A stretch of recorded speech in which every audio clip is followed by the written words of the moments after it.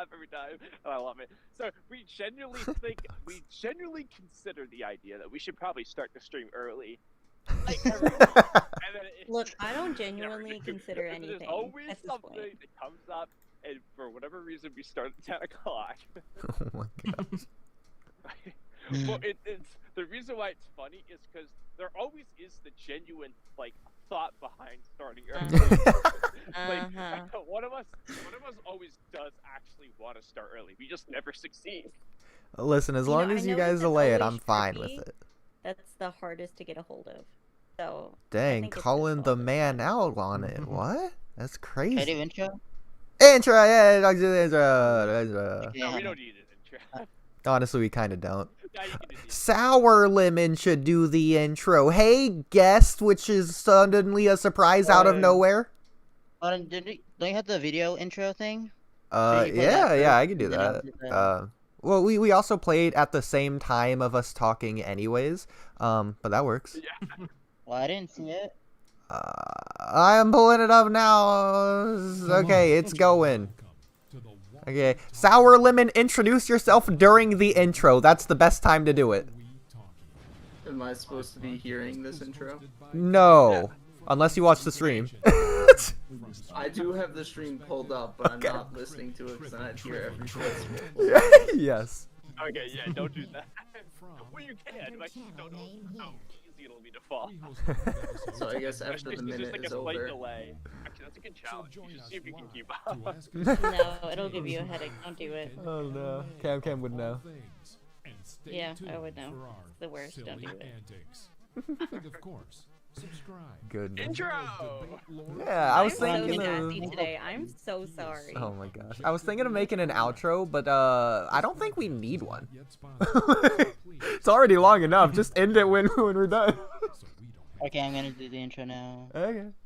Alright. Welcome to the Walky Talky podcast, the show that talks about anime sometimes. I am Dux, and today I'm here with Trippy, Kamui, and our guest today, SourLemon. I forgot about Oodie. I'm SourLemon. I'm associated with the Shredded podcast. I stream sometimes on twitch.tv/shreddedofficial, and I became known through being a leftist on Discord. The only one. That's what's up. That is how I know you as well, which is funny. Link it, and I'll put it in the description if you want. Sure. I'll find a link to their YouTube account. Cool. And the Twitch account. I like how like unhappy he was. No, I'm just dry unless you get my mood rolling. Okay. Yeah, no, he is very Oh dry. my god. In a good way. Yeah, unless you get me talking about like shit that I'm passionate about, and if you get me really frustrated, please don't get me frustrated. I ask. Well, with Oodie, I mean, who knows? I'll put it in the live stream chat. Okay. Yeah, speaking of frustrating no, I'm just kidding. Yeah, so that's guest. I was so ready. Well, let's be honest, it's probably gonna happen anyways. Just like cringing, internally cringing. More realistically, you're just gonna see me and Oodie go back and forth. Yeah. It is worth noting, though, I am a pretty big anime fan, decently sized one, I might say. Yeah. So I do have a place here if anime is talked about. Just not the ones that I was informed were going to be central topics, because I don't know anything about Boruto besides Naruto was a shit dad. I don't have strong thoughts about Naruto, and I only watched 7 episodes of Attack on Titan like when it first aired in like 2014. Perfect. That's all you need. And also, I'm receiving a phone call right now. Okay. So Kamui, really quickly, I just want to say I love how in your latest video, which by the way was an interesting video, it taught me some new things that I didn't even think about before of Momoshiki and Boruto's stuff. But you had this picture at the end of it, and I was like, wow, I can't believe Kamui has all these assets. Like, this looks like something, like I have all of these. That's such a big and then he just like took a screenshot of this, and I didn't realize. Yeah, I was just like, I went through our intro video and I was like, what would be like the best still frame in the Monday. entire thing? And I picked out that. I love it. I think that's the one that says Monday. I was like, wow, this looks so familiar. I wonder why. Like, we think so alike. Like, I thought you literally put Monday good. on there as a joke. I was like, why did he do that? I know, we don't even do the stream on Monday. Oh my god. All the more reason for me to put in the outro. So, that being said, while Sour is here, we might as well go over memes. Sour, your favorite topic, memes, right? Yes? Oh my god. I'm pretty sure he said he was receiving a phone call, so I don't know. Yeah, so he's muted right Close enough. Well, he'll appreciate it in spirit. Should we talk about Attack on Titan while he's gone? Oh, that's a good idea. Okay, quickly, speed run the topic. What'd you think of the rest of the EU politics arc? Man, I wish Sour was here to hear that. I wouldn't really call the second half so much a politics arc. So, No, not the second. The first half.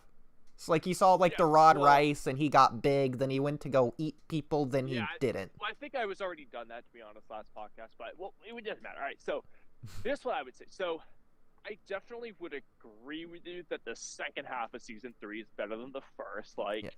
I think Cam would agree probably too. It's more I don't interesting. think the she second would. half. Like, no shit. So no, she would. Okay. I think she said that before.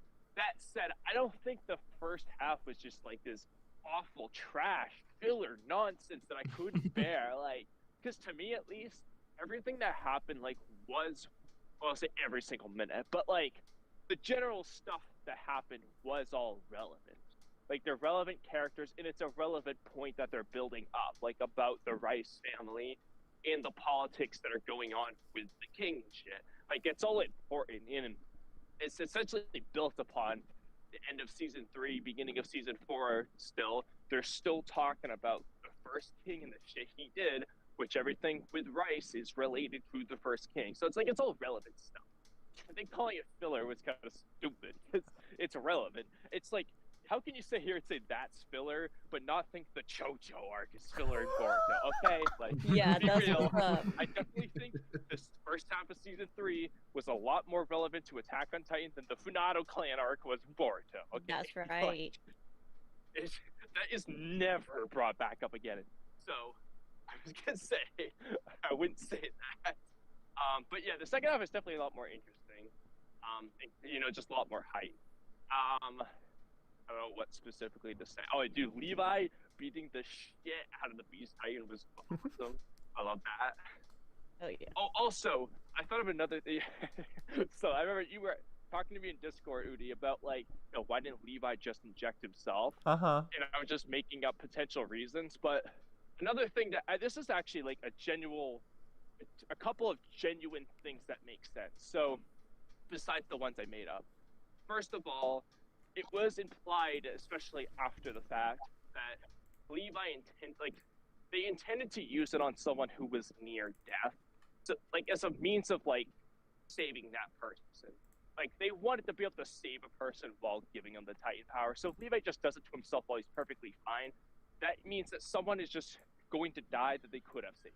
So in the case where it was Armin versus Eren, it's they wouldn't have been able to save them if Levi just used it on himself while he's perfectly fine. So that's one reason why he probably wouldn't want to do it. Another reason is something that actually probably would have happened is that if plot reveal in Zeke, if Zeke escaped while Levi was a Titan and didn't eat Zeke yet, Levi would remain a Titan and he wouldn't be able to change. They would have lost their best asset just as a mindless Titan. That would have been a terrible idea. However, if Levi's standing there with his sword to Zeke's throat so that he can't escape, which they he can was, pretty much ensure that he gets eaten. Of course, they didn't eat anyway, but there's a much better chance that Zeke actually gets eaten if Levi's there to watch over it. I mean, they didn't Levi hold his sword to the throat of Bertolt. Okay, Levi can't even turn into a Titan. He can't get Titan powers. I don't know about all he's an that. Ackerman. I don't know Because about he's an all that. Ackerman. Remember, Kenny was Yeah, that might be spoilers, but Probably Is it? not. Is it? Not Great. really. Who cares? Great. Now I know that. It's only spoilers if Wait, people care. Okay. No, it literally he says it. Like Kenny says it. Well, actually, No, that no, still they doesn't make can't have sense, the though. memory change doesn't work on them. Like some bloodlines were immune to the memory change. So I knew that Levi couldn't have his memories altered. I didn't know that Levi couldn't become a Titan. No, it I says think in- he can. It says in season 3. No, I'm pretty sure he can Yes, because in yes, season no, I would've 4, paid Cam, attention. in season 4, Eren does things Okay. that affect anyone that can I become a would've- Titan, and that includes them. You know what? I'm about to find this manga panel. Oh, Okay. yeah, the Give me 5 retconned, It's hypocritical in the manga in panel. In season 3. Okay. I can tell you that right. Yeah, It's from season 3. from the manga filler arc. Go No, for no, it, it's- Cam. Because Kenny, like literally, Kenny literally talks about becoming a Titan. Like he thinks that he can Exactly. become a Titan. Yeah, like, in- until Rod Rice says that. No, No, he says he then says what's the that- point? He wouldn't be able to harness the full power.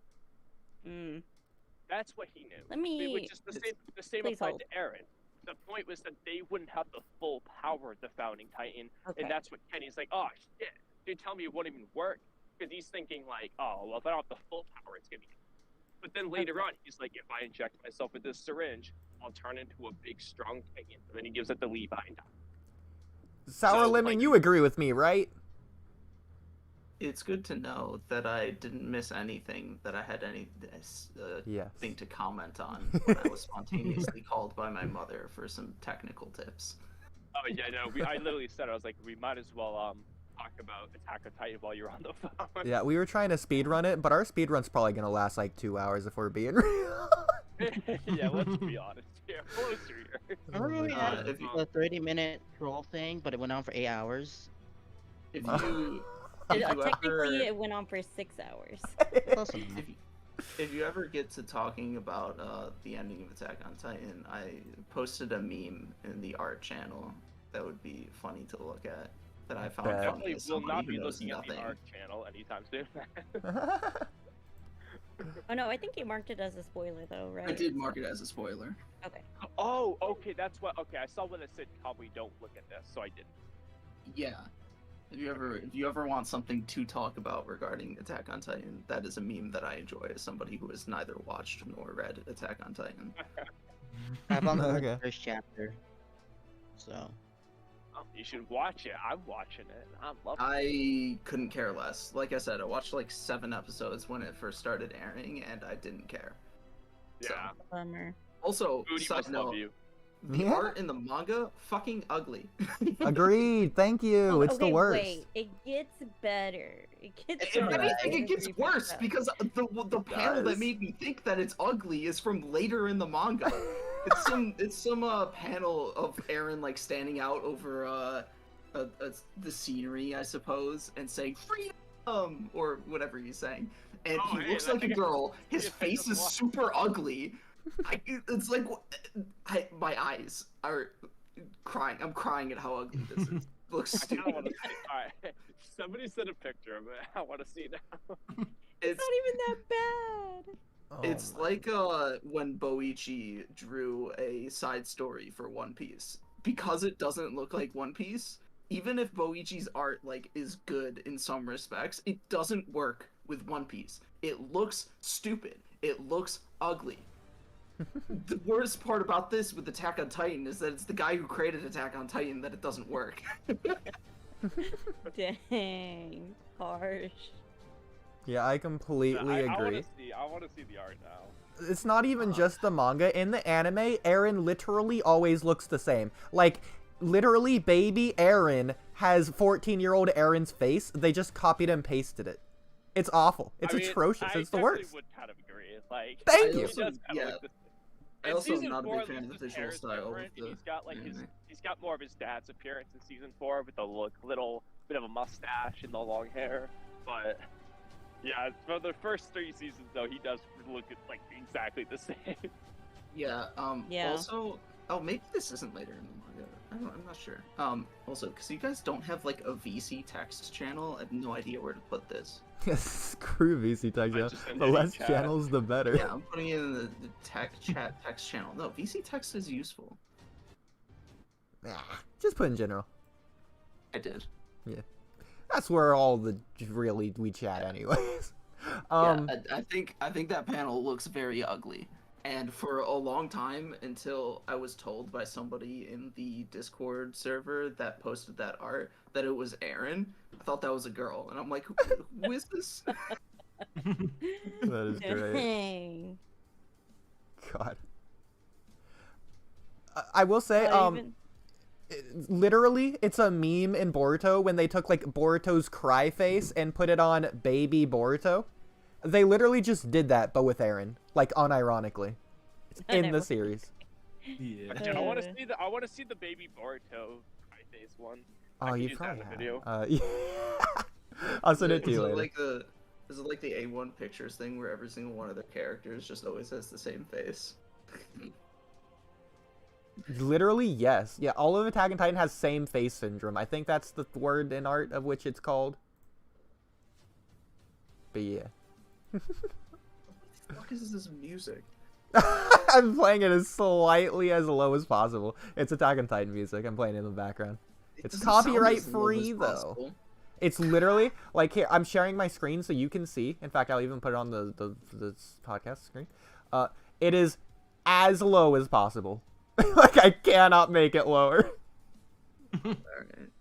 I think it's because it's bleeding through your microphone. That didn't. Oh, wasn't yeah. Bleeding through his microphone. No, I have Yeah, it was. headphones. I don't know. It's probably a stupid dumb thing with videos are louder and for some reason here than people are. I don't know. I don't get it either. I guess it was because I had the Discord. I could just sound like backed out. mute it if it's Fine. bad No, for stream. No, I can mute Okay, Discord. okay, It's fine. It is It's- as no, it sounds I fine. was just confused. Okay. I'm like, what's going on? Oh my goodness. Yeah, no, that's fun. I played it last Compared time. to It seemed Hunter like x it worked. Hunter in the manga at the beginning, I definitely think the Attack on Titan art's better. I don't think Hunter x Hunter really gets to like what it's about until later, if at all. Because again, it's like okay, What I'm is just Hunter gonna. x Hunter about? I'll give you Hunter x Hunter also exactly. has less art the longer it goes on. Yeah, it's the light novel Ooh, with really? pictures. I But- would say that Hunter x Hunter is unstructured, but like purposefully unstructured. Like it has some structure, but it's more like coincidence than anything. No, It has it's super structure. structured. It's super deliberate. It's deliberate, but It's, they're not yeah. writing it with a structure preset, like not one in mind. It's not.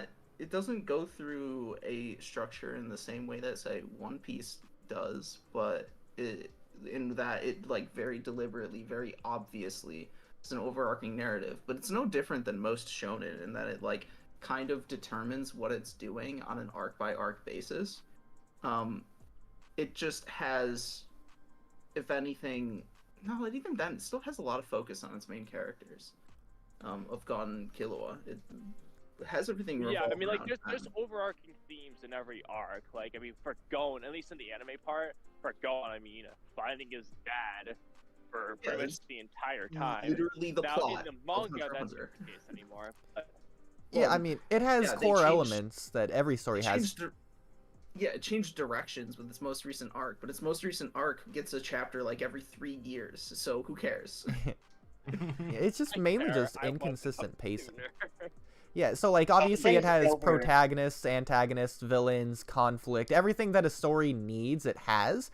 It's just it's not going into it with like, oh, we're gonna do the 3-act structure or the 4-act structure, which is a Japanese thing specifically, or the 5-act finale. They don't go into it like that, like Naruto does, or like most series do. So they sort of lack certain points that other stories do have because it's necessary for the structure. And if Back you to Hunter x really Hunter. care, and if you really care about getting more Hunter x Hunter, then you should pay for Togashi to get a cybernetic spine. Yeah, going back to Hunter x Hunter, going back to Hunter x Hunter, it's over. They canceled it, or it's permanently archived or something. It's not Okay. going on anymore. Didn't recently Togashi be like, I'm releasing like a page of Hunter x Hunter a day, leading up I to didn't like hear that. 5 chapters releasing or something like that? I don't know. I don't use Twitter. I'm pretty sure it's not. Maybe it got fully canceled in the meantime, but No, it's like archived or something. Like they're not making new chapters. It's like pause basically. Hiatus. yeah, I guess. yes. There's a funny little website, hiatus. All right. Hiatus. Okay. If I remembered how to spell hiatus, just give me a moment. Yeah. HAITU. Yeah, yes, I remembered. Shut up. But hiatus x hiatus. Yeah, it's had 4 chapters so far in 2023. Yeah. I think it looks like it has been canceled though, because that's only the first 4 weeks of 2023. So I guess they fully canceled it. Nah, like I looked it up. They're just like on pause. It's not like canceled. It's just like it will resume at some point. Well, if it was on hiatus, then this website probably would have continued to keep track of that, and you would see more red squares. Just look it up. Just like look at it's literally in the plans that if Togashi can't finish it, his wife will finish it for him. Yeah. But he wants to finish an it. Artist? Yeah, she did she's Sailor a Moon. His wife drew Sailor Moon. Excuse Oh, me. that's right. I forgot Sorry about that he doesn't know. No, Oh, The That is- ignorance. Ugh. I did actually know that. I just legitimately forgot. Yeah, that's right. Yeah, no. So like God, he wants Howard to just finish hates it, but women. like he has like the finale in mind for her to finish it if need be. and she's an amazing artist. Like she can pick up the slack. She's good. I believe in her. can't stop thinking about Goodness. Oh, it's such a good clip. But going back to the whole screenwriter nonsense that I was saying, moments where you know what a series is about. So obviously you get like intro stuff at the beginning, like prologue, it sets up something for later, and then you get the moment. So I'll just go for a few of them. By the way, spoiler kind of for like the beginning of a few of these series. So in The Promised Neverland, we get this moment when Emma declares to Norman that they want to escape, and then the mom finds out. It's like a double-decker layered thing there, to where not only do they want to escape, which is a conflict in and of itself versus the world, but then the mom finds out, which is a conflict versus the mom. So you've set up not only protagonists, but also antagonists. Not just villains, but antagonists, who, again, an antagonist isn't just a villain. Antagonists just want the opposite of what the heroes want. So, for example, in The Promised Neverland, they want to escape. The mom's goal is to make them not escape. Not to feed them or any other thing in, like, the plot. It's the opposite of the hero's goal, or the protagonist. So that's The Promised Neverland, which is really probably my favorite, like, initiative thing. I don't want to say inciting incident, because I would say that's a different point. But I'm just going to call it that, I guess, because why not? But like the inciting incident would be like the girl dropping the teddy bear and then Ray going to go get it. Or even if you want to argue in the plot, it'd be like in the timeline when Ray first has memories. But anyways, enough of spoilers of Attack on Titan. So on to Vinland Saga, the first like 4 episodes are prologue, even though people call season 1 the prologue. It's really not for like the story. So the first like 4 okay whatever, this one's prologue. Okay, well, anyways, the prologue to the prologue is the first like 4 episodes learning about Thors. So again, spoilers, but he dies. So like the whole point of the first 4 episodes is not only to like establish the world and the characters and why it happens, but to make the audience care about Thors, and especially Thorfinn, the main character. So specifically, the point, the like initiative point of where you realize what the series is about. It's about Thorfinn getting revenge for his father. So, person he says. You're not giving Vinland Saga enough credit, actually. No, I'm it goes, totally giving it credit. It goes one step further in that regard. It's setting up the mentality that Thors has as an experienced warrior, and how Thorfinn, that is what Thorfinn will achieve. That is the mindset that he is going to achieve throughout at the end of the prologue, or not even at the end of the prologue. It takes a little bit after. Yeah, exactly. The So farm arc. this It's is setting up the main theme of the series, and that here's this guy who is like the most powerful warrior, and yet he realizes that that peace is the answer, and he wishes to enact peace, and violence is not the answer. And how his son will later come to follow in his father's footsteps. I completely agree. That's the overarching theme. That's not the developing thing. So it's specific to the series, not to the season, which is more so what I'm talking about. So yes, that is his mindset, and then he develops his mindset later on. But the whole point of season 1 is his sort of clash against the person who killed his father, the one who took his father away from him, because again, we know what his father means to him. So specifically, the one specific moment is when it's at the end of, I think, episode 4, when Thorfinn's on the boat and he's following behind the Askeladd and all of them, and then he has a declaration that he is going to kill them, and that is what season 1 is about. It's Thorfinn's goal to kill Askeladd, the person who killed his father. And then we know why, we know what for, we know the purpose, the significance, not just for the audience, but for him as well. And both of those are important to establish, which Vinland Saga took 4 episodes to do, whereas The Promised Neverland only took like 80% of 1 episode. But I mean, either way works. It's just getting more concise to the point in the case of The Promised Neverland. But they both did it well. It's just one's paced differently. But those are 2 series. If we're talking about Attack on Titan, the specific moment, which you would know this as well because you said you've seen like 7 episodes, the specific moment isn't in episode 1. It's actually like halfway through episode 2. And in my personal opinion, this is the one time I'm going to say this, they should have slowed the pacing down in Attack on Titan instead of increase it. They should have had this moment at the very end of the episode instead of like randomly halfway through the episode before randomly cutting to something else. So the moment for Attack on Titan is when Eren's on the boat, he starts crying and he declares he's going to kill every last Titan.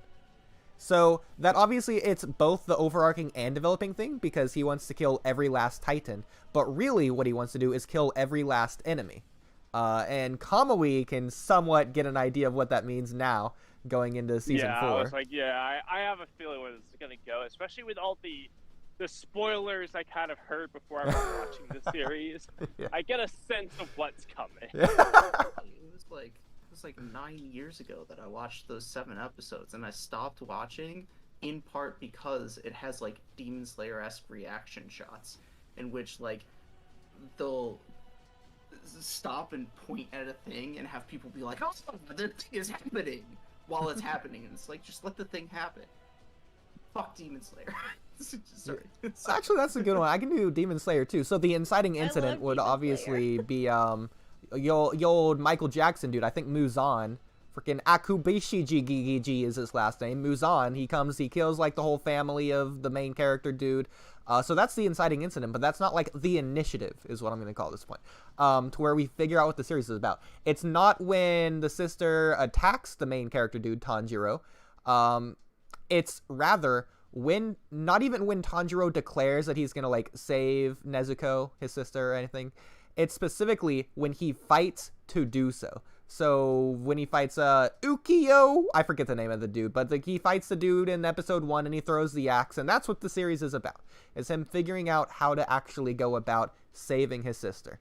It's not even about him facing off against the antagonist, Muzan. In fact, Muzan's more of a villain than an antagonist. There isn't really much of an antagonist in all of Demon Slayer because no one is trying to stop Nezuko from not becoming a human again. It's all about just killing Tanjiro. Well, I guess you could say if Tanjiro's dead, then Nezuko isn't going to become a human again. But like that's not necessarily an antagonistic thing because that's not the direct clash of conflict right there.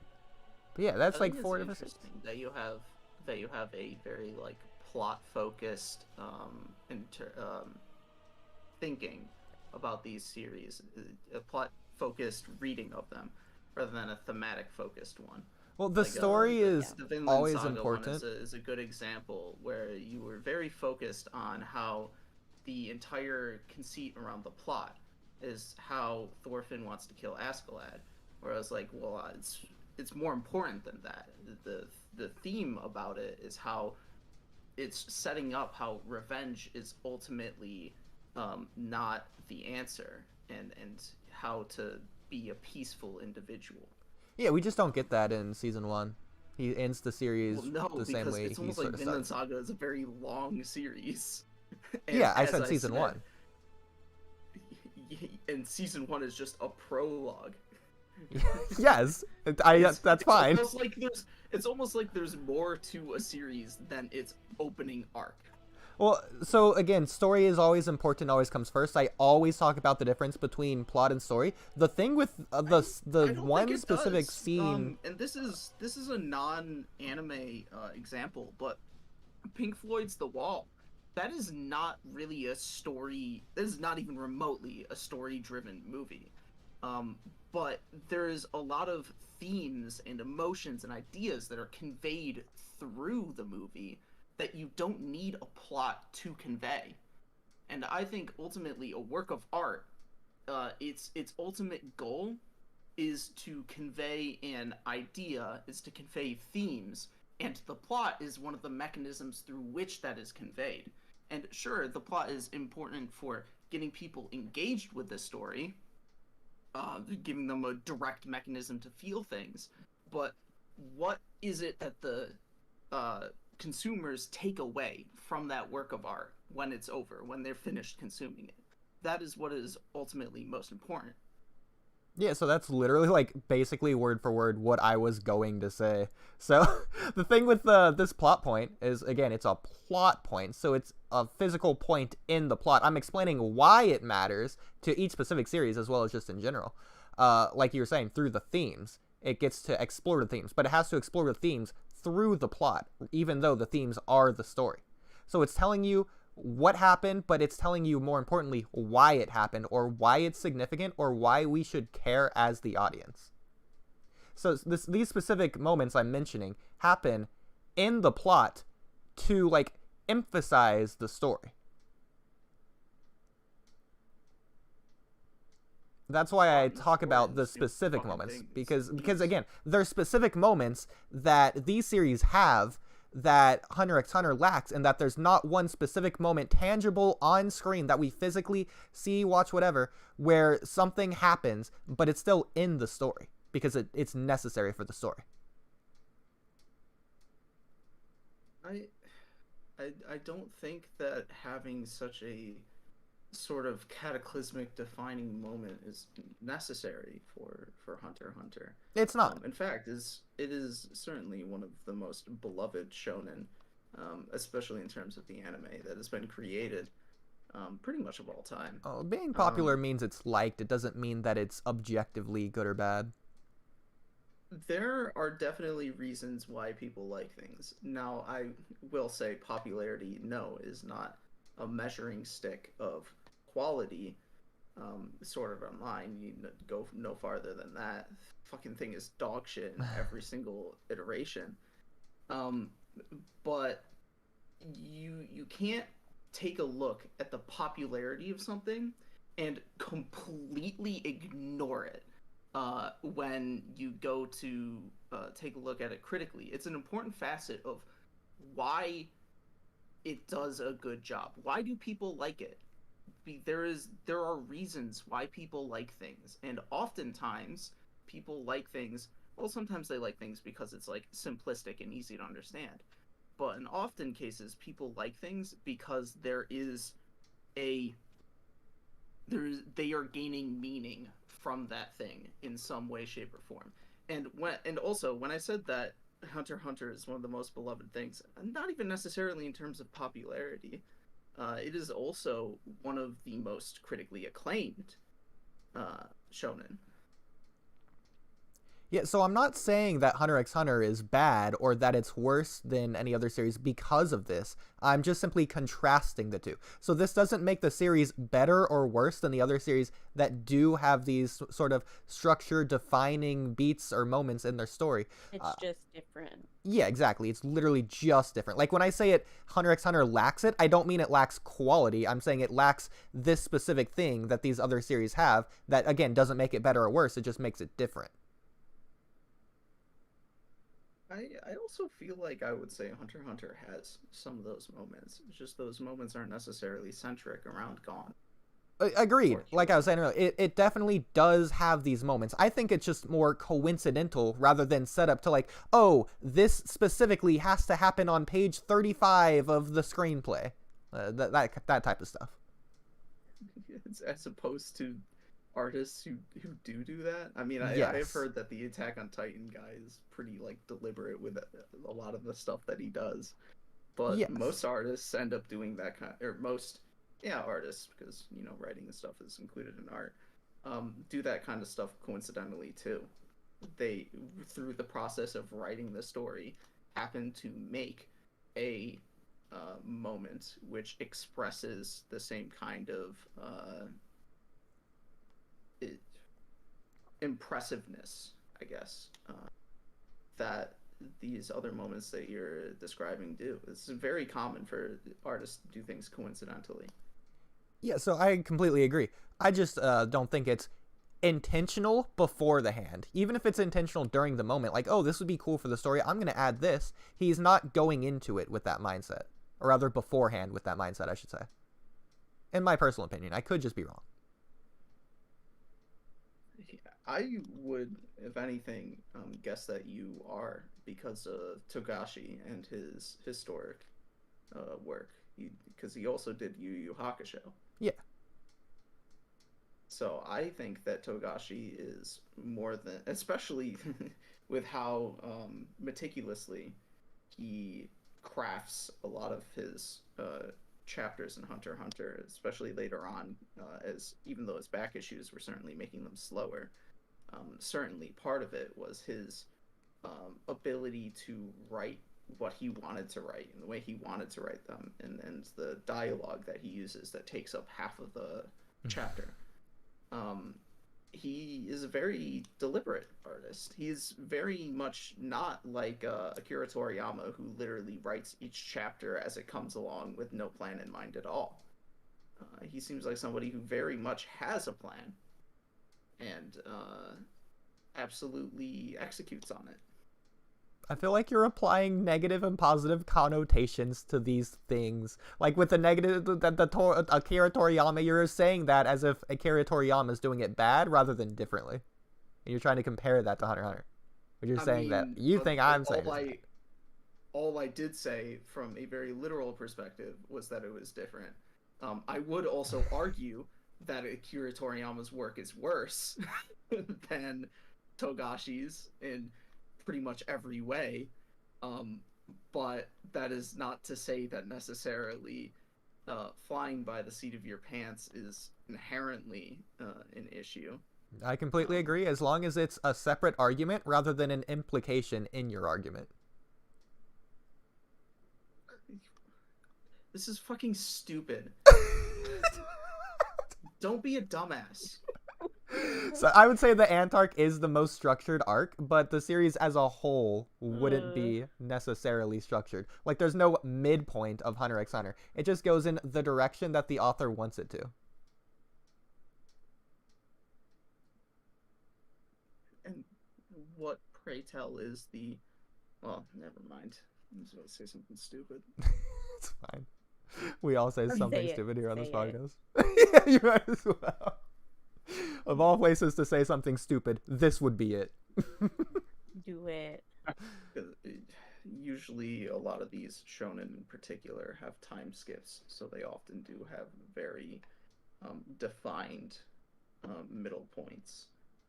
If anything, I would argue that the end of the Ant arc is the middle point, or not the end of the Ant arc, the end of the Chairman selection is the middle point of Hunter x Hunter. You just never got to see what came after. Yeah, exactly. I would like, agree I haven't with read that, the to be manga. honest. If I was going to pick a point that I think is midpointy, that is the point I would pick. We're I just would not agree, very too. far into a second half Yes. to really say. So the reason I would agree with this is specifically because it's a radical shift in the direction of the story. It's like a bigger world, which is always like a midpoint as well. It's exploring the Dark Continent specifically physically, which would make it a midpoint because it's a specific plot point. And something that we physically see on screen would be Gon talking to his dad on top of the world tree and be like, hey, look over there. That's the rest of the world. And then we explore the rest of that world for like the other second half of the series. But again, I haven't read the manga, but not only is that the end of the anime, so you can't put the midpoint at the very end of a series. Yeah, but the of thing that's series weird, of- the thing that's weird about that though, the thing that's weird about that though is it's like the anime is an incomplete story. like in a way. Like that's not the end of the series. I mean, I guess if you wanted to say with like Naruto Part 1, you can like pick and choose the midpoint of Part 1, but it's like it's not the end of the story. Sasuke runs away. The end. Yeah, like, that's what I'm doing very here. Strange. Because the midpoint of Naruto Part 1 would be Itachi coming. It's very weird to take a look at something and think about it while actively trying to ignore its context. Contextually within the series, the end of the Hunter x Hunter anime does not actually within the anime.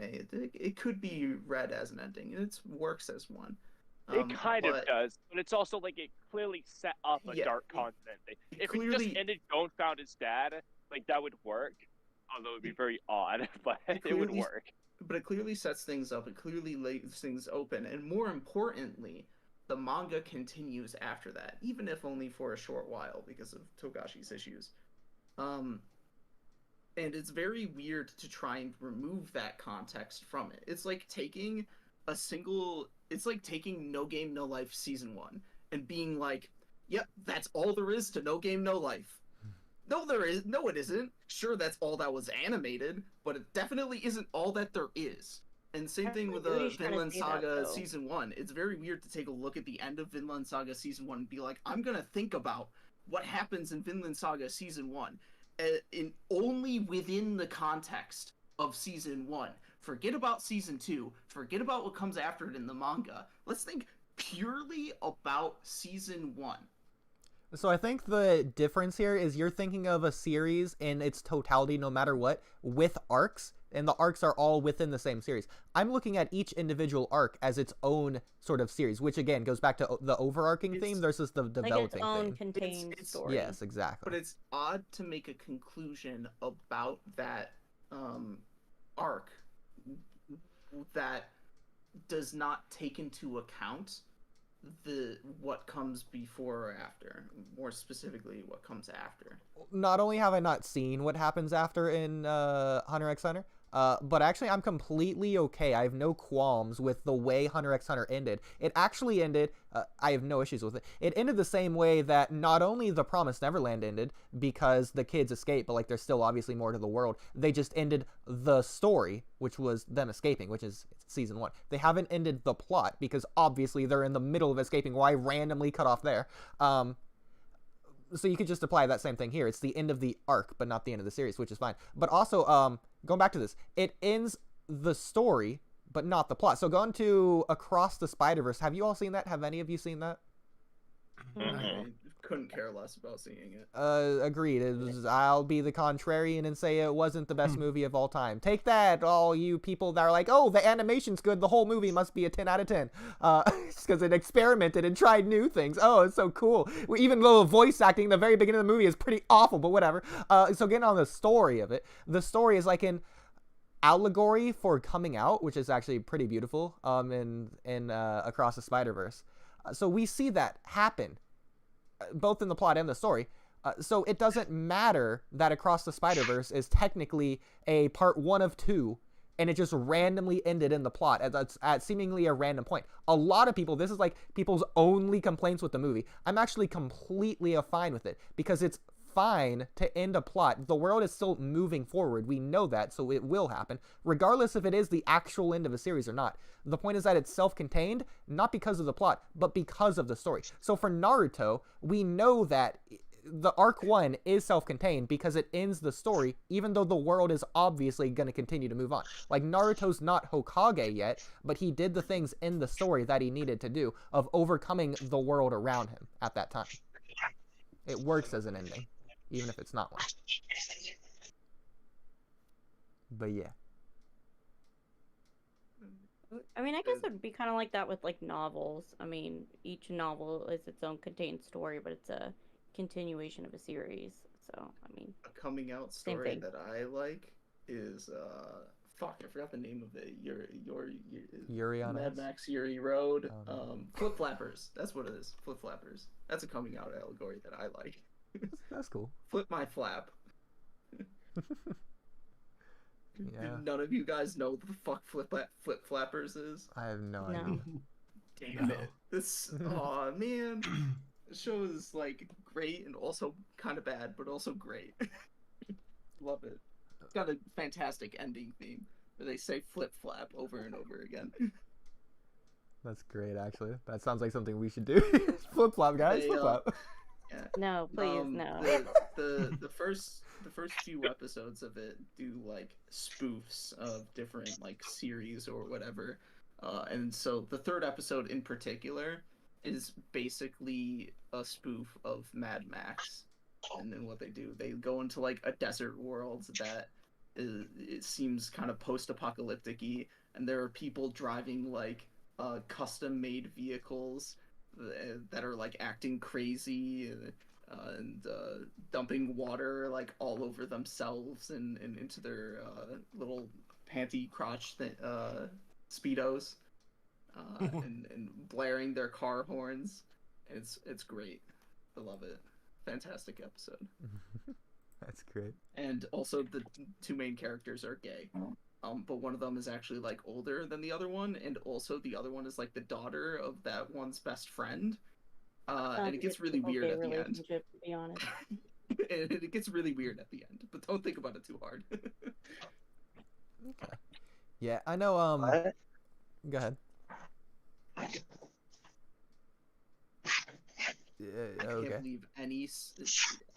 can't believe any person who would call themselves an anime fan has never even heard of Flipp-Flappers. Get the fuck out of here. Never. I will say, watch anime. Across the Spiderverse is similar in that it really wants to make the statements that it does, and it does execute on those statements very well, even if the story is lackluster in my opinion. And there are plot holes. In fact, I got up at one point, and my biggest problem with one of the plot holes that it has is literally just during the part when I was at the bathroom, so they probably did explain it off screen. But I wasn't there to see it, so I'm counting it against it.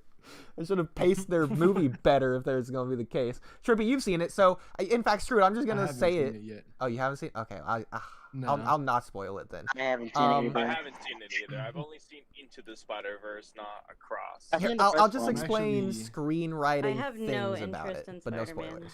That's fine. Okay, Spider so has you been go this- ahead. I'm gonna see it this weekend, so we Okay. can talk about it more in depth if you want, like next What about month. it? yeah, What about I'll genre? not spoil things, but I still want to say screenwriting things about it, but this won't spoil anything for you, if that's fine. Okay. Okay, Yeah. so Across the Spider-Verse has both a antagonist and a villain. So at the midpoint, we don't see the villain for the rest of the movie, which, again, the villain is more so in the plot, whereas the antagonist is more so in the story, which is also completely fine. It's just very interesting that they went that route. What else can I say on this? So, without spoilers. So, okay, the antagonist, his whole problem with what Miles is doing, the protagonist, is Miles is trying to, like, change his fate, and he thinks that fate is sealed or whatever, based on, like, plot things that happen that you physically see on screen. It's like a whole backstory, anime backstory. You physically, it's like 20 minutes of screen time. The problem is that I missed the like 3 minutes of explanation before this 20-minute backstory, is that it doesn't make sense based on the midpoint and what we see. So Miles does something, and then he's like, if you do this, which he's already done, by the way, if you do this, it's all over, man. Basically what he says, word for word, basically. But, and then he wants to do it, but like to himself rather than to other people later. But not only the fact that it worked, it seemingly, as far as we can tell, but like everyone's just happy about it. It's just good. It's all good times because it's like the midpoint. So it's like a failure, but not really. But then later, oh, it's totally going to be a failure if you do it now with nothing changed and it happening minutes ago. But yeah. So any more than that would be spoilers, but basically Miles can do it. He proved he can do it. He already literally did it. So he's literally called different and stuff in the movie by the antagonist afterwards, like when they're fighting at basically the climax of the movie. For, again, plot reasons. But these plot reasons would probably be why he did do it. And they're going to, suddenly reveal it in movie 3, even though they should have done it in this movie, because it's the movie that it happened in. It'd be like in Naruto, if they have something happen in one arc, but then just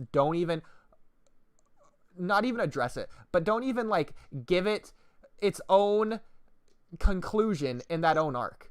Like, imagine if...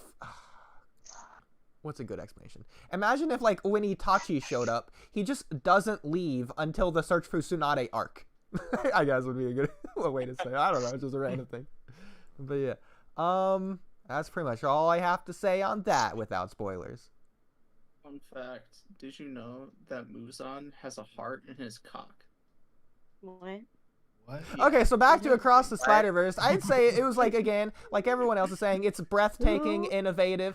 It's done things never before thought. It's literally revolutionized the industry. The industry will never before be the same as it was here. I was literally in tears within the first 60 seconds, not because of the story, but just because of the production value. With how it looked and sounded on screen, it was absolutely incredible. Again, breathtaking.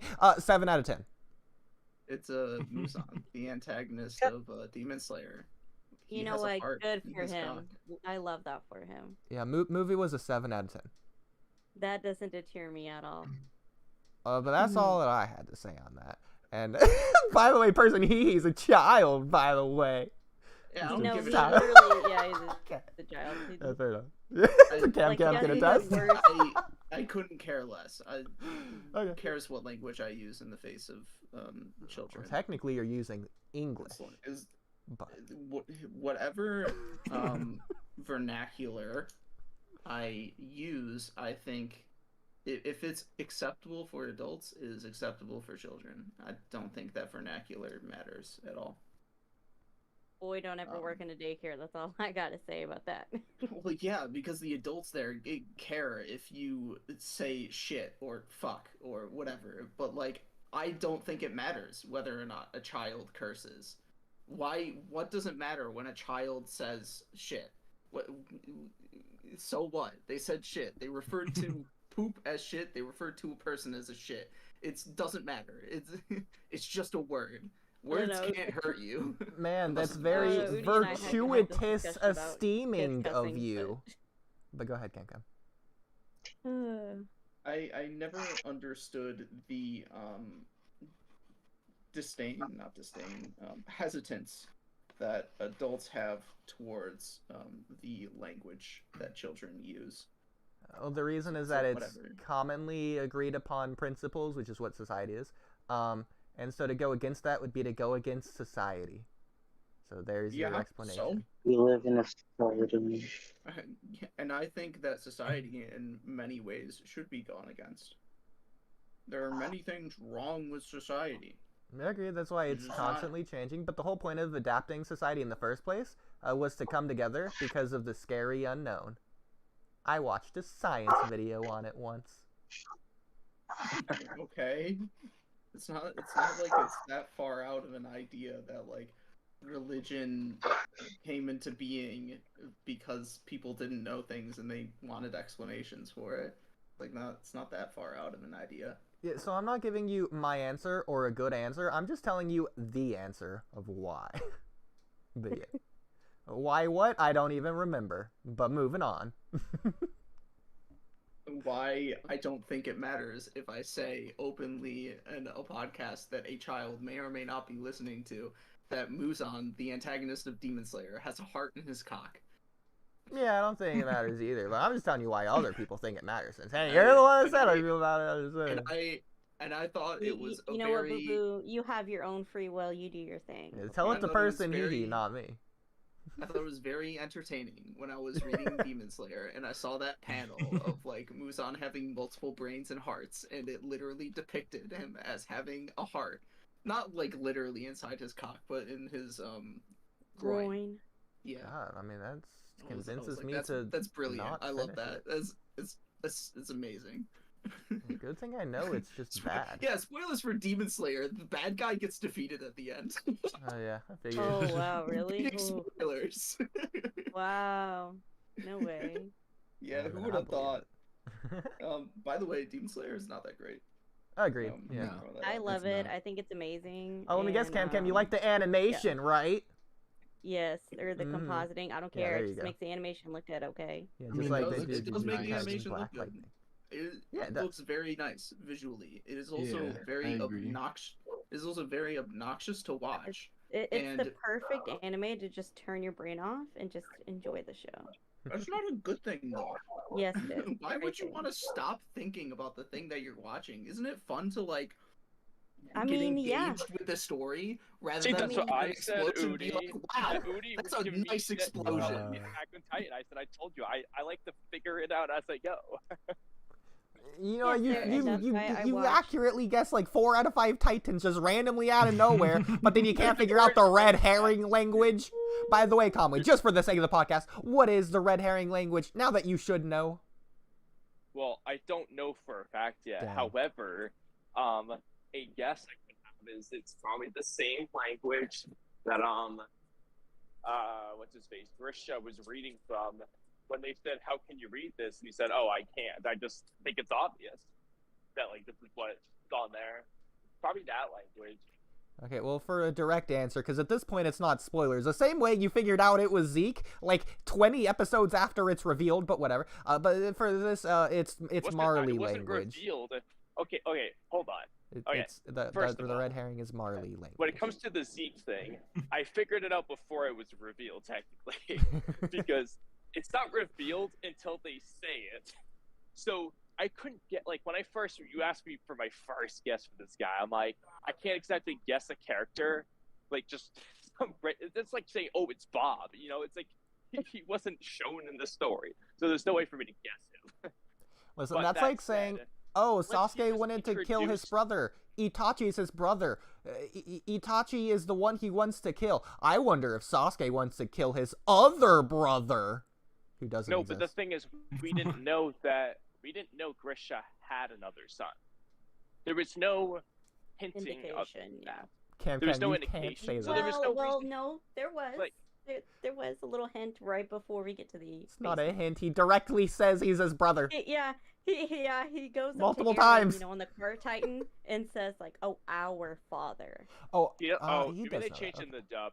In the dub, he didn't say, our. He never. I could rewatch. He didn't say our father in the dub though. I He don't know. said- Remember when you said that last time about the injection? You were wrong about that. The dub being different. That's true. Yeah, that was one time. But like, I mean, but. Good. but I mean, that I could said, be wrong. I don't think know. I don't know. I don't think he did because, I'm pretty. Because I remember I was interested. He said that like, he's in the dub. I'm pretty sure he said like we're both just another like tool or whatever. I don't know what the wording is. He just said like the same thing. Like your father did the same thing to both of us. Basically, is what he said. Like I don't remember wording. Like it was implied that like we're both tools for your father. It's kind of the implication. I don't remember the wording, which is a hint that there was an obvious connection between him and Grisha at that point.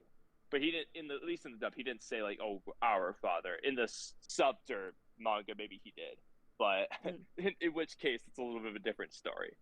But prior to that scene, anyway, I wouldn't have been able to guess him. But the moment, at least from my watching perspective, once they showed Zeke and he betrayed Eren's dad, I was like, "Oh, I bet you he's the Beast Titan." Did you know that Eren is a bird?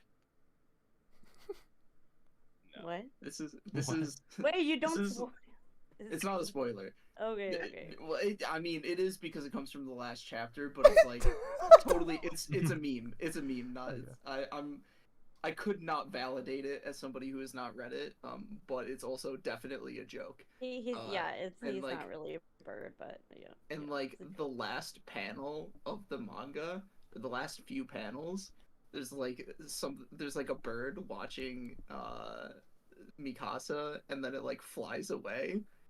And I guess due to the context that surrounds that entire last chapter, Eren is the bird.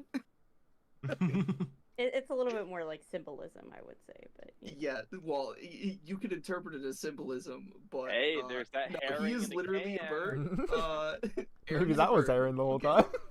Yeah, bird Eren. I can, as somebody actually who is very invested in Project Moon and has recently read the book Demian, I actually understand a whole lot of birds symbolizing like freedom and breaking away. It's often used as symbolism. yeah, those and in regards. anime too. I mean, like in what's that one called?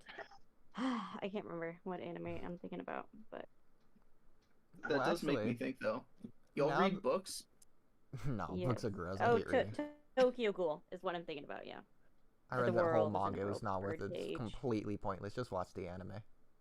No, we're not getting into Mad. it right now. Pretty No, mad. no, I'm not talking about that. Right now. We're not talking about that.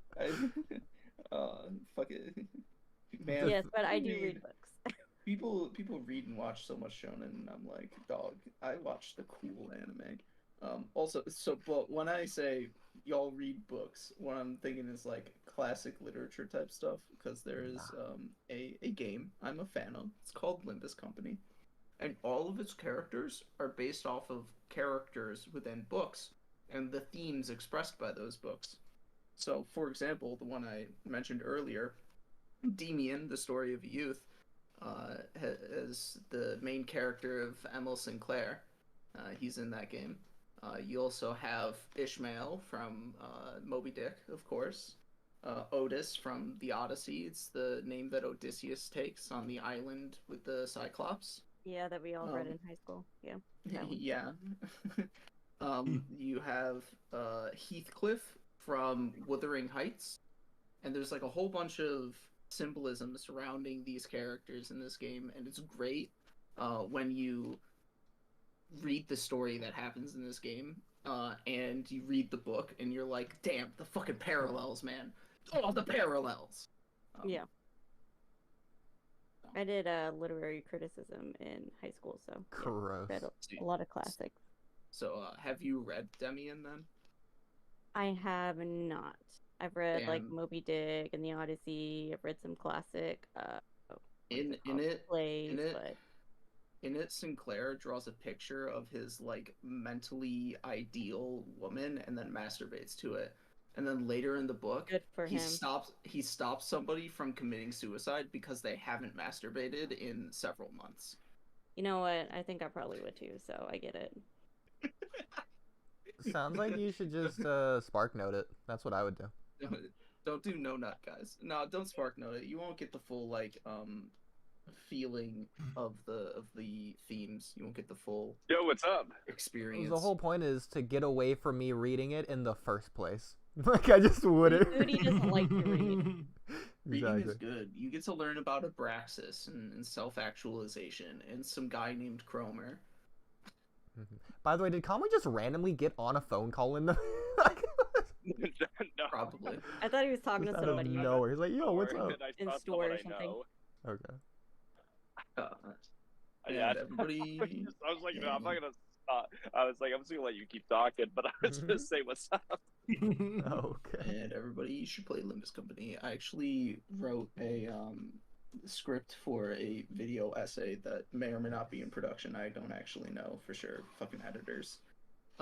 For comparing the way that Limbus Company handles the story of Demian as within the setting of its universe and expanded universe, as compared to that of the book that it is adapting from. And it's very interesting. I see. Also, fuck Demon Slayer. Yeah. Let's get back to that. I hate how it is like the most bog standard shonen ever fucking created, and I barely watch shonen. It just hits every single beat and every single interaction and character dynamic and personality that shonen has been doing and like formalizing for the past few decades. Yeah, I don't care. It's literally DeMid Slayer. I would rather watch My Hero Academia, which is not a good thing. I don't know if I'd rather so- watch My Hero. Actually. I wouldn't. That's going a mean- little too far. I think. I wouldn't rather Whoa, watch My hold Hero on. strictly because I Demon hate Slayer My does Hero. look good. It is, Yeah, it is it looks visually so a much very better. pretty animation. Whereas My Hero Academia is a similarly mid story, but it doesn't have the excellent animation that UFO Table provided. Tanjiro is bland. Borgai is actually pretty cool. I like Borgai. But then Zenitsu, I think we can all agree, literally worst character in all of fiction. He is the worst. I hate him. I just skip all of his parts. Anytime he starts crying, I'm like, no, skip. He Yep. gets character development, but it's so like off screen that it's like, why did you Like even him. bother? Um, so every single time something happens in Demon Slayer, I think to myself, this is like where I'm supposed to get emotional. It is clearly trying to make me emotional. It is clearly trying to make me feel something. And every single time I'm like, I A, don't feel anything, and B, have seen this done better elsewhere, specifically One Piece. Every the I ain't time never the picking up One Piece. I'd rather die.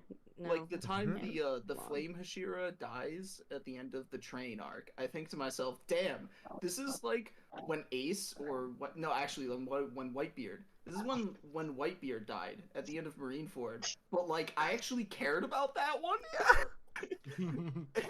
I actually like cried. It was like good.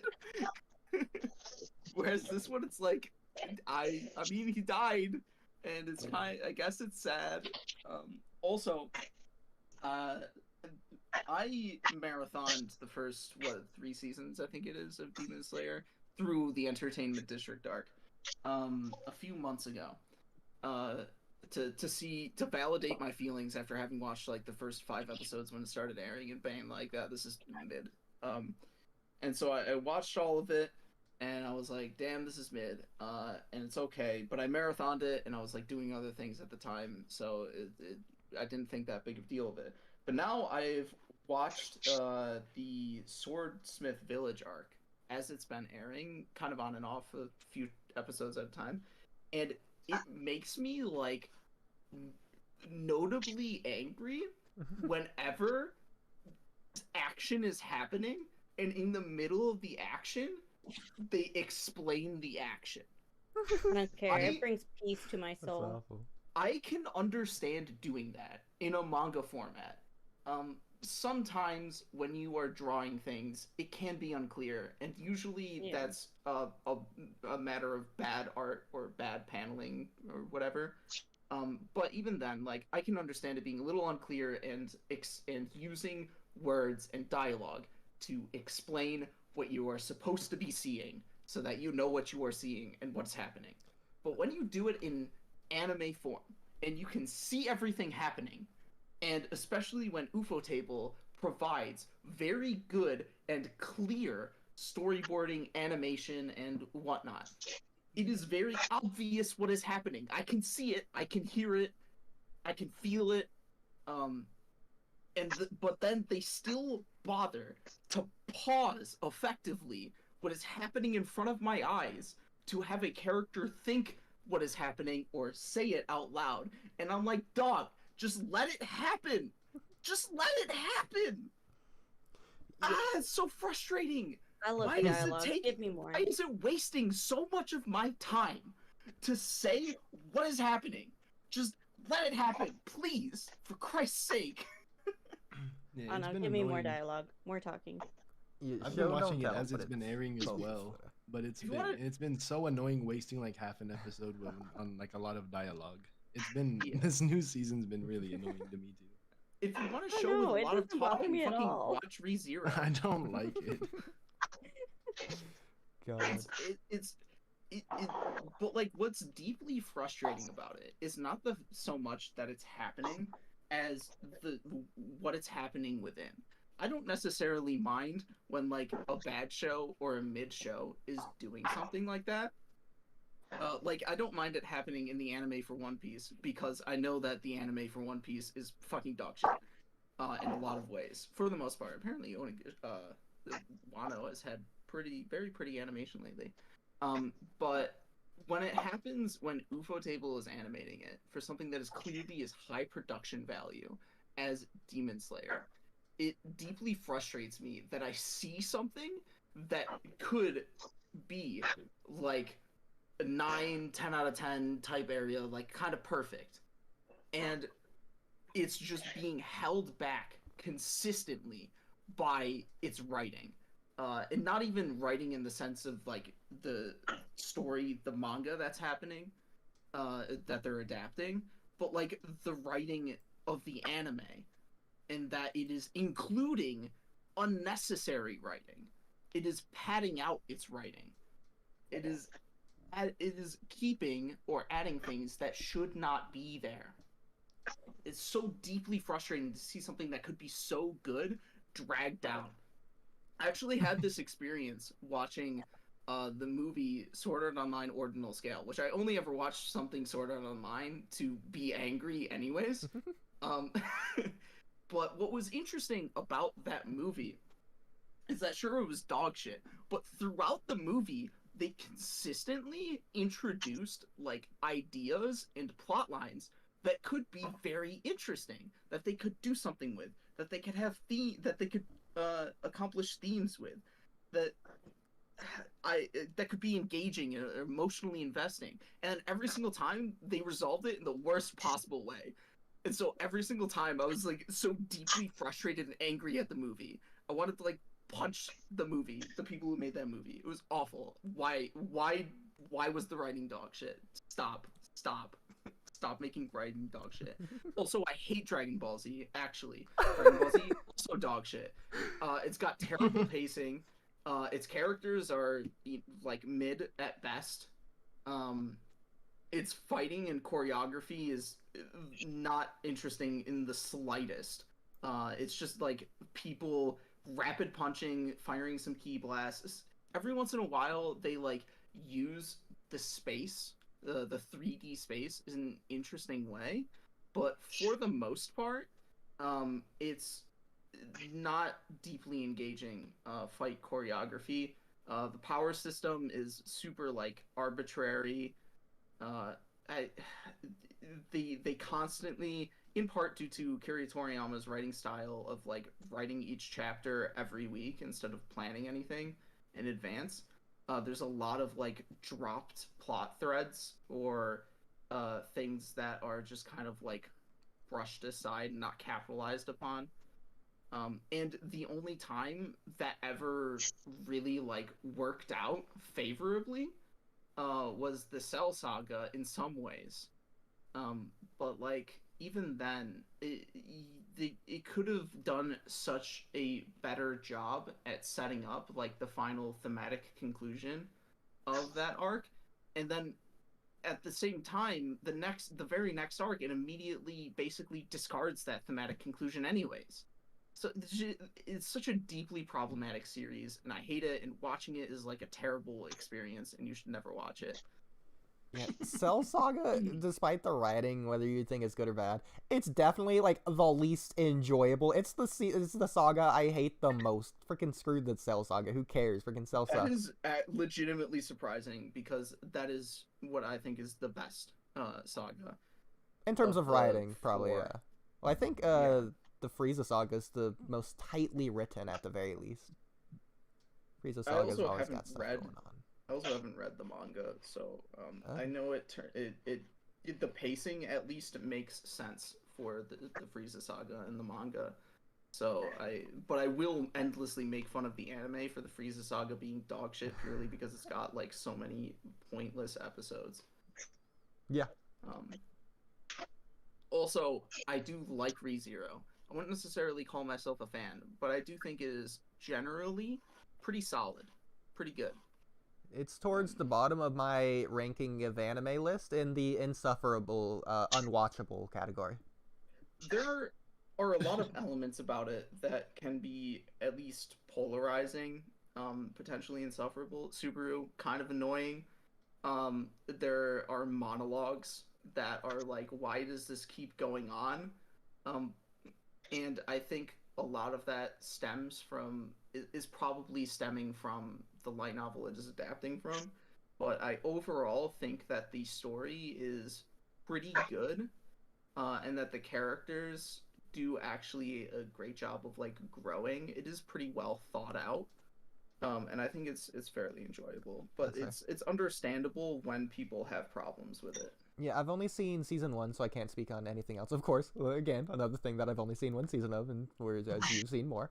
The second season is better of ReZero. Probably. But at the same time, there are also people who dislike the second season more, because the entire thing with the second season is that, unlike the first season, it effectively all takes place in the same location.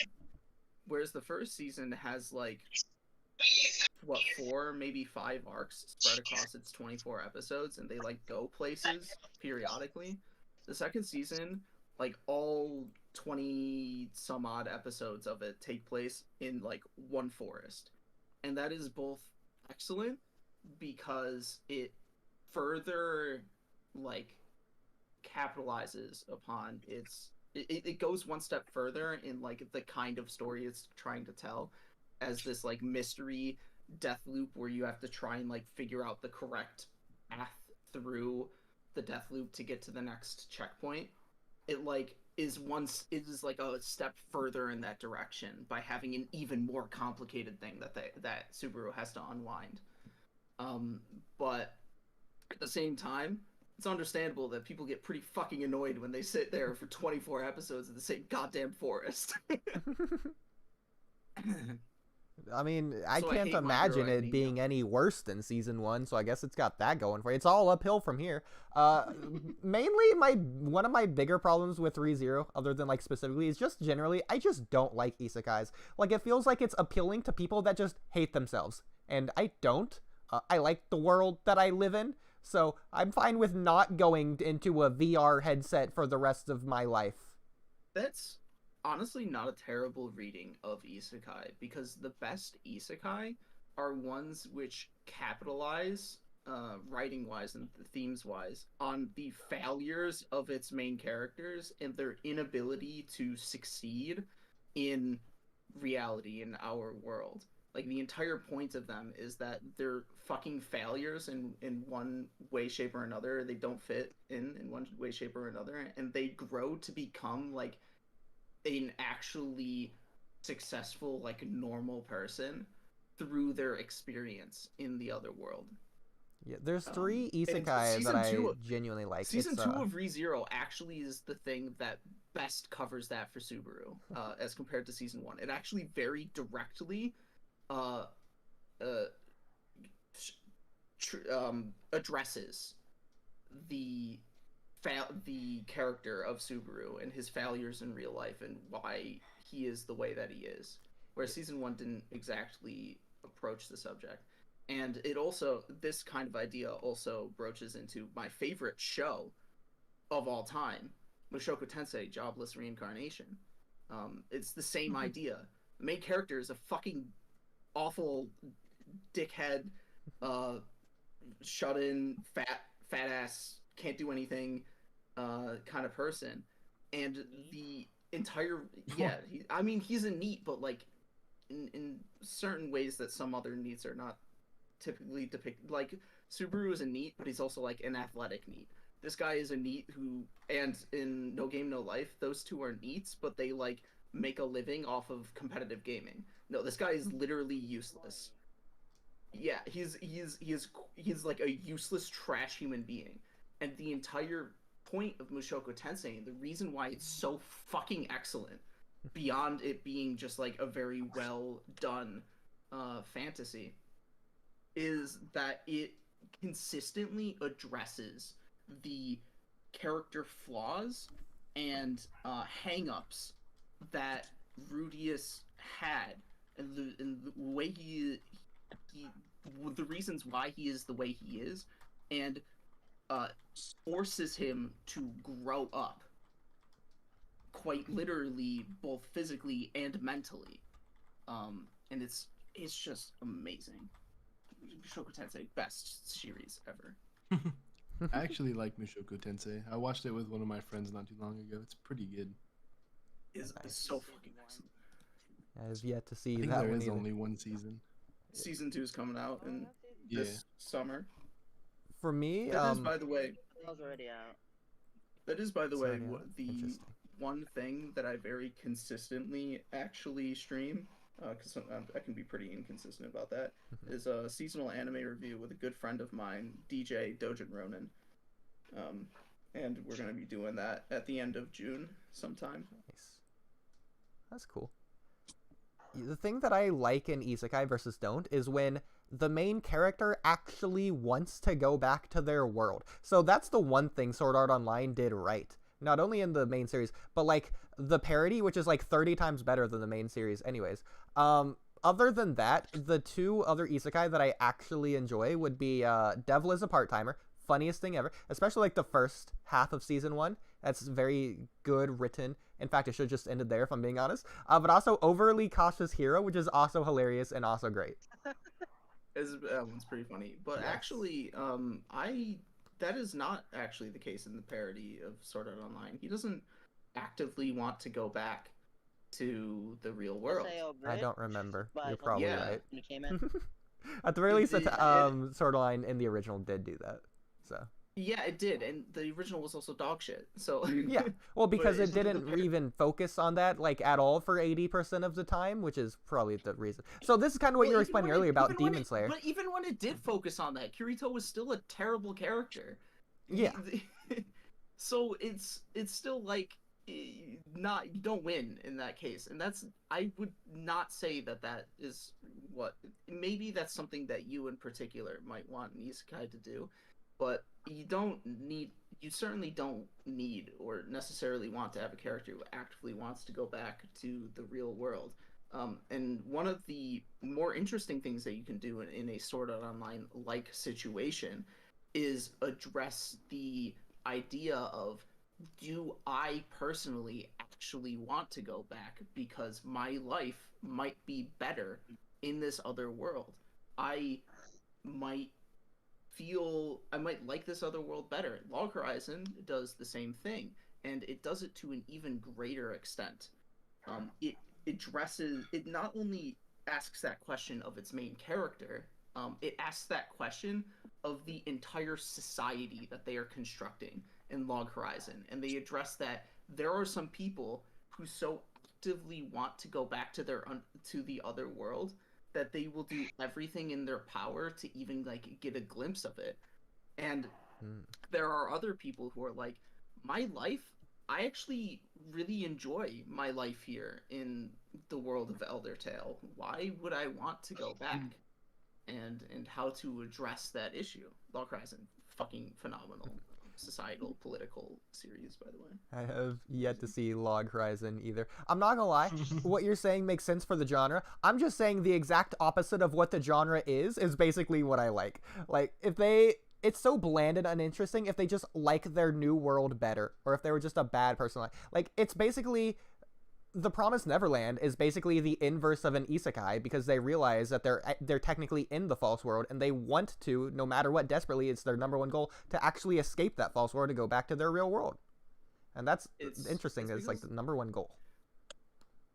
But that's because the series that are isekai in general, the reason why most isekai are bad is because they're addressing that kind of thing from a very shallow perspective. It's like they don't think about what is their main character really like, what is their backstory, why do they feel the way that they do. It's like, it's just, this is it. It's just what I say is the case. Yes. It's very, like, it's super straightforward, and there's nothing interesting to think about in that regard. In fact, like you're saying, they should question themselves on that. If they don't even question it, we completely miss that whole dynamic, that entire struggle, which could be a whole character arc. And then that's just awful in general. So it's like in Overlord, Bone Guy, he thinks about it for like 10 seconds, and he's like, yeah, I don't care anymore. But it's Overlord actually is you have to think about what is the point of a lot of these series. What are their themes? Because some of them are concerned with having a theme. The theme of Overlord, and this is a lot better done in the novels, which I have read. There are a lot of problems with the show, including skipped content, pacing, and dogshit CG. But the theming of the novels it revolves around this. I saw my former guildmates as my family. I now see their creations as their children. I see these creations as my new family. I will do anything in my power to protect that. That is like the entire thematic conceit of the series, and the perspective that he has and how he makes his decisions revolves around that purpose. So it's not necessarily of interest to think about whether or not he wants to go back to his original world. he simply sees it from a very matter-of-fact perspective. Like, I'm in this world, and these are the things that I want out of my life in this world. Actually, what you're describing right now, I think Dead Man Wonderland works perfectly with that. So the main character, he's stuck in a prison or whatever. His whole main goal, his whole overarching narrative throughout the entire series is escaping that prison, going back to his real world because he wants his real family, his friends. He wants that all. He wants vengeance for like that fact that it was taken from him. But at the same time, while he does that, he also, on the side, in the season 1, he builds narratives with the characters. He builds relationships. They're his family as well. So it can just be both, which I think would be best. I mean, is it best, though? It's been a long time since I've seen Dead Man Wonderland, but I don't remember it all that fondly. The point is that, like, him having a new family doesn't replace his first family. It complements it rather than substitutes it, which is always good for a story. It's not about replacing the family in the case of Overlord, though. It's about protecting the family that's left. And actually, a lot of it, he is actively trying to find his old family, too. But he eventually comes to terms with the fact that his old family is probably not there. And so he has to reconcile his sadness at the fact that he will never find his former guildmates again. Yeah, I'm not gonna lie. I dropped Overlord, like, episode 2. I could probably just put it on this list. Fair enough. How bad is it? Again, there's a lot of issues with Overlord, so it's not that surprising. I'll put it here. 105. I do recommend reading it. I think it is a nice read. I think it's a pretty good read. Yeah, I would if I liked reading, but but basically, Also, sorry, I'm gonna really quickly just one thing you were describing on like all the problems of like all these isekais or just anime in general that you have a problem with, because I really wanted to emphasize this for the past like 20 minutes since you started talking about Demon Slayer, that's how long ago, is the fact that this is absolutely inexcusable, and I want to emphasize this from a story writing perspective. It's not just that it isn't okay or that it isn't that it shouldn't be. It probably would be better if they didn't. It's absolutely inexcusable. It's not allowed to just stop your story. Your story always has to continue, always has to progress, regardless if you're giving exposition or talking on characters or giving dialogue or saying things that are on screen, regardless of show or tell. You absolutely cannot ever stop your overarching narrative. You cannot stop your story. And that's something that Demon Slayer and a few of the other series you listed after that 100% are doing there. And that's why it's bad, specifically. I don't know if I would necessarily say put that as like the reason why stopping to explain things is bad. I think it's just a matter of how it's done, and inevitably you're gonna have to do exposition anyways, whether you do it naturalistically or straightforwardly. So it's I don't think I'd have a good way to or exemplified way to describe that. But what I do think is funny is that you use a fucking Google document to keep track of the anime you've watched and how you think about them. Oh yeah. Just use fucking like my anime list. Nah, mine's better. That's just Mine's the way superior. his mind works. It's very beautiful. We love him for it. Plus, My it makes anime it so list is like easy. my anime list is like super convenient for this kind of thing. Nah. I have used it to keep track And of it's what I color-coded. have watched. Yeah, mine's Oh, color coded. Yeah, and In my anime list, is- you have to rate the anime rather than rank the anime. I want to be able to rank them. Okay. Also, it's so easy because the numbers just automatically happen. Like, if I say, oh, screw it, in between 11 and 12 is actually this new 12, I can just do that. And same with, like, moving series or whatever. But yeah. Speaking of my anime list, though, I have approximately 300 shows watched on there, just to give an idea of how much of an avid anime watcher I am. Kamui has watched like 5. How many is it? All right, let's see. Naruto, Boruto, Hunter x Hunter, Death Note, Attack on Titan. Yep, 5. You sound like the average Naruto fan in that regard. Usually, Hey, yeah. whoa. It took me about 15 years to get to the second one, so. Yeah, usually people who are very like obsessive over the quality of certain shows, such as like Dragon Ball Z, Naruto, even One Piece.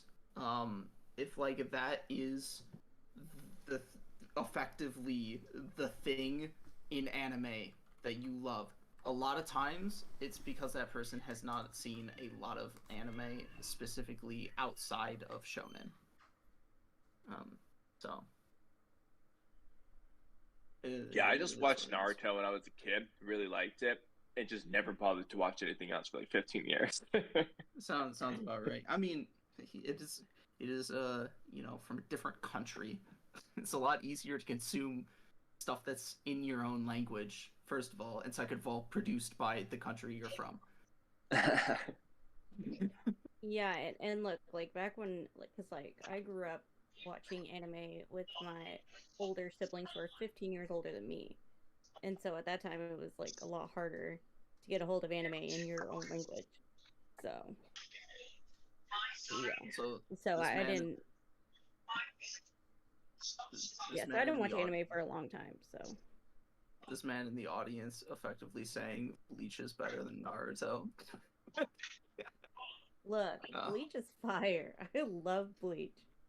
Bleach So is good. but it's not better than Naruto. No, I would say Naruto is better, but Bleach, God, it just hits different, man. I watched the Fullbring arc again, and I like cried. I don't know. Do It you just like brings up all the Bleach or feels. Attack on Titan better?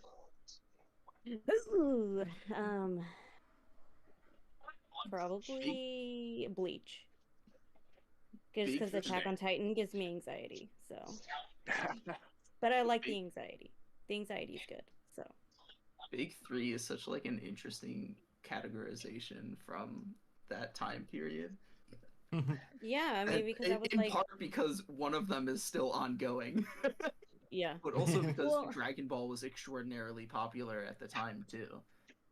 But I guess because its manga came out like 15 years earlier, it's not considered. yeah, because it came out like manga. what in the 90s, and then what early 2000s. Actually, yeah, the anime originally aired in like the 80s too, didn't it? I think Yeah. so. And then you The had Sailor 80s. Moon, which didn't air till like Yeah, but Sailor Moon's not mid shonen, so 90s. nobody gives a shit. It doesn't have epic, muscly dudes shouting as they punch each other, unlike every other shonen. Unlike every shonen. That's why it's not a shonen. It doesn't have big muscly dudes yelling at each other as they punch each other. Who? Wait, what? Who? That's shonen series in a nutshell. Some Oh, dude okay. who is buff punches some other dude who is buff, but because one is more buff than the other, they win.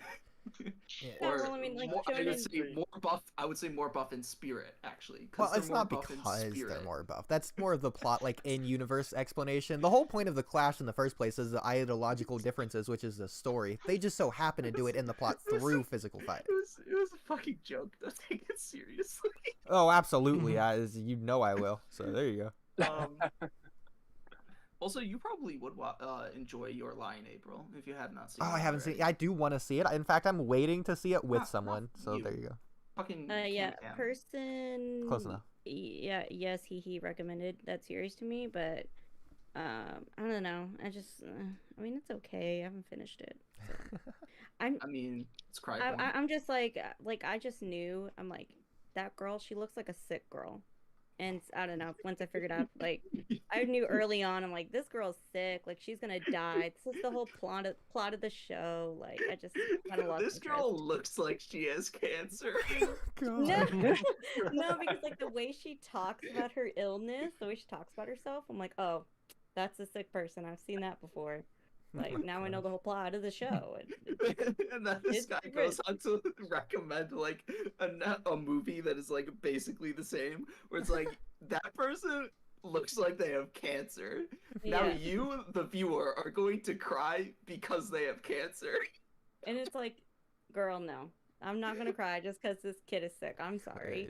Goodness. I'm like, Jesus. The reason look, I cried. look, I am disabled. I'm allowed to say this. I am a sick person. I'm allowed to say this. Okay, so. The reason I cried for Your Lie in April is not to do with the cancer. It's because of the music. Because I was a musician at the time when I watched it Nice. in high See, school. like I so- played the bass clarinet, and I don't know. I mean, the music's great. It's really great, and the voice acting, like the dub voice acting, is phenomenal. But I don't know. Nah. But were you like a competitive musician, somebody like invested in being good at the music scene? This is the way I would put, and more importantly, a pianist, because You know, I played wasn't the really a bass quite pianist when I nicely. was competitive, Mm, but that's that why. was the instrument that I learned growing up as a child, was the piano, Oh yeah. and then I applied that knowledge to when I was in competitive music groups. If you like Yeah, no, music, I was pretty anime, competitive. Takt Op So. Destiny. It's like all centric music focus, so watch that one. There you Yeah, I go. was Wait, going to what one? watch that with my good friend, the man I mentioned that I do the seasonal anime review with, DJ Dojin Ronin. I was going to watch that with him, but he's like so busy and unavailable most of the time that we haven't even gone through Cross Ange. I'm not So gonna lie, it is sort of a 67.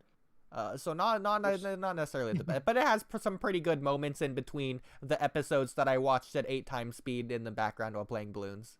we're so God, close to you the and end your of 2 Cross times Ange speed, too. I can't. 2 times and up, like just. Listen, 8 times It speed, you drives me finish an nuts. Just have episode in 8 times 3 speed. minutes. I watched all of Black Clover that way. It was great. What has 8 times speed? There's some random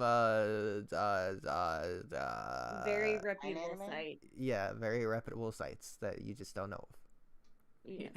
Piracy, Those. Yar, Har, Fiddly D, One Piece That's what advocates I for have pirates piracy. do. For Legacy, I'm yeah, also a yeah. pirate. What was I gonna say? So have any of you heard of Cross Ange? Nah. No. Any of you mecha fans? I'm gonna guess it Okay has with a mecha, I piano guess. in it. Alright. No, it Ah. does not have a piano in it, and I it is a tried. mecha anime, but it is also every anime at the same time. Now, this is not going to be the best phrase because I'm going to be like coming up with this I think along, but let me like walk you through what happens in like the first episode. Okay. The main character is the princess of a kingdom, and the people in the kingdom, generally speaking, can use magic. And every once in a while, a child is born that can't use magic, and everybody in the kingdom is extremely racist towards the people who can't use magic.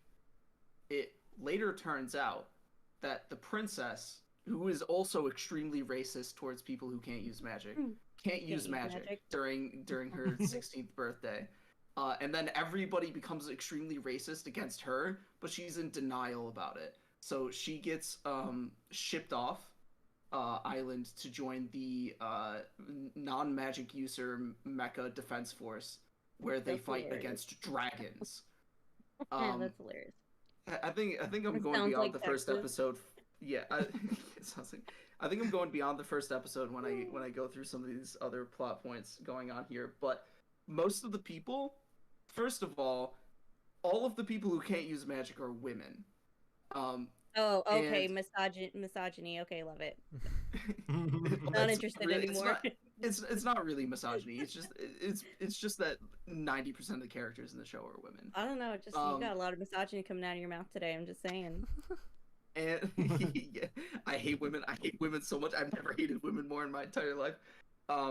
So so most of a solid chunk of those women are also lesbians, including Okay, one. yeah, okay, no, we stand. Including one who effectively actually she definitely gets like raped or at least sexually Oh, assaulted no, we don't in the stand. process of Oh them my like inspecting her body for illegal goods. Oh my god. Yeah. Blur that out on the. Yeah. Sorry, she gets R-worded. There you go. We're streaming, dang it. Yeah.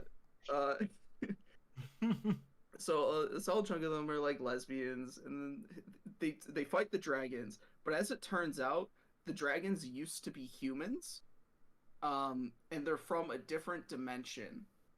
And also, the robots that can sing are the most powerful robots, and they can traverse dimensions.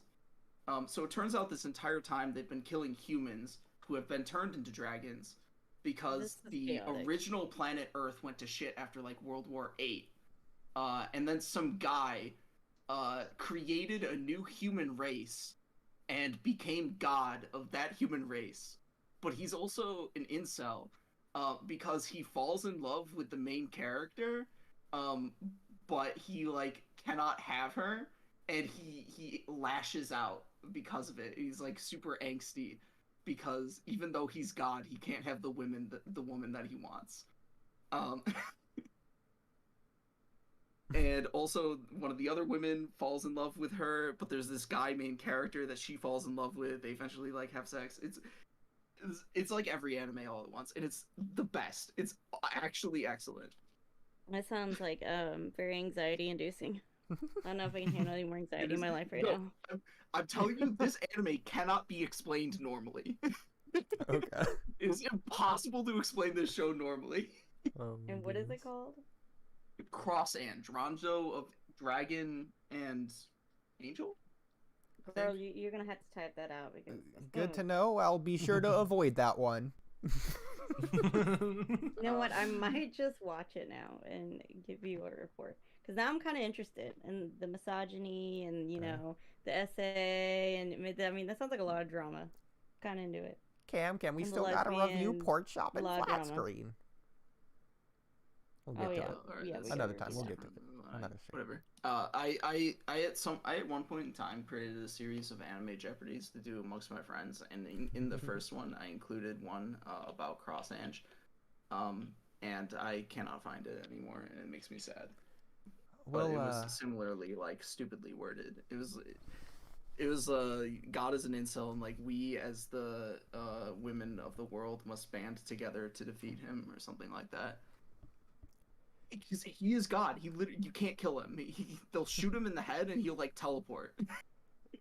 But his body will still be shot in the head. He just has infinite bodies, I guess. I don't know. He's literally God.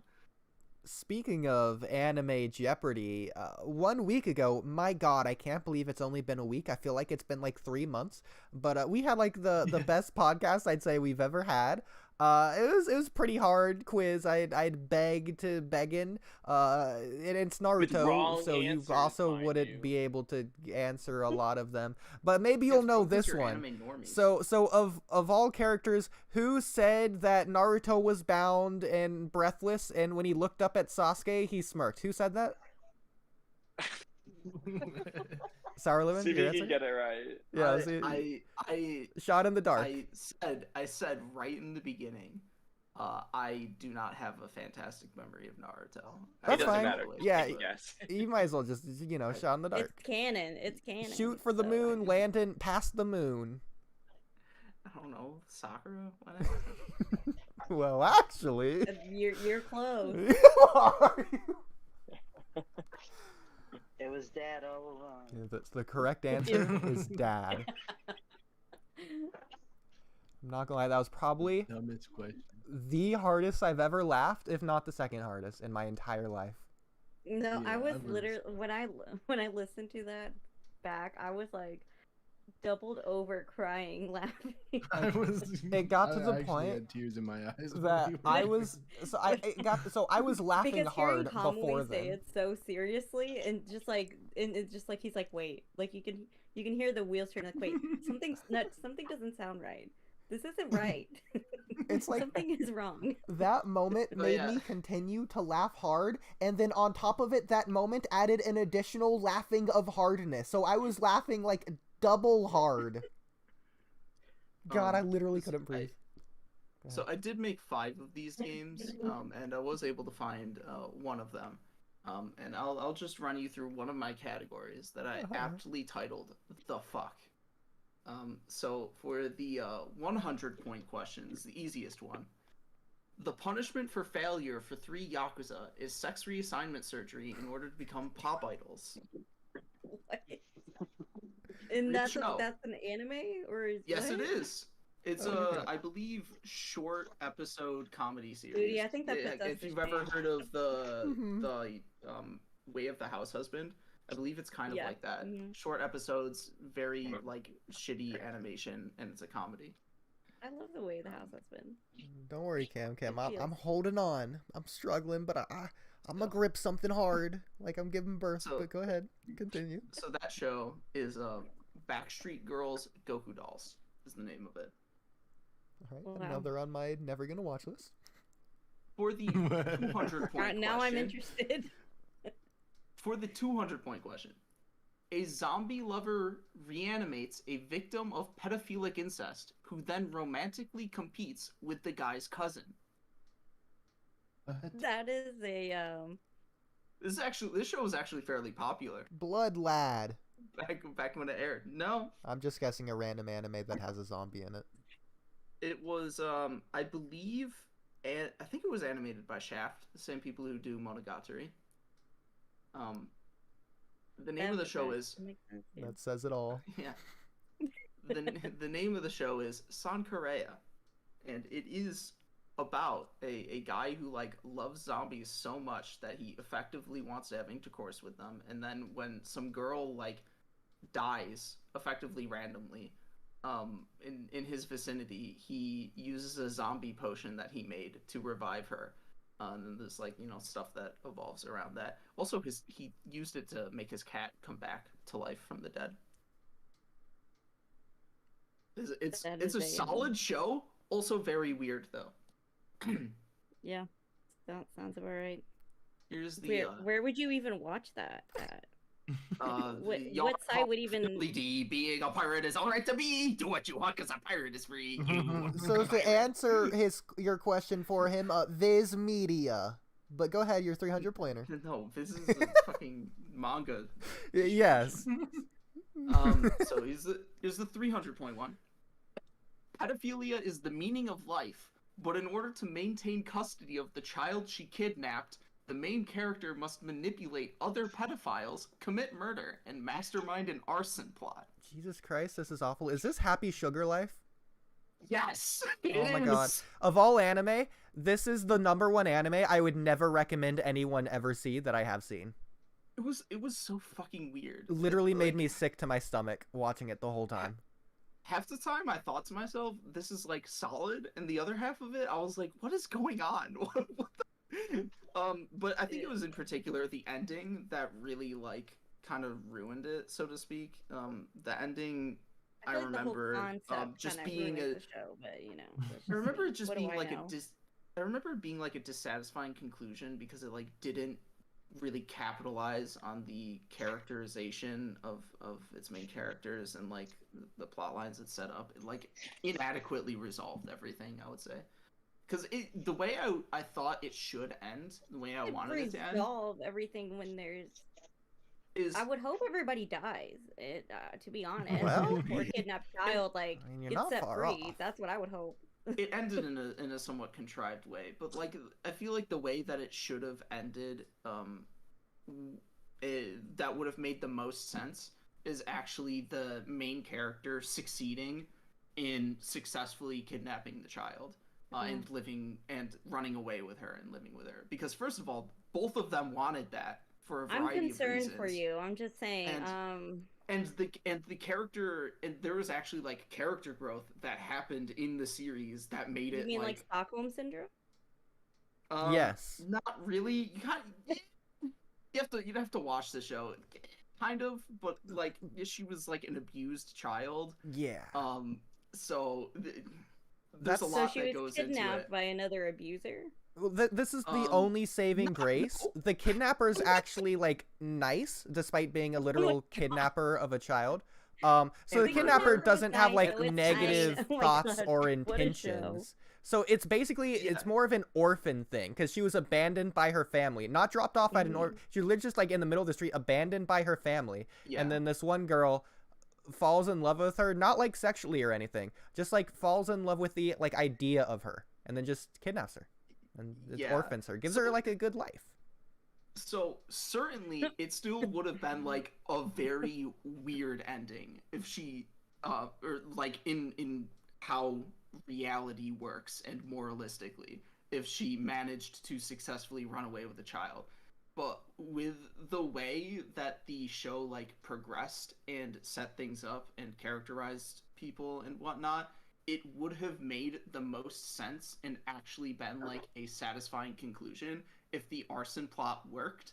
But instead what happens is she like forgets a ring that is like massively important to her that like symbolizes her marriage to the child. Don't ask. No. When they go to take a train, and so they have to hoof it back to their apartment to retrieve the ring while the fire is going on. And then the brother of the child like shows up to try and take the child with him, even though she wants to stay with her kidnapper. And then they like go and they end up having to like go to the roof to escape the fire or whatever. And then it comes out that like there's like a warrant for their arrest or something. They jump off the rooftop. The kidnapper dies, but the child lives on and is hospitalized. And it's very convoluted and kind of dissatisfying. That kind of reminds me of of the manga Killing Stalking. That's what that ending kind of reminds me of. It's crazy how the only morally good character in that show is the primary antagonist. Is the kidnapper? Yes. Is No, the brother of the child who wants to Oh, okay. and get even the then he's got some issues. They aren't like morally bad issues, but he's got issues. In my opinion, what the show fails to deliver on the hardest is its failure to correctly write or adapt trauma. It does it for some characters, but especially the little girl. Trauma. Oh my god, they could not have written that any worse. Like, oh, she just doesn't remember it because she blocked it out. But, like, that's not how that works. And even in the end, she's like, yeah, she was still good. I still like her. Man, it's sad what happened to her. Okay. Found it. Another thing with the ending, you didn't mention this, but, like, not everyone who deserved to be, like, punished was even punished, to my memory. The blonde kid, did he get anything? Oh, dude. Oh like my God, the two adults were arrested, good, but the blonde kid, did anything happen to him? I don't even remember. The blonde kid is like by far the worst. By the way, he is a treat in his own way. So to speak. I'll give you that, yeah. In the So first couple outrageous. episodes, the main character, the kidnapper, works at like a cafe or whatever, but the cafe is run by a pedophile. Older lady who sexually assaults this blonde teenager guy, and when she does it, the girl like discovers it gets hard evidence of it and uses it as blackmail to allow herself to get either less working hours or to like get leave the company or whatever, something along those lines. So that blonde kid gets trauma from that experience, and he's like, adults are bad and they all want to sexually assault me or whatever. It's fine, you get trauma from that, but he takes that trauma and turns it into pedophilia when he accidentally meets the child one day as she like walks around the streets on her own. And he takes all of these wanted posters that the child's brother has been putting up to look for her, and like attaches them all around her room. If you've ever seen the like Mizono room where the person just has Mizono from Danganronpa just like everywhere in the room, that's what this guy does with wanted posters, or missing child posters, I should say. And he like licks them and like masturbates to them or whatever. He is like, and he turns his trauma into like child pedophilia, not even teenager pedophilia, child pedophilia. And the main character, she is kind of a pedophile in that she like kind of romantically loves this child, or at least romanticizes like the idea of her, but not to the level of like she wants to sexually engage with her.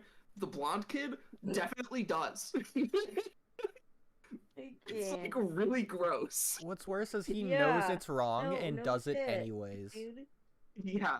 Well, I mean, that's like honestly most pedophiles. Well, you know what? I guess you could argue in the end he does get his comeuppance, because literally his whole point of his trauma, it happens to him at least 2 or 3 times in the series. So back when I watched this show, I created like a relationship chart at the end of it for like all of the characters in the series, and I've in MS Paint I found it and I posted it in this podcast chat. Oh my god. LES stands for lesbian. And of course, and the pedo in like the center with the 4 arrows pointing it is the main character. What And a nightmare. yeah, and so you just have like this entire chart of like pedophiles, lesbians, and sexual assaults and like abuse victims. It's like generally speaking like the worst. Yeah, now think about it. Except for the primary antagonist, there's not a singular person in that show that is at all whatsoever salvageable. They're all awful people in the worst kind of way. Every single character. It's rough. At the same time, again, I reiterate, I don't really hate the show from most of its runtime. There are some elements of like its pacing and whatnot that I dislike, but it's really overall I think it's like okay. But the ending really just kind of like doesn't utilize its writing all that There well. were some compelling elements. That's the only thing I'll give it, is that like, oh, she is trying to keep it a mystery and cover it up, and that is hard to do in reality, so we get to physically see that. And then the whole time of like, oh, well, is she gonna get caught? What's gonna happen then? She's gonna go crazy. It's like a yandere thing. So it's like the anticipation of that is like the only saving grace I'll give it. Yeah. Also, it is worth keeping in mind that she definitely did murder somebody. Oh yeah. And More than one. Yes, more than one. But like prior to the start of the series, the apartment that she lives in, she murdered somebody who's like a hikikomori artist in order to keep the child there. And I think if I remember correctly, like the room starts stinking up is the reason why, like, is one of the reasons they might get discovered. I might be mixing that up with a visual novel that I read one time. I don't remember. They'll just blur together at this point. Yeah, it's just whatever. She murders another person. She manipulates a teacher at her school who is pedophilically in love with her that also has a wife and children. Into You know what? I would be surprised, but I'm not surprised. So into incinerating the body of somebody that she murders in the middle of the show.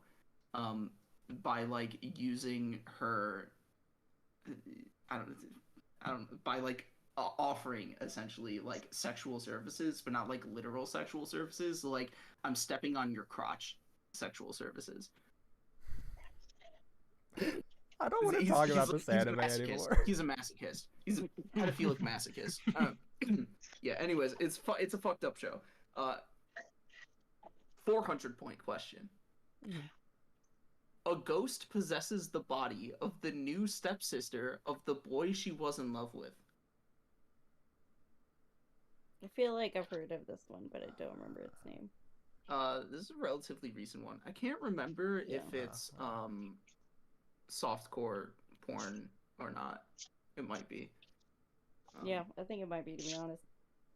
Yeah. It might be. Yeah.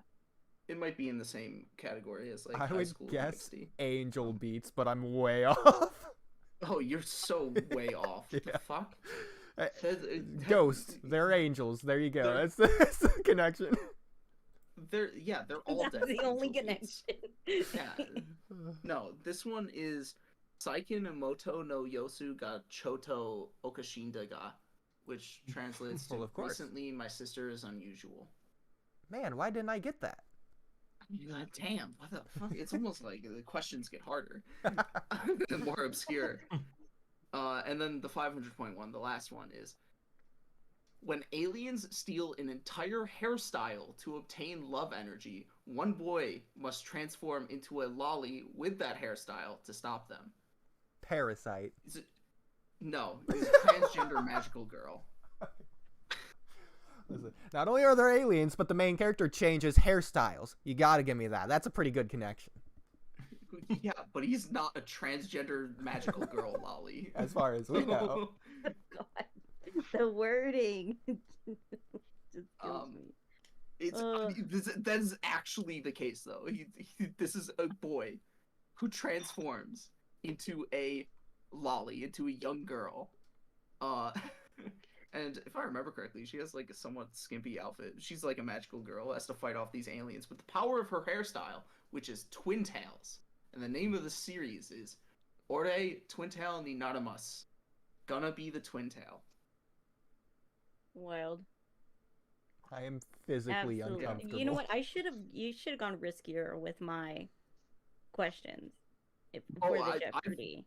I've gone riskier actually, because no, we don't need to hear it. Okay, yes, I have this category family circle. I trust Oh, we're you. good. We're I good. trust you. Yeah. Anyways, Where you next have to topic. guess the familial relationship between two characters. I'm gonna guess who are Boku romantically no or Pico sexually is on involved. that list, but no, what a nightmare! No. What a nightmare! Yeah, I'm about to good. have nightmares. Is I didn't Kakegiri have anywhere time on there? making those. Kakegiri should be on there. Yuri? I'm sure. No, there's Kakegiri. sisters. The Oh, gambling Kakegurui? anime. I'm not sure if I included that in any of my Jeopardy categories. Okay. Well, anyways. That's a solid show. It's good. Yeah, I love the gambling. Man, mine were so tame. You know what? Next Jeopardy? No, Cam, Prepared. no. Yes, yes. I mean, hey, if you ever want to run a Jeopardy, I got some Jeopardy boards. I got All right, I got 5 of them if I can find all 5. I think I Well, can speak no, for not everyone let's go, when because I don't know if I Jeopardy's wanna be traumatized banned on this anymore. channel going forward. Hey, not all of my categories are like raunchy or fucked up or whatever. You And you were getting on to Minnie. Like, you and Minnie are virtually the same person. I'm That is- so sorry. That is definitely not true in a lot of different ways. Maybe we could do maybe we could do a Jeopardy episode, but Oodie and Kamui can't be on it. Yes, that's the Yes, only way it works. yes, because they talk too much. Yeah. I think they argued Because one him and Trippy. answer for like an hour Oh and yeah, a half. the tree one. And I proved him wrong. Yeah, the one that's been on Earth for On over 3,000 several years. It's occasions. that one. But one of the categories I created is I can't believe it's not hentai, which is shows that aired on like normal television that are effectively porn. Yeah, So I feel like yeah. you know, The one the zombie redo of the one, Healers, whichever one that was. High School or not High School. Yeah, of the Dead, High School of the Dead. And then the Yeah, other one that I mhm. don't remember the name of is my High friend's like School favorite DxD. one. No. Also, Cam There's a the lot one of that them. we talk Prison about School, sometimes. redo of Healer, interspecies reviewers. There's a lot of them. There are a lot of them. Psychon no Quasar. That's an interesting one. Titty milk gives you powers in that one. Gargantuan the As it Virtuous should. Planet, As kind it of. should. Yeah, honestly true. Does You that know, count? titty milk gives people powers in real life. God. No, literally. Oh my god. It should do more, to be honest. Is I mean, Gantz that's on there just... too? You have Ben 10 on there. Yes. That's not Japan. That What do screws you it have up. Avatar The Last Airbender on there too? Oh, absolutely. It's up here. Oh yeah, good shit. Yeah, number 4. Wow, that's pretty high. It's higher than it probably should be. That The is one of banana the fish is endings at that the Attack freaking on bottom Titan of the has. list. Still makes me mad. Avatar: The Last Airbender is really good though. Yeah. Yes. Well, let's it keep in is. mind, this isn't It my is. opinion. This is an objective ranking, so we can't argue with it, I unfortunately. feel like Avatar: The Last Airbender. objective, from Oodie's standpoint, objective is an opinion, yes. Avatar: The Last Airbender is one of the GOAT television shows. Exactly. I For haven't sure. watched it since I was a child, so And there's Gotta nothing rewatch it. We should in give it another- SFW in it. You So should give it a good. rewatch. Yeah. It's That's true. You'll appreciate it a lot more. No, there's no saving this one, Trippy. This one's demonetized 5 minutes in. Yeah, Demonetization, might have to just who gives a delete shit about this it? one. Oh, God. Or you're gonna have to edit a whole nother podcast. Good thing Super Bunny Man is a different podcast, technically. We'll get to Hey it. man, Okay. there's only a couple of words that you have to censor. You just have to find them. oh, just a couple. Okay. Yeah, I that don't know how whole many 20 times minutes. I've That's heard when I it. was talking a when I was whole I don't even want to conversation. repeat the words that I've heard. Never mind. Oh, Forget it. God. I'd be Because, shocked if this one even YouTube goes generally public doesn't on the care channel. beyond the first 5 minutes, anyways. That's fair. Or We're is just it gonna have to the first delete 30 this seconds? I entire think actually. section. Something. It was the first 30 seconds. Yeah, probably good. Oh, but back to Attack on Titan, I guess. Kamui, what did you think of the cart Titan? God. It's funny looking. Did you think it was the But cart Pete- Titan when you first saw it? Or did you think it was some Titan that Zeke was controlling? The Beast Titan? Well, I wasn't fully sure. I didn't actually think too much of it because I know that it was Eren or Levi or someone anyway pointed out that it was an intelligent one, which did imply that it was a human, but I didn't really think about that very much, to be honest. I was more so just like curious about the Beast Titan and what he was gonna do and when Levi was gonna kick his ass finally. Yeah, I didn't More think so about than I it. was about that Titan. Almost like me But, during like- my entire watch through. Just But when didn't it like think about it. saved him, I was like, "Alright, there's definitely something going on here," because it was like Okay. it knew what to do and when and everything. To be fair, I mean- Zeke does command the Titans. In fact, this isn't even the first Titan you've seen speak that isn't a Transformer, as far as you know. I mean, aren't all of the Titans actually humans? Something like that. Yeah. Technically, Which Eldian. actually- But they're not Titan As he- shifters. As a side, I'm assuming at some point this gets elaborated on. Maybe it won't, and Oodie will love me for bringing It this probably up. won't. But Connie's village. So, like, I would have to assume that, like, Rhina or someone, like, well, because, alright, because, like, Connie's lived in the walls his whole life. Like, he never came from the other continent, Yeah, Connie I'm deserved assuming to at die. this point. Yeah, no. Huh? Connie deserved to die. Shut up. Okay, well, He's anyway. sweet angel boy. Okay. So, like, and his parents were human before, Yeah. but, like, his mom became a Titan. So, like, the way to become one, though, is to be injected by the spinal fluid of a Titan. Which, by the way, Oodie, I guessed that right, too. Yeah, You can add that to the list. he did. But I'm like, alright, so who injected them? So I was like, okay, did Rhina and Bertolt do it? The reason why I was wondering this is because, like, they were so insistent on, like, getting Connie to his home. This was one of those things that I said was really sus, and maybe guess that he's the Armored Titan. But, like, they really wanted to do that, like, really bad. It was pretty weird. And then we go to find all that shit, and then he's like, oh, no, you're just seeing things, Connie. But he, like, obviously knew what was going on. So I'm like, were they the ones behind that? Or is that No, never get explained? I guess I could go into it a little bit. Well, hang on. Before that, you know what's crazy, Kamui, is that you literally already know because we've told you in an in-depth explanation for like a good 2-hour segment, like 2 weeks ago, of exactly what happened and how it happened and all that. Did we? Huh? Basically, when talking about the map, Oh yeah, the map. Yeah. like, oh yeah, this character goes here, and this is why it does it, and this is what he does. I don't think you said Rhina injected Connie's mom. Because we Yeah, did it. no. So I don't know. I don't know if this is brought up, but later in the series, but because I had to go through the manga, and what the Beast Titan, what Zeke does is he. Well, like, don't sprays say his it's spinal- Oh, right, Specifically. Zeke. I forgot. I mean, it about Zeke. doesn't Yeah, Zeke focused on matter, it. but like, you might as well just see it, because he'll see it later. But yeah, Zeke is the Yeah, one well, that I was does just it. asking because I forgot about Zeke. Yeah, Zeke could have been the one behind that. Yeah, Zeke did, but like but Rhina Reiner would've and thought about it. Reiner and Bertold didn't even know, they didn't even realize that he was there or that he was coming. So, Kamui, your So- guess is as good as Yeah. ours. Why did Reiner just care to like try and cover it up? What's even the point? Just makes him more sus. So that we would know he's sus. Well, that's what I assumed he knew about it because he wanted to go to Connie's village, like really bad, Split and then he tried to cover personality that up. coming through was like, you know, the heroic Nonsense. big brother soldier. I don't wanted know. to- Dude, it was really help him. suspicious. He was just like, "Hey, Connie," like he was like trying to convince Connie out of nowhere to go home, like, which was really interesting. Yeah. Oh, yeah, but that reminds me of the other thing. I remember I asked you guys this in the chat. So, like, okay, so in Historia's flashbacks, like, her mom, which, by the way, her mom sucks, deserved to die. But, like, Yeah. why did Kenny kill her. I didn't like. I had like hints because of maybe why, but it wasn't like a concrete thing like why he did it.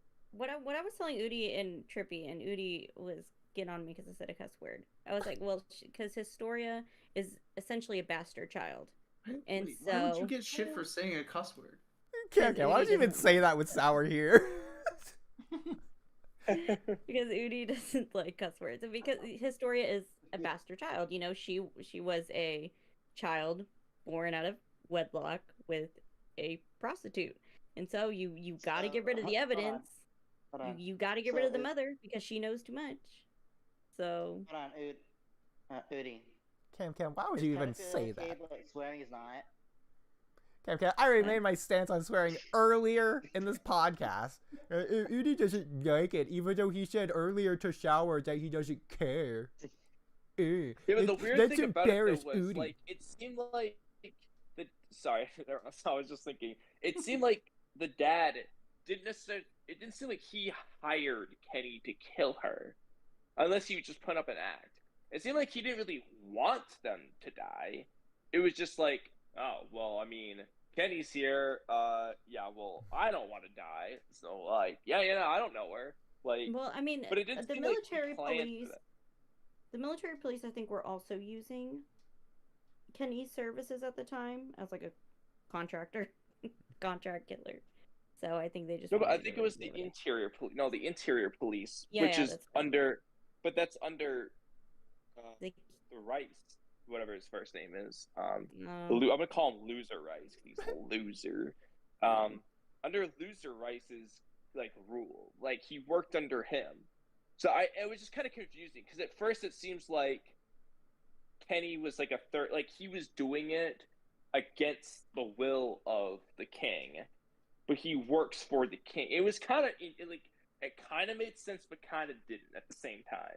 Yeah. Like I understand like why like they would want her killed for what you said, but it's like it doesn't seem like the king wanted her dead. He was taking them like away with him to go somewhere, but then he saved his daughter. I don't know. It was interesting. It was kind of weird. I think he saved his daughter just because, like, he didn't want to turn himself. But then he into a did, know, which was going to be my loser, question dude. is, So why would he be so dead set on getting Historia to do it, and then he just licks it himself? He's like, oh, I can't let this. It's nonsense. Yeah, because that's it's not the the thing. proper way Well, to do it. It's like a last resort. Like, there's no other Okay, option. why did he last Listen. resort himself? He didn't want to do it in the first place. What changed his mind? People do crazy things out of desperation. I mean, what, Eren Oh bit that whole my God. serum? The whole I point mean, was like- to not do fluid it. bottle? Like, I mean, what I would say is he didn't want to. So I would say his primary goal was like, if you had to pick one thing, it's continue the Rice family's bullshit. You know, Yeah. that we're gonna continue doing our shit, but he doesn't want to do it. He's hell-bent on anyone else in the family doing it. But if no one else in the family is an option, then he'll do it as a backup kind of thing. So Yeah. he was insistent on trying to get Historia to do it, but if Historia like died, let's say, then he would do it. Or in this case, she said "fuck you, Dad," and flipped him over. Okay. And so he's like, well, I better lick it because he's a lunatic. And I was glad Historia killed him. I hated that dude. From the Same. moment I saw him, dude, I was like, I want you to die. You number suck. one father of the year. Honored. He's awful. If The anything, scum of this earth. that's And funny. same with the mom, dude. She sucks too. Yeah, but I mean, she didn't hated even them like. both. I mean, like, she didn't want to get pregnant. She's a prostitute. Like, that's the worst thing that could happen to you. So, Add that to the Jeopardy. that's If anything, I thought you were going to say, like, oh, his back hurt from his spine breaking from being flipped onto the hard crystals or whatever. By the way, I'm going to make this clear to you now because I don't know when or if they clear it up, but that whole underground chasm with the crystals, that's what they use as their ammo for, like, their maneuver gear. It's like the gas. It's like the helps them physical fly. hard form of... It's like fossil fuels in our life, real world, whatever. It's not like hardening from the Titans or anything. It's literally just like natural resources. It's a just natural there. Oh, interesting. Well, Yeah. I mean, I guess it is kind of elaborated on in a way in that That's they said it's either at the end of season 3, beginning of season 4. At some point, I think in the Grisha flashback, that like that island had like natural resources. Specifically, they pointed out fossil fuels. Yeah. So it's probably that stuff that they're referring to then. I'm sure it is. Me and Ultra, some of you don't know, you might know him, but we did a hardcore text debate. This and like our we actually didn't even do this on podcast. We only did it in text debate, but we should have him on at some point once Kamui catches up, so we can go back over that topic. I don't think Ultra ever wants to talk to you again, and I don't blame him. Oh, it's funny. Yeah, I think he said like, no, I'm never gonna debate you again. No. Kamui, when you catch up, you do have to go back to rewatch the second podcast where we talk about Attack on Titan, so that you can give your 2 cents on that debate. I know you were talking about rumbling one time. Something like that. Yeah, see, I didn't know Oodie very well at that time, so I was a lot more nicer than I normally am to him. So actually, Kamui, if you I don't left sound off like myself, that's why. If you left off at episode 4 of season 4, you literally learn about the rumbling literally next episode. So, Yeah. Oh, really? Yeah, Yeah. literally. Yeah. So. there you go. Well, tomorrow then perhaps I'll figure it out. Or probably not tomorrow. Sunday, we'll say. So, speaking of, where do you think? So we obviously got a time skip. We saw the other side of the sea. What do you think of them? Do you think they're cool people or anything? Are they all deserving of death? What mysteries are left unanswered? All of them. All of Marley. Even the babies. Even the babies. Oh, do I think all of Marley should die? Because Even at the this point, I babies. think you should know that Marley literally just sent the Titans to our characters. I don't want to say the name of the island or the race in case you don't know, even though I said the race earlier, but whatever. The Eldians. You mean the like Eren Eldians? Yeah, and yeah, Levi and we all know that. about that. Yeah. Yeah. Okay. Yeah, so, I mean, they're the ones that did the Titans weren't a natural cause. It was literally like a terrorist attack. Should all of Marley die? How should it be resolved? What should happen? Give your theories on the ending. Might as well. Why not? Besides the part that you were spoiled on. Eren's a bird. Based on everything I've heard, Eren is a very morally gray character. Why? What does he do? Apparently, it sounds like he's done some like genocide or something. Oh. So it comes out from. I don't know if he's morally gray. Yeah, and so you know the feeling I'm getting is that Eren's going to like kill a lot of people. You ever heard of like the you said, rumbling? he said he was going to kill every last Titan. So for all I know, he's going to kill literally everyone in the world. For all I know. Well, technically, he says, I'm going to kill every last one of them when referring to the Titans, but, you know, every last one of them is broad. So there you go. Yeah, for all I know, he's going to kill all the Eldians. Or all the Marlians. I think now would be a good time to take a look at that ending meme that I posted. You know, if anybody wants to mute for spoilers, I think we can get you back after we talk about this. Since we're back to this, it's a really great meme that I'd love to address. I love the idea that Titan. Eren isn't the bird because birds are all about freedom or whatever. Eren is the herring because he's trapped. He's in a cage like a can of fish. He's been the fish the whole It has time. nothing to do with birds, by the way. So I'm just gonna go off if you want to like mute me, anybody, for spoiler reasons. But Go for it. Well, should I? Yeah, All right. if you Should I mute? I mean, you're in the same boat as us. Yeah, it's just if you want. have not seen the ending of Attack on Titan and you care about not being spoiled to the ending, then you should completely like zone out and not listen for the next however many minutes. So, yeah, I'm just gonna go get some water. How do I Go mute off. my audio without But taking if out my you- headphones? But if Hold you on, go how- over, Wait, hold on a second. Take your How headphones do up I? and put it down on the table. I guess we can just do it that way. but if you Go, go go, over, go cook your salmon. yeah. I stupid. Damn it. Go make a meal. But if you go over Go. into the art He needs to channel go walkie somewhere else. and you go up Anyway. to the spoilered image that I've posted, and you unspoiler it and you pull it up. In front of you, you have the 7 of the possible endings that Attack on Titan could have had, Black Zetsu. with names associated, and as well as marked off whether or not they occurred.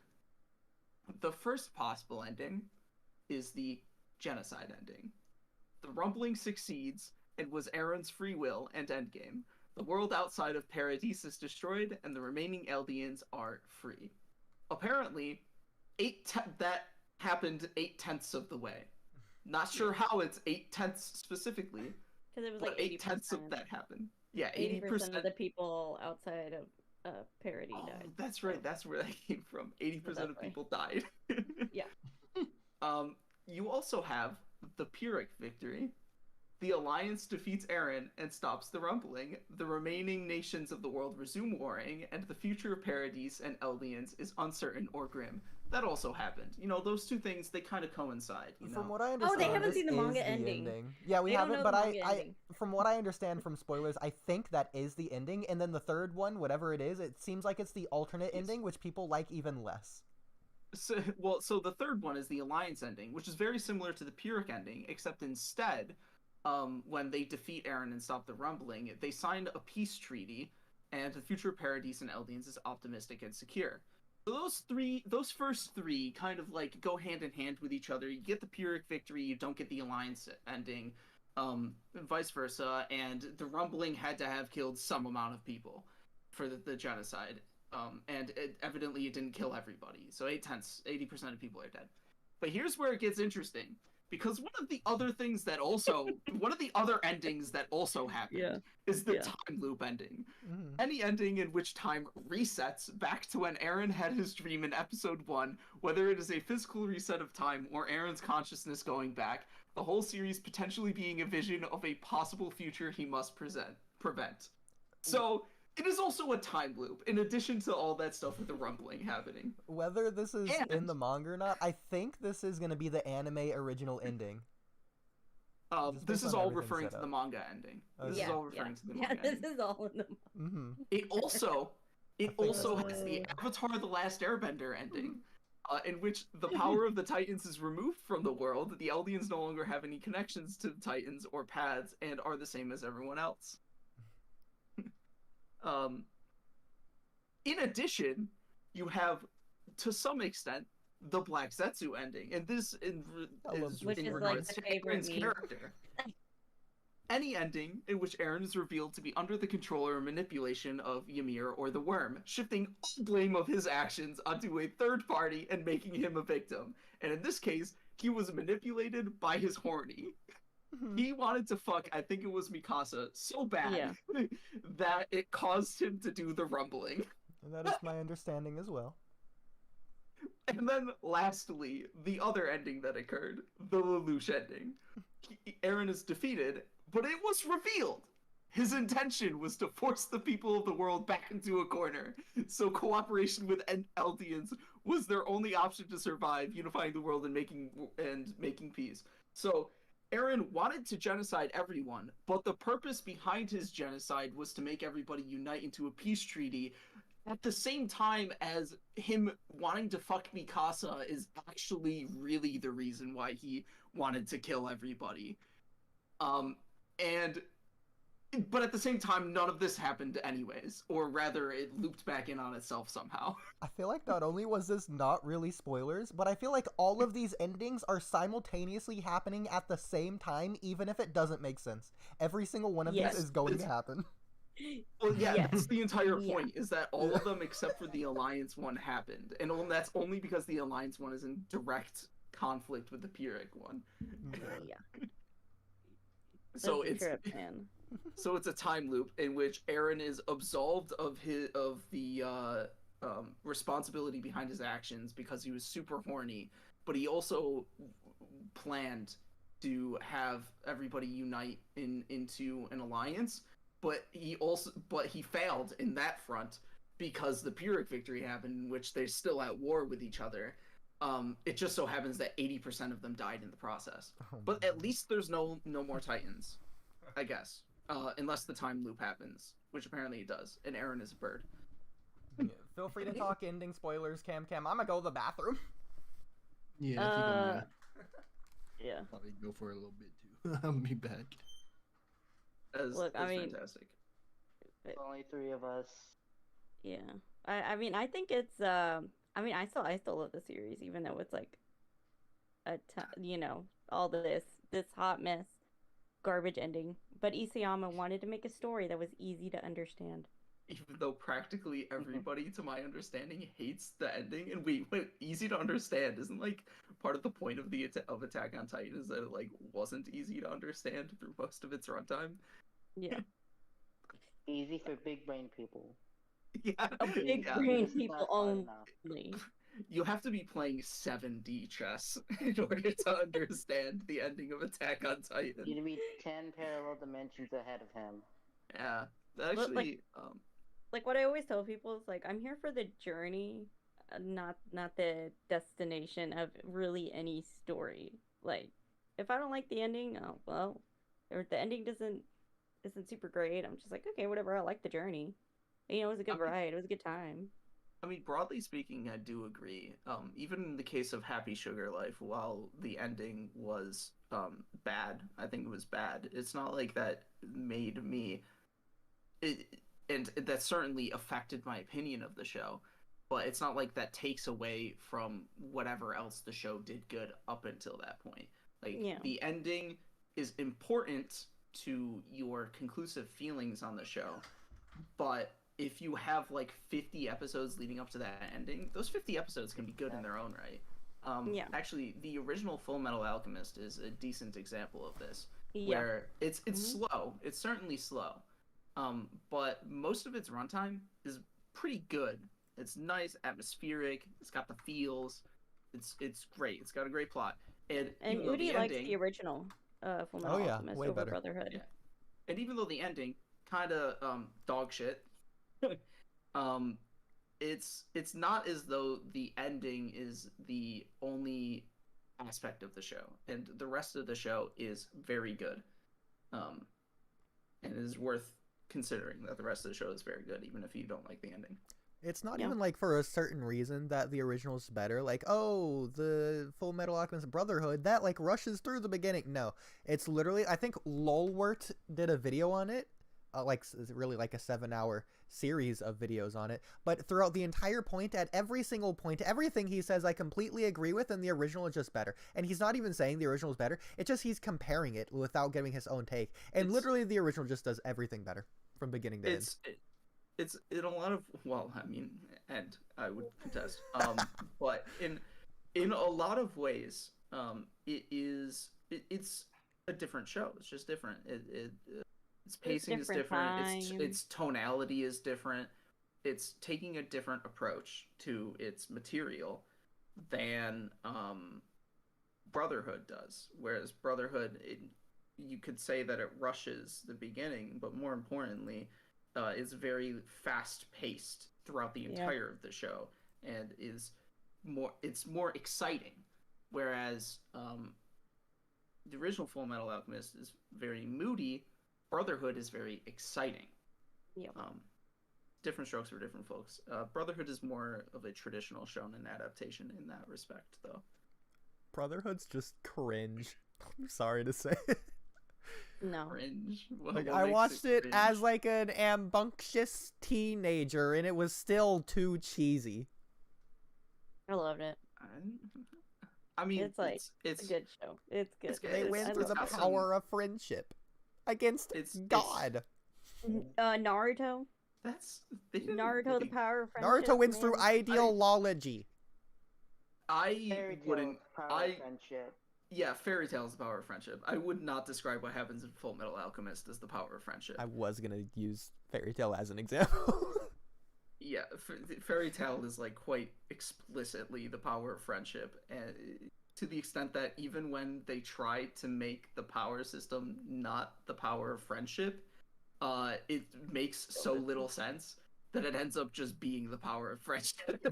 And just circling back to the power of friendship. You know what? Screw writing, screw animation, screw all of the characters or whatever. The only thing I really rank this list on is the music. Anything with good music is at the top. Anything with Full Metal Alchemist music is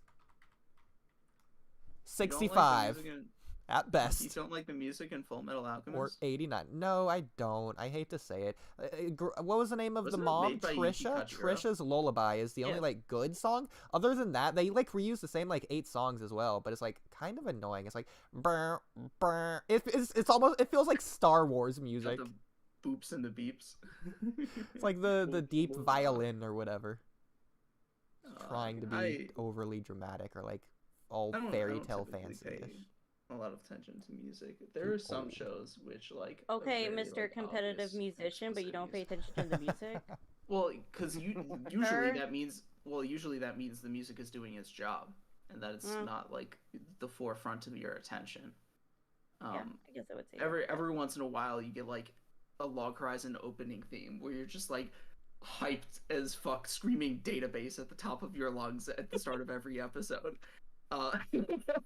But in most shows, the proper like material of the show, I don't tend to notice the music.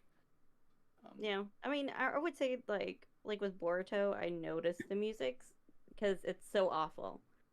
I just don't like. I don't like my Boruto gosh. soundtrack at all. Stop. Cam, my Cam. goodness, it's time to shit on Cam again, isn't it now? It's like you're asking for it at this point. Yeah, alright, so Oodie, why don't you just play some Boruto soundtracks and see if Listen. 11 like. We No, know at this point I that even we're went not back- allowed to play any music on this Like- stupid podcast. Like every song they played, I was like, ew, I hate it. Oh my gosh. It's the worst. And Kamui was See, so mad. High Alert in Mobushiki's manifestation just slaps, and there's no No. arguing Always against mentions it. just No. those two. Yes. And then It he's is like, I better don't than care. most I do Attack on like Titan it. soundtracks, mind No. you, and I like the Attack on Titan soundtracks, Yeah, but they're because not it's as good. They're the most epic soundtrack Boruto in soundtrack any is anime, just- in my opinion. It's just annoying. And Oh like it my takes me out of Boruto. I would argue, Sour, you It should watch doesn't make any Boruto, not sense. for the It- anything of the Boruto, soundtracks just for is the one of the music. best parts of Boruto. Exactly. No. I'm looking through the shows that I've watched, and I'm trying to see if there's any that I distinctly remember the music of, and I haven't come across any yet. Where are my Anohana's 9/10s really right good now? for music. Naruto's got Anohana. really good music too. Yeah. But Cam only likes it when it's like 10 Not years the old best at either, least. obviously. So I like Naruto's music 'cause it's very nostalgic, but it infuses See, classical sounds. It But infuses 10 classical years from now, sounds with see, wait, modern we'll be talking music. about how High Alert is good now because it's nostalgia. Look, Boruto's been around for a long time already. Like It in hasn't the hit the thing. it hasn't hit the Joe. like 15 year mark. No, So I will we'll give it a say, few more years. I feel like Mob Psycho doesn't have 5 any years good is enough music, for- but it has good soundtracks, if that makes sense. Like, it's almost like ambient sounds, like the sound design is good. It feels more like the No. music isn't I'm like, music that you like listen when to I hear outside a of the song, show. I'm like, God, this like High Alert. When I hear that Right. song, I'm like, oh my God, again. Like I Oh. forgot how No, much dude, no. hated there's- it until the there's code art no came. way, dude. When I hear that song, I'm like, yes, again. No. Oh my gosh. Like when it was used in the code arc, I was like, I forgot how much I hated this freaking song. Oh, I Like- haven't even seen it in the code arc yet. I've only watched like 2 episodes of it, but I'm glad to know that it plays in the code arc. That's awesome. I can't wait to watch it eventually now. Great. You know what? I'm so happy for you. Megalobox also is a Well, series five that just has ambient music, basically. Just like Latino, Hispanic kind of music in the background, but it really works for the series. Yeah, it's almost like that's what it's the soundtrack of a series is like supposed to do. Exactly. It's one of the things people love to compliment is the soundtrack of Made in Abyss. Oh, it's beautiful, Which I yeah. don't remember. It's, I'd say, also one of the most epic soundtracks of all time. 64, though. So, One of the soundtracks of all time, agreed. is for sure. So 5 years is enough for a Moana remake. That means it's long enough to be nostalgic. 5 years long enough to be nostalgic. True. Oh my gosh. I mean, Mulan's I- soundtrack is good. It's a bop. Okay, it infuses, like I said, the distinct classical sounds with like modern It's like energy. classical beeps and boobs with new beeps and boobs. I too am nostalgic Maybe that's what it is. for the I don't like anime boobs of and boobs. 2018, Maybe I just don't like boobs and boobs. which Because Boruto has a lot of beeps and boobs. I've not seen anime in a good year. what came out in 2018? Oh, Violet Evergarden, Darling of the Franxx. Is Violet Evergarden Violet the one with the Eclipse came out in piano, the one with the 2018. pretty lake, or the one with the... Yes, and the soundtrack is so good. Okay. I made my sister watch it, and my sister doesn't even like anime, and she loved it. It's a good show. Forgot about that show. Does it rain like a a lot hot in minute. that one? Huh? Does it rain a lot in that one? Yes, Okay. because it's like So- in Europe. So, yeah. Megalobox also came out in 2018. Are you Yes. nostalgic for Best Megalobox? series of all time. No. Listen, if it wasn't for season 2, Megalobox would be at like 60. Oh, Magical Like, if not Girl lower. Sight? What a show that is. Which I one? don't want to know. I don't want to know. So, have you No. ever heard of Maho Shoujo Madoka Magica? No. Yeah. It is. There's a genre, the magical girl genre. Yes. Sailor Moon is actually Sailor Moon's a part of this. Tokyo you Mew know, Mew, yes.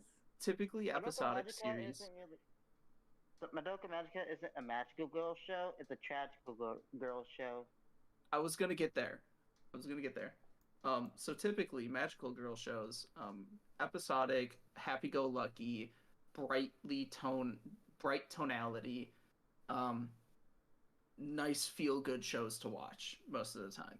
No. Madoka Magica sparked a change in the approach to the magical girl genre when it came out in like 2008 or so. It definitely did. I would say. in that it's Thing. wild successful popularity. It was wildly successful, wildly popular. It's also an amazing show. It's really good. Caused many magical girls from then on to mimic the tone of Madoka Magica in an effort to get some of that same audience and Recapture, yeah. capture some of that same success. One such, and as you said, is Tragical Girl is one of the ways of putting it. It's all about tragedy. Madoka Magica, a very depressing show about tragedy, about the inevitability of fate. Very sad. The ending I is love actually sad the shows. opposite of that, but it's great.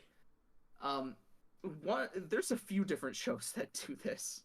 One of them, I forget the name of it, but the main character in it is a guy, and he turns into a magical girl. It's trans. Well, yeah, with the hair. Transical yeah. girl. But Magical Girl Sight is another one of these shows, and it's about this main girl who is relentlessly bullied in like some of the most awful ways imaginable. If you think that the bullying in what's the one with the deaf girl, that movie?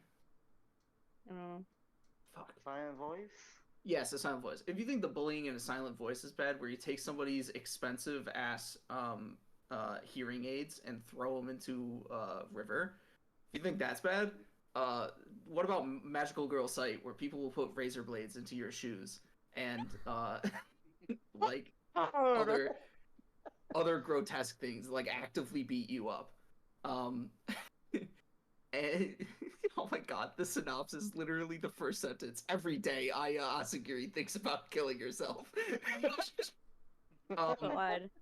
Yeah, That- and brings her back older memories. brother, and her older brother also physically abuses her because he's like driven to be successful, and he takes out his stress in his necessary pursuit of success on her by like literally beating her. Oh my god, what is this? You Yeah, know, and never so, mind. and so she's given a magical gun, which teleports people away, and I forget the mechanisms behind the power of like how it determines where to teleport people, but essentially teleports them into situations where they die. The first time that she uses it, she teleports one of the people bullying her in front of a moving train. Good for her. Yeah, so that kind of deal. But in exchange, it like chips away at your life, and there's stuff to do with it, and different. I think they're all called sticks. And so like throughout this entire show, people, because it's in Japanese, they're like sticky, Oh my god. my magical stick. This is just a side note. And they come in all shapes and forms. Hers is a gun. One of the other magical girls, and they only give it to people who tragedy, is her panties. And God. it's the brother, in an attempt to like effectively become God or something like that. He's got like a god complex. He tries to obtain everybody's sticks, and he obtains the panties of the one girl, and he like wears them to use her powers. Oh no. It's a very bizarre show. It's kind of okay. It's kind of okay. It's kind of okay. But it's also like deliberately as disturbing as kind of the same way Happy Sugar Life is. It like actively tries to be as fucked up as possible. Man, I mean, just putting razor blades in girls' shoes. I mean, that's Yeah. dramatic. Yeah. Oh, God. I've every once in a while had things pop up in my YouTube feed of like anime clip compilations of people getting bullied and like their revenge. And I remember like in one of them somebody is being like beat against the lockers in the front of the school, just like getting their like they get their arm broken or something like that. I think that was retaliation against the bullies though, so it's okay. It's not the bullies who broke the person's arm, it was the other way around. Oh, well then that's fine. Yeah, it's fine. They got revenge. Revenge is always great. Yeah, revenge is fantastic. I also definitely have seen all of the show, but I did not give it a rating. Now that I'm looking at my anime list, I'll give it a. Revenge is always I'll give good. it a Does that 7. mean Redo It the Healer is good? What? Renew of Healer is goated, okay? Don't you dare make fun of Renew of Healer. That is a 10 out of 10 show, and not because it's good. It is a 10 out of 10 show because it is hysterical. I could not stop laughing throughout that entire show while I was watching it. And some of it is because I was watching it with somebody else, I'm sure. But I was definitely laughing on my own volition while watching that show. It was fucking hysterical every time something happened. The only exception is there was one episode, like episode 7, in which it was like boring as shit for like the first 18 minutes of it. And then at the very end, it decided to like have them have sex in the morning and like the future Demon King to be like listening in on them and masturbating outside the room. No. And I was like, this is funny again. No. Okay, well, on to memes. It's so funny. It's so my stupid. gosh. I'm telling you, you and Minnie have the same taste, the same How humor. far up do we need to go? As Jeez. absolutely That's your not long the lost case. brother. Yeah. No. Yes. No. There we go. First of all, we have radically different opinions about That doesn't matter. society. It's fine. You generally can just speaking. disagree. You can still be Second friends. of all, I don't project certain ideas and such things onto people and relentlessly bring that up and like use it as insultingly and ignore the person's asking kindly for them to stop. It's like, hey, I would appreciate it if you stopped like insinuating that for some dumbass reason that you just like made up that I'm having sexual relations with my brother. But no, he continues to bring it up to this day, and I'm like, fantastic. Well, he can't anymore. I mean, there you go. Well, he got permabanned. That's not exactly true. He is in the Shreddit Discord server. Oh no, man, you just can't escape him. Yeah, he doesn't. He's speak an all that. unstoppable. He doesn't speak all that frequently though, so that's. I miss fine. Mr. Spiraling. And I haven't blocked anyways, so I just ignore him for the most part. Only every once in a while in Hot Boy server did I open up the messages to look for context for certain conversations. Man. But I recognize at the very minimum what is fiction and what is nonfiction, and I can enjoy and laugh at and fiction.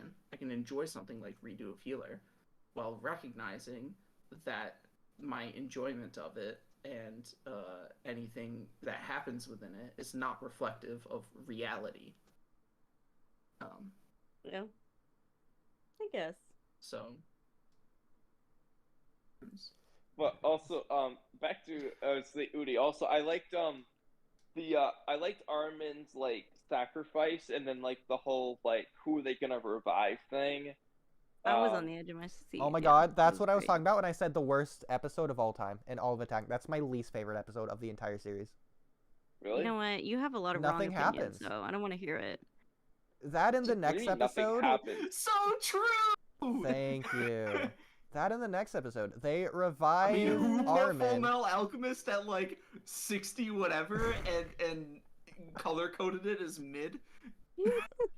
Yes.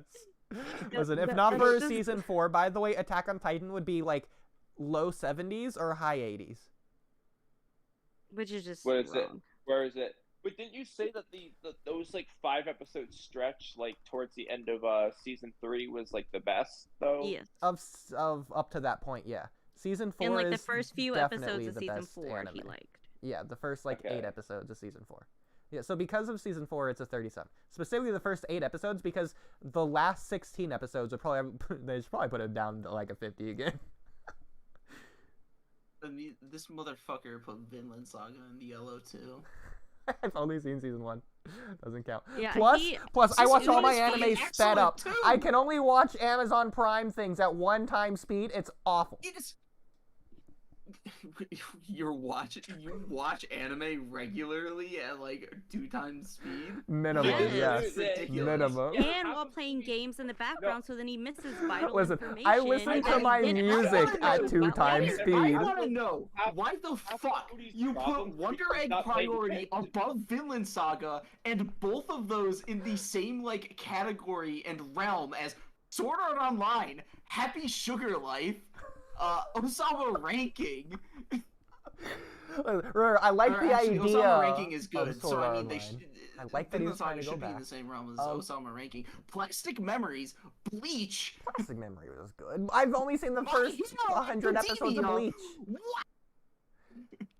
Listen, in Sorry. terms of what was it? Wonder Egg Priority, that has one of the best episodes of all time. Just the singular episode alone put it to Just 59. the one. Just the Just the one. one. episode. The one episode where they talk about Fritter, or whatever the girl's name is. The robot girl, the Yeah. toaster one. Fritter? Is that her name? toast. Yeah. Never mind the rest of the show. Yeah, exactly. Specifically, its ending. Yes. Yeah, it's one- just yeah, that one episode. Great. That's all that matters. And I wouldn't put what is Hunter it? Hunter Full in the Metal same realm as Alchemist. My Hero Academia. The fuck is wrong with you? Wait, what? Hunter x Hunter deserves to be higher. Listen. Yeah, Hunter x I Hunter don't is even think My 54, Hero, and My but Hero Academia I know is it's not as good. 68. Listen, you're And talking see, an to the Angel screenwriter. Beats Hunter shouldn't x be in Hunter the also same has a category as terrible Full Metal isekai. Alchemist. Who cares about the You stupid put- dumb arc of the bomber? You put Habaneri of the Iron Fortress above Hunter x Hunter. Darn And right I also, did. Green Island Look, arc it is was good. fantastic. I don't like isekai. It's nonsense trash. It's not an isekai. It's They close fight enough. literally in the real world. Yes, they Yeah, are. they're not even actually. Explained in the show that it's not actually a game world like they think it is. Like it's actually just on the play. Yes, Not I to understand. mention, the Okay. arc is great anyways. The ant arc is the only good arc. Be mad. Really? This The ant is arc is- bullshit. The ant arc is honestly, Oodie, not gonna lie, the ant arc is arguably my least favorite of the arcs. It is very long. Hunter Exam arc? I like Fantastic. Green Island and the Phantom Troop arc in definitely better. Hunter exam arc is just Phantom a bad Troop arc? shooting Oh, exams. it's so amazing. Phantom the arc, Phantom Troop arc it's is my pretty good. favorite. I'll give you that. I Little like. I think complexity. if I had to rank them, the Phantom Troop would be my first. Green Island probably my second, and then my third is where I'm like, I kind of liked the last arc because it was funny, and I liked Hisoka and Illumi. Those are my favorite. But we were wanting to talk a little bit more on Attack on Titan, and you haven't seen it. So, like, you can stick around to listen if you want, but, like, yeah. I mean, thanks for coming on. It's peak. It's peak. It is peak fiction. No, It's I said something. I need to pee. Oh. Go for it. Yeah, go for it. Everybody takes frequent potty breaks. But yeah, Everybody drinks an everyone insanely go. stupid amount of water. Everybody but me and Cam, I think. Yeah, I have a bladder still, If all of and I our survive off coffee. So if all of our raging leftist audience enjoyed this one, go follow SourLemon on Twitch. that's very beautiful. Wait, are I'm we sure ending the episode? No, we're just talking about Attack on Titan now. I'm sure he would appreciate that very much. And then we'll talk about Naruto for a little bit after, probably. Because there's a few intro topics as well. Intro get done topic. Are following we What was the seriously intro bringing up topic? intro topics? Yeah, what was the intro Yeah, we topic? used to make What is the stuff. title of this stream for this match? Oh, you won't like it. But I will say this, Kamui. I Right. did make the thumbnail with you in mind. It's like a very Kamui-esque styled thumbnail. I went pee, but I did hear you trying to show me, and I can do that for me. Do it. Yeah. So, I in particular stream on the Twitch channel, twitch.tv/shreddedofficial. If you want to give me support, you either go there or you just I don't know, follow me on Twitter or something. I guess SourLemon on Twitter. If you want more support for the community that I am a part of or engage with, the youtube.com/shredditor is the Shreddit podcast/show thing. I have been on occasionally. I think their best episodes have been with me on it. And you should tell the hosts that they should have more episodes with me on it. So that would be pretty cool.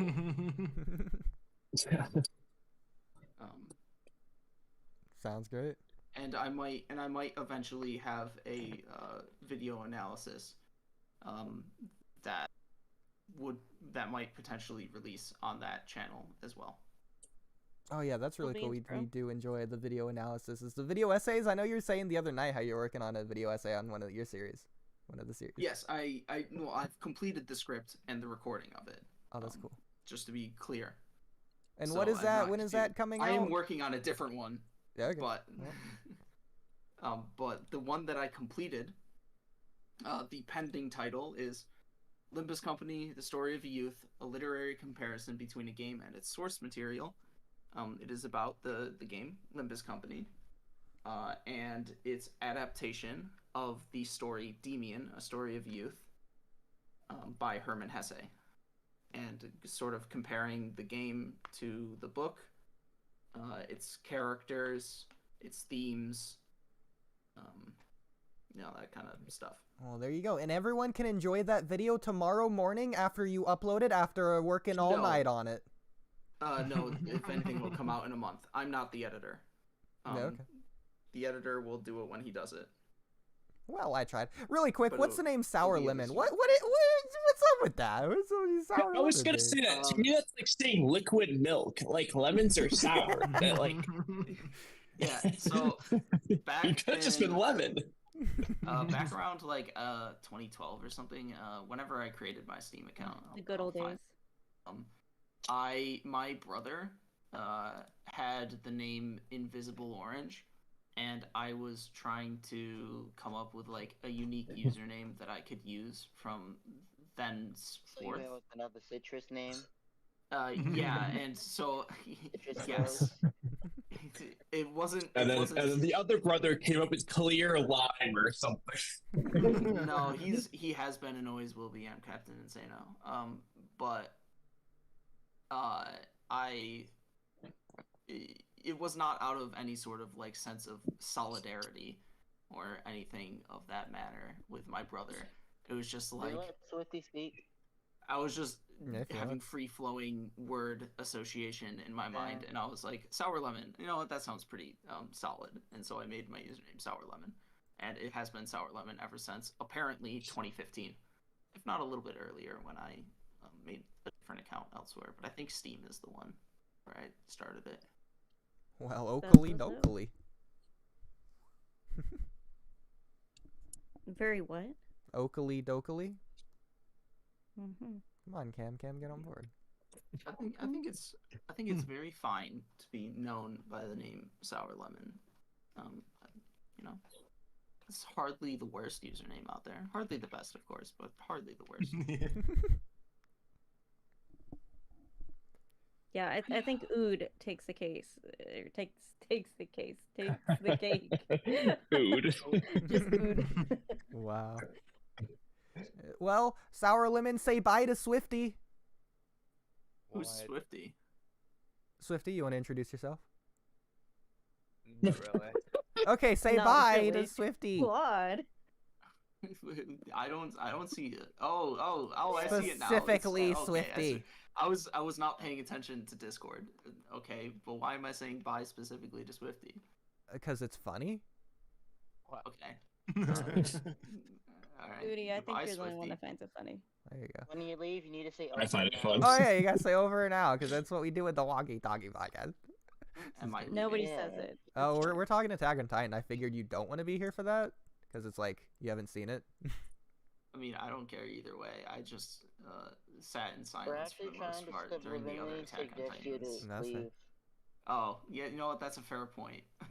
You know what? I'll go. Okay, we appreciate it. Thank you. There he's gone. All right. Swifty, you've seen Attack on Titan, right? Yeah, I'm caught up. Okay, cool. Kamui's not, but he finished season 3 and he started season 4. I'm also not caught up. Yes. Starting peak, amazing. Yeah, the good parts are really good. The other The whole parts- thing is really good. Yeah, the most of it Thank parts. you. Yeah. Oh. Thank you, Oodie's Todd. We capping. appreciate it. Oh. Yeah, I really liked cleaning Levi. That was great, wasn't it, Swifty? Yes, it's always Sweet. great. Whew. 10 out of 10. Oh my goodness. Facts. So It truly doesn't get much better. It so- doesn't. You know what? I missed him Oh cleaning. my God. Should have had more of that in season 4. Let's see. So what do we even have to talk about for the rest of season 3? So then we see everyone that got eaten or whatever. We saw the fall of Shiganshina. That arc ended. Levi just didn't go after him. He should have. He could have. He just didn't. Go after the Beast Titan. Yeah. Yeah. Me and Cam were Yo, talking about that. because- Like Oh, when, that's because Armin started waking, Screw like Armin. breathing. He didn't even know Eren was alive. So before then, even like immediately after the cart titan takes him, me and Cam got to pondering, well, what's up with that? Because he still has this vertical maneuver gear on. Yeah, sure, he got Titan sent after him when Zeke was like, go get him. But then it's Levi. He could have just flung around them and then went after the cart titan. No, they need immediately. the gas to do that. Like the gas He is can repel. essentially it's like yeah, but like he like without the gas he can't really like follow him like very. Let's also not effectively. forget the cart titan didn't just grab him and teleport out of range. He was right there. He could have just grappled her the first like 200 meters or first 30 seconds where she's running away. You don't even need gas. I don't know. Peak pretty fast. That is more unfortunately. possible. There you go. Because he's Levi, he's gonna solo the cart titan because who cares about the cart titan? By the way, this isn't really a spoiler. No one cares about the cart Hey, titan. do not disrespect Peak. Listen, She cart titan is the beautiful worst and titan. gorgeous and amazing. Nobody cares about the cart titan.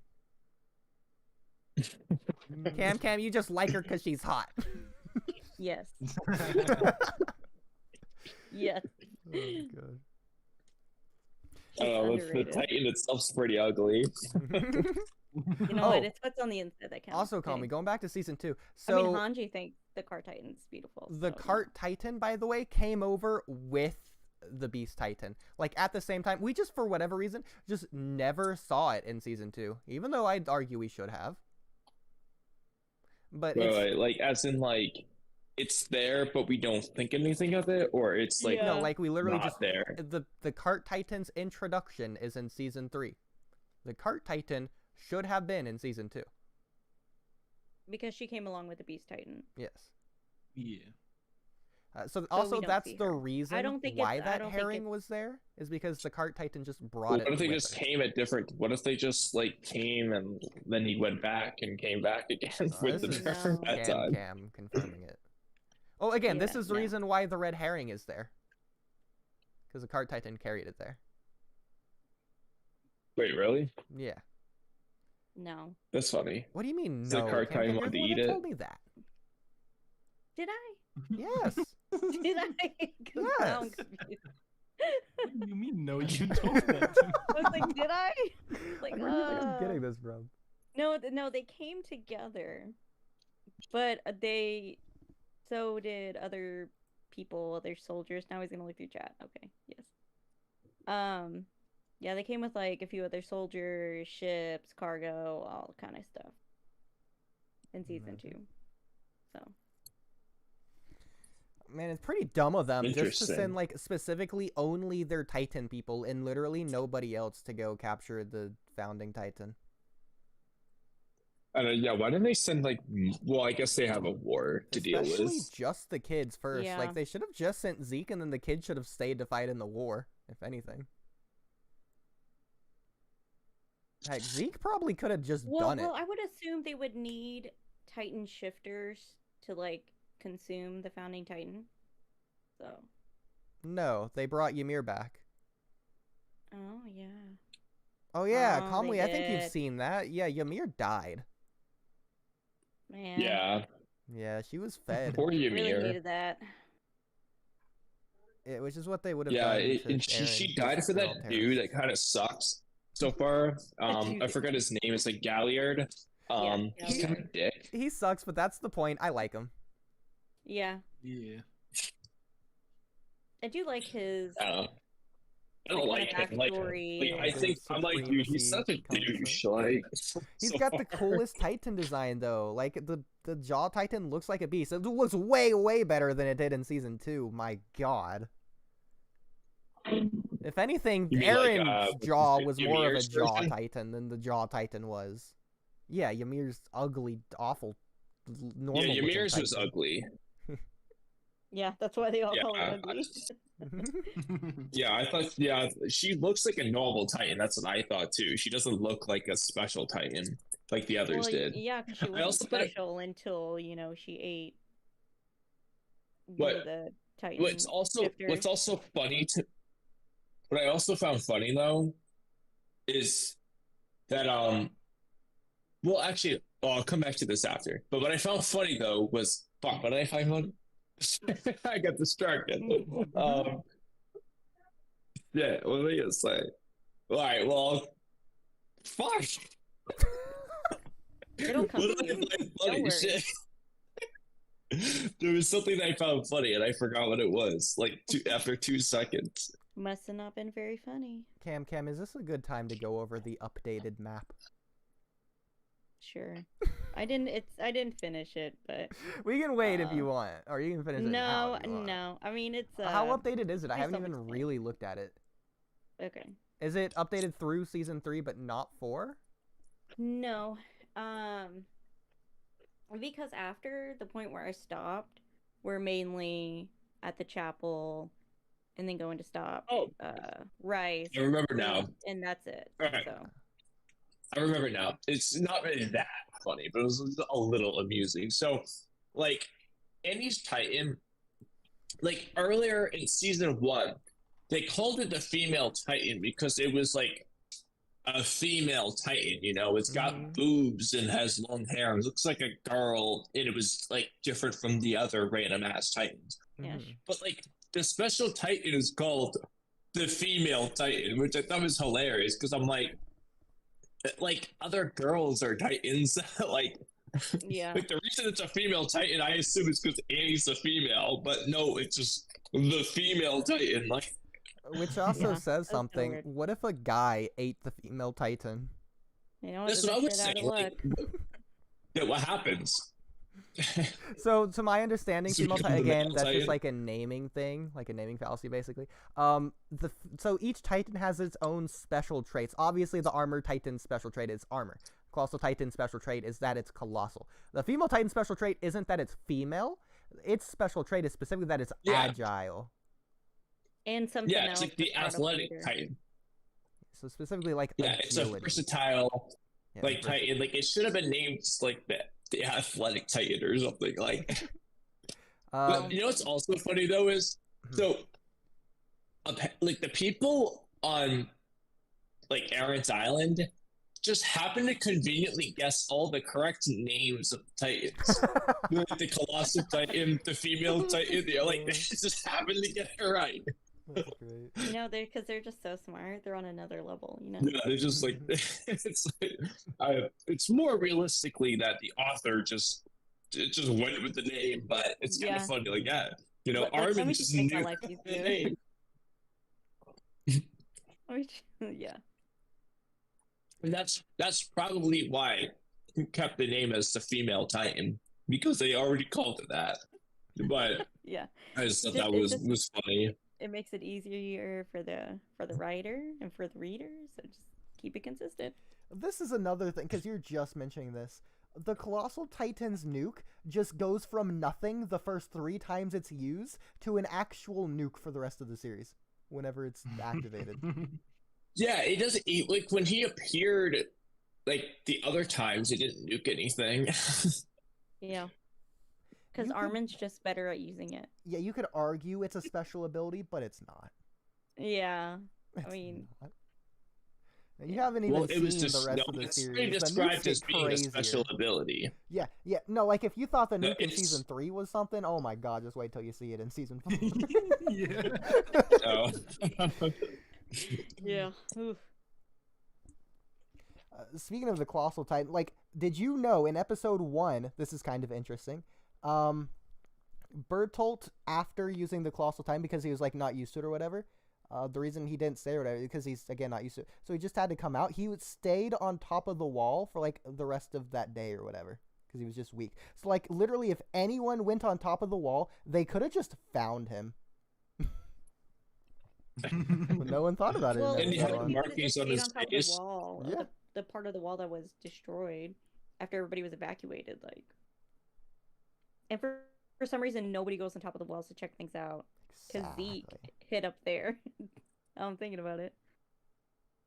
But then what I did he mean, they do were the sitting up second there time he sipping- transformed? Like a few years later when he went for Tross, Eren was attacking him, so he obviously didn't go on top of the wall. If he went through the hole, someone should have seen him. Mm-hmm.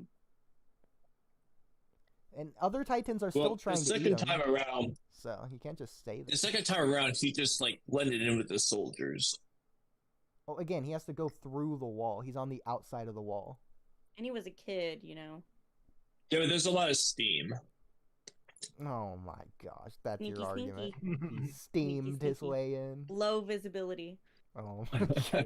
Yeah. Like, I'll give you, he probably was wearing vertical maneuver gear, so it was probably easy to just get in there, but still, ridiculous. Then third time, literally on top of the wall, that'd be the most useful time to nuke. Literally everyone's right there. I'm also they can't confused. nuke the though, walls. well, yeah, That would've yeah, been no, fine. well, They can only go through Um, the gate. For whatever Just reason. do a small because- nuke. Apparently, if you're able to control the size, just control the size of the nuke. There you go. So it'll- it seems like it would just be easier just to kick it, you know? I'm interested to see what Armin's looks like after eating the Colossal Titan. Like, It's giant Armin. Listen, With I the don't want mop to. of I don't want blonde to say temper your expectations, but it's nothing crazy. Like it's what you would expect. I know, man. I just can't wait to see it. Also, I know it never gets explained. So, like, the Attack Titan's Eren's Titan, but like, as far as I've seen, it doesn't really have any special ability. As far as Like, I you've don't know seen. what. Like, the owl guy just said like why it's called it, but I was like, well, what is its Well, ability? let's get into that next. You even mentioned this. You're like, hey, it's interesting. The owl guy is like, save Mikasa and Armin. When But- he's never seen them. Oh yeah. Yeah, in the past. So what's up with that? Is that an Attack Titan thing, maybe? He 'Cause said he it had wasn't. at the time? He's never seen them from his memories. Uh-huh. Yeah. It was from someone else's memories, which is How was he viewing the weird. memories, and whose memories? I don't. Well, I would have Don't to give him too like. many hints. Well, no. Here's the thing, though. Either Like, that or time travel. so like people when they eat their if they eat someone else, it seems like you can kind of get some of their memories after eating them. Yeah. Thinking you gain their Titan, like, because that's what's happened with like 5 different people. Yeah. But like, and this is time travel going on. I don't know how Eren Kruger would have eaten Eren Yeager to get his memories. So I don't know. So it is something with seeing the memories, but for some reason he's saying future memories instead of past memories. Yeah. Do you think it's related to the I'm Attack pretty, sure Titan? I'm pretty sure it showed a scene of him seeing like little Mikasa and Armin. Okay. I will say this. It is paid off in arguably the best moment in Attack on Titan.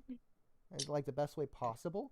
But like, it's not directly answered or anything. I don't think so. I think it's.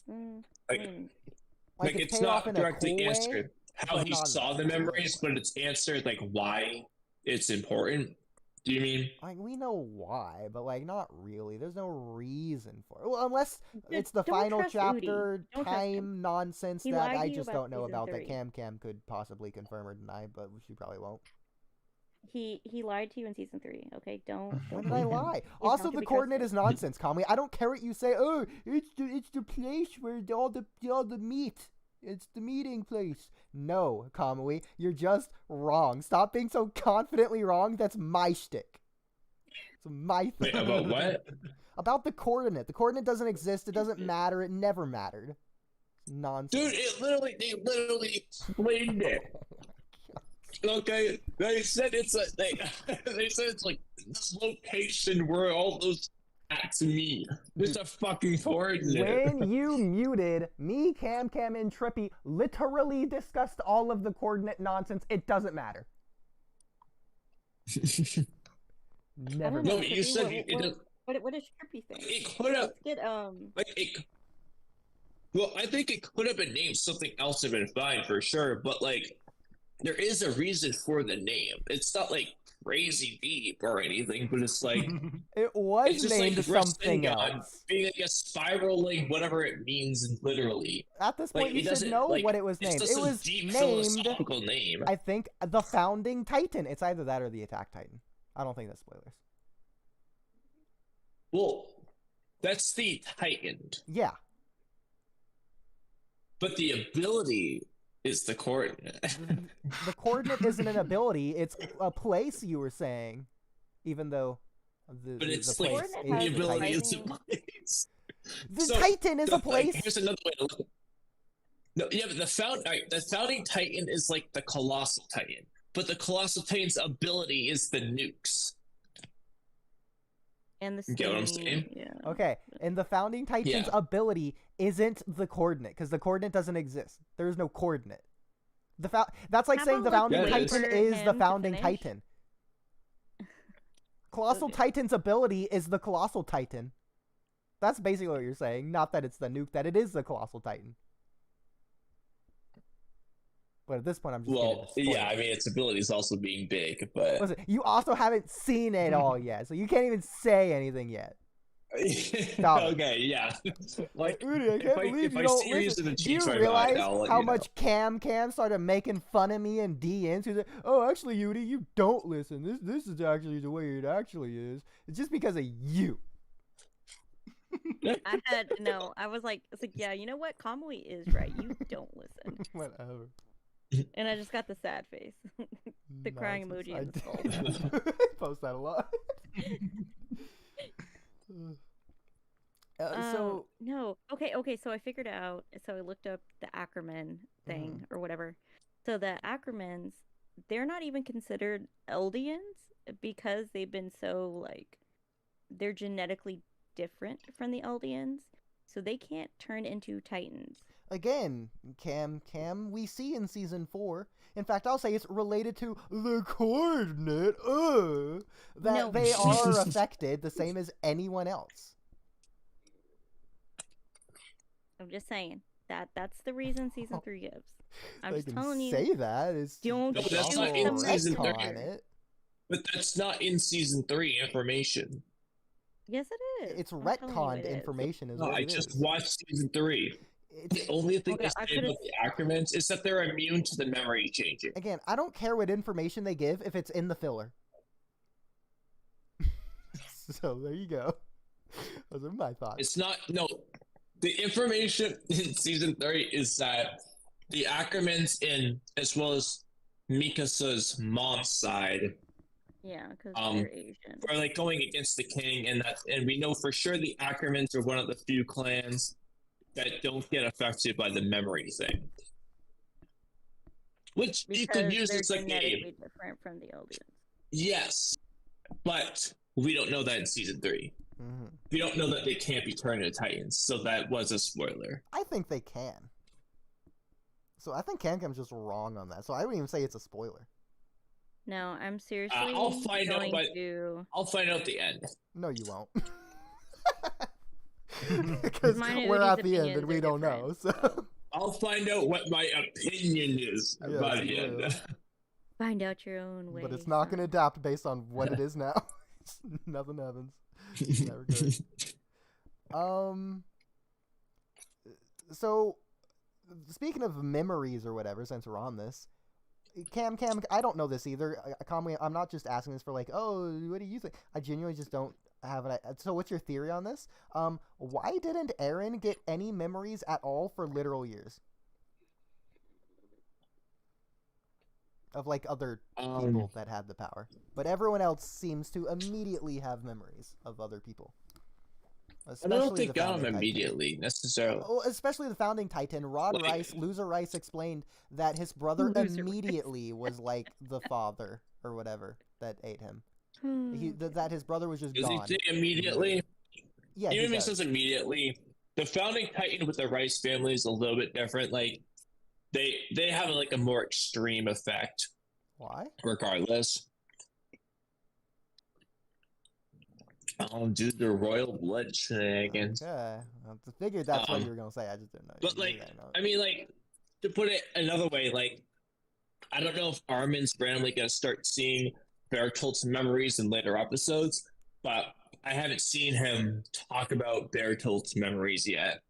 So obviously didn't happen immediately for him either.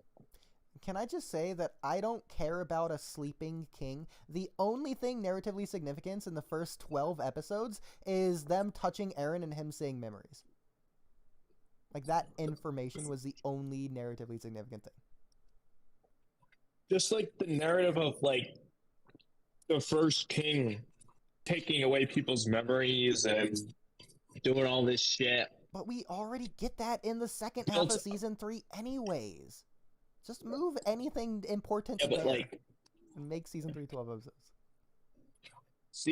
the second half doesn't really talk about the memory changing stuff. That's the first half.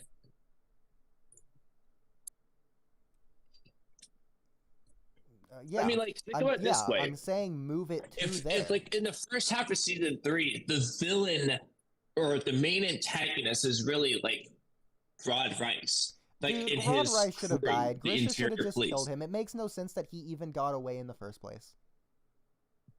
I agree, dude. Rod Rice Okay, sucks. there you Grisha go. should have killed him. But he didn't. So he's like the antagonist, though, and then like his underlings under him. So it's like, if you're gonna talk about the sketchy things that he's doing, it makes sense for him to be the main antagonist like he was. And if that's the case, they're gonna deal with him then. So like, if you just cut to season 3 and just mention, oh yeah, Rod Rice does all these shady ass things, it's kind of just like, oh, it would be weird. I feel like they needed to just get it out of the way like they did. You're The only right. argument I think you should make is if you wanted it faster, if you wanted them to move through all that stuff faster. I don't And think I'd be we like, did yeah, that's all that fine. stuff. A fine point to make. It's not the But I A just think story. that, It's like- the B story when talking about the C story when really you're in the D story, like I was saying in season 2. It's not related to Eren wanting to kill every last one of them. It's EU politics. Okay, but like, if Rock Lee trying to prove that he is a splendid ninja has nothing to do with Naruto becoming Hokage. Naruto was Doesn't mean we there. didn't like that. Naruto witnessed it. It moved the story along because it's talking about the world. Eren was Naruto there has to during change. all of the Rod Rice shit. He was literally his captive. And who does Rock Lee fight? Gaara, of whom Naruto has to overcome in that same arc. Oh yeah, guess who? Naruto is with I mean, in this case, sorry, not Naruto, Eren. Okay, in this case, to be honest, the main character of this arc was Historia, to be honest. Like, she's kind of the protagonist of that arc, but, like, it just role reversed. In this case, Eren was Rock Lee, Gaara is Rod Rice, and Naruto is Historia. My God. Okay, so basically what you're saying is they did the Rock Lee spin-off special, but in canon in season 3. Yeah, great. It's filler, Kamui. It's filler. It's not, dude. Like I said, if you're gonna say that's filler, you have to concede that like half the Boruto anime arcs are filler. Dude, I don't care if the JoJo arc is filler or not. It's stated anime canon, but I don't care. Listen, I don't care about Historia more than I don't care about Connie or Hanji Attack on Titan series or is freaking canon. Sasha or John. I don't care about any of them more than I care about Historia. They're all just side characters. You care about Rock Lee more than you care about John. You care about Rock Lee more than you care about like, Shino or Kiba. Like, I'll give you this. I don't care that much about Connie, but like I like Sean. Sasha is funny, but that's really all she's there for. Yeah, that is all you're there for. He's a good John's boy. probably the worst, in my personal opinion. It's John and Connie are tied for worst, but John's worse. Why? I like John better, for sure. Connie. At least Sasha's sometimes funny. See, I never liked Sasha very much. Funny. The best thing about Sasha is she's barely on screen. Yeah, I just didn't like the character very much. I thought she was boring. I thought she was really interesting at first, but then they kind of just reduced her to like nothing important. But yeah. She had like that one episode in season 2 where she saved the girl. Yeah. Yeah, I mean, like, I would say if I was gonna rank like the main team, so like of Eren's age, so I'm not gonna count like Levi and Eren in this. We have Eren, Armin, Mikasa, Connie, Jean, Sasha. That's everyone who's survived at this point, right? Oh, Bert told you count them. Reiner. Well, no, I was talking the good guys' side. I'll include them after. But for the good guys that survive, I would say Connie in last, then Sasha, and then John and Eren are kind of similar, to be honest. Oh my God. Yeah, John's just a terrible Eren. They have their moments. Eren's already bad. They have their moments, and then above them, Armin and Mikasa. Definitely, those two are definitely my favorites of their age. And then, of course, we have Levi up top with Mikasa and Levi and Eren up top 3. And Armin, I'll give him top 4. I like those. And then Bertolt and Rina, the sus lords. Zeke only when he is in Beast Titan mode. When he's not in Beast Titan mode, I don't really care. Although, actually, this was funny, dude. There's a scene of Zeke smoking on like a rooftop, and the dude, it just screamed a motto. Like, he had the glasses, smoking a cigarette. I was like, dude, this guy's a motto. Like, yeah, you know, and I thought Zeke was pretty hot too. So you know, there you go. Of course it. Just like older guys with I'm gonna say Amato's definitely better than Zeke. Oh yeah, for sure, 100%. Yeah, Zeke's no dreamy dandy. No, but he's pretty close. It's gotta get a little older. So just to clarify, Kamui, you're saying on record, you can feel free to correct me or not, but you don't care about Historia any more or less than, say, a character I forgot like about Historia. Sasha. Yeah, you didn't even mention her. It was the worst part. No, because she wasn't like in the scouts anymore, so I kind of forgot Okay, but to like include her. to Oh, no, you, Historia over though. Yeah, okay, hold on. I like Historia. Yeah, I relate to I'm Historia. gonna put her above. okay, but Okay, you don't really care I would- about like mm, like Connie or like Sasha. Like you don't So- really care Yeah, about. they're them. So both- yeah, I don't really care about Sasha and Connie. I don't really care that much about. Interesting. Like, Okay. it's not to say that I dislike them. It's just like I just don't. I'm not that interested in them either. Like, I'm not like. There's no major plot point or character thing that I'm just like interested in seeing with them. In the case of Jean, there's no plot points that are like relevant in terms of like mysteries and stuff. I just think that like the thing I like about Jean is just I feel like they give him good character moments at times. That's pretty good. For Eren, it's more so the plot stuff that I would put him over Jean because of that. Like a lot of the mysteries of the plot do surround around Eren, so I'm gonna put him higher. Historia, I like her personality, and she's kind of plot relevant too. So maybe I'll put them a slightly higher tier. Armin and Mikasa are still better, and of course Levi and Eren too. Rest in peace, there. I was hoping. I didn't think it was going to happen, but I was hoping that there would just magically be a second syringe, and they could provide both of them. I know. I know. It's like I didn't want either Eren or Armin to die. Okay. Well, yeah, Eren, Also, Armin, you you can remind me, say they're good I characters. did like to move Eren's forward. charge at the end when he's like, "My soldiers scream out!" Like it's just yelling shit, and then Wow, he the gets hit by a first rock. time you've ever said that scene is cool. That's crazy. Well, yeah, I just It's iconic. well, in there's the a lot of community. scenes. There's a lot of scenes I would just follow that are him. cool. I mean, just his speech. I would just follow him into war anytime. It's so inspiring. Like he makes a shitty I like- situation seem like really noble. It's like you're dying for nothing, but when Irvin says it, man, Okay. feel inspired. But Kamui, Yeah, I feel like you did it. I loved it. I loved it. And then like Levi with blood all over his face, he's just like going demon mode. And like I said, he beats the highlight, dude. He beats the shit out of the Beast Titan, dude. But dude, just like, oh shit, they were right up. Like there's like the flash.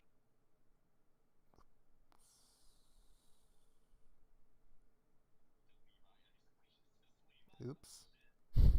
Gosh darn it. Oh, let me rejoin really quick. That couldn't mean anything.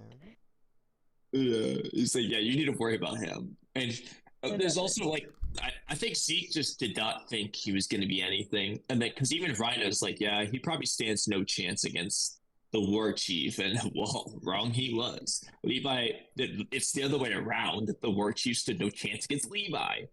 Yep. Also, I don't know what happened to Trippy, but Is Trippy not I'm here? just listening. Oh, yeah.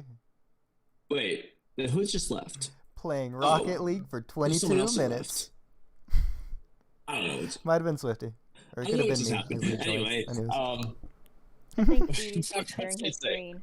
screen. Oh, yeah, I don't know, did there's stop sharing something my screen. happened. Here, I'll reshare my It looked screen. different. I I thought someone accidentally left. Yeah, I really liked the Bertolt fight stuff. I liked Mikasa getting a finishing blow on Rhina, even though he gets to live anyway. Again, Irritating. I'm telling you. Rhina's just invincible. Liking- You can't kill this dude. Rhina's ability to just survive the impossible shit is more impressive than his freaking armor. Honestly.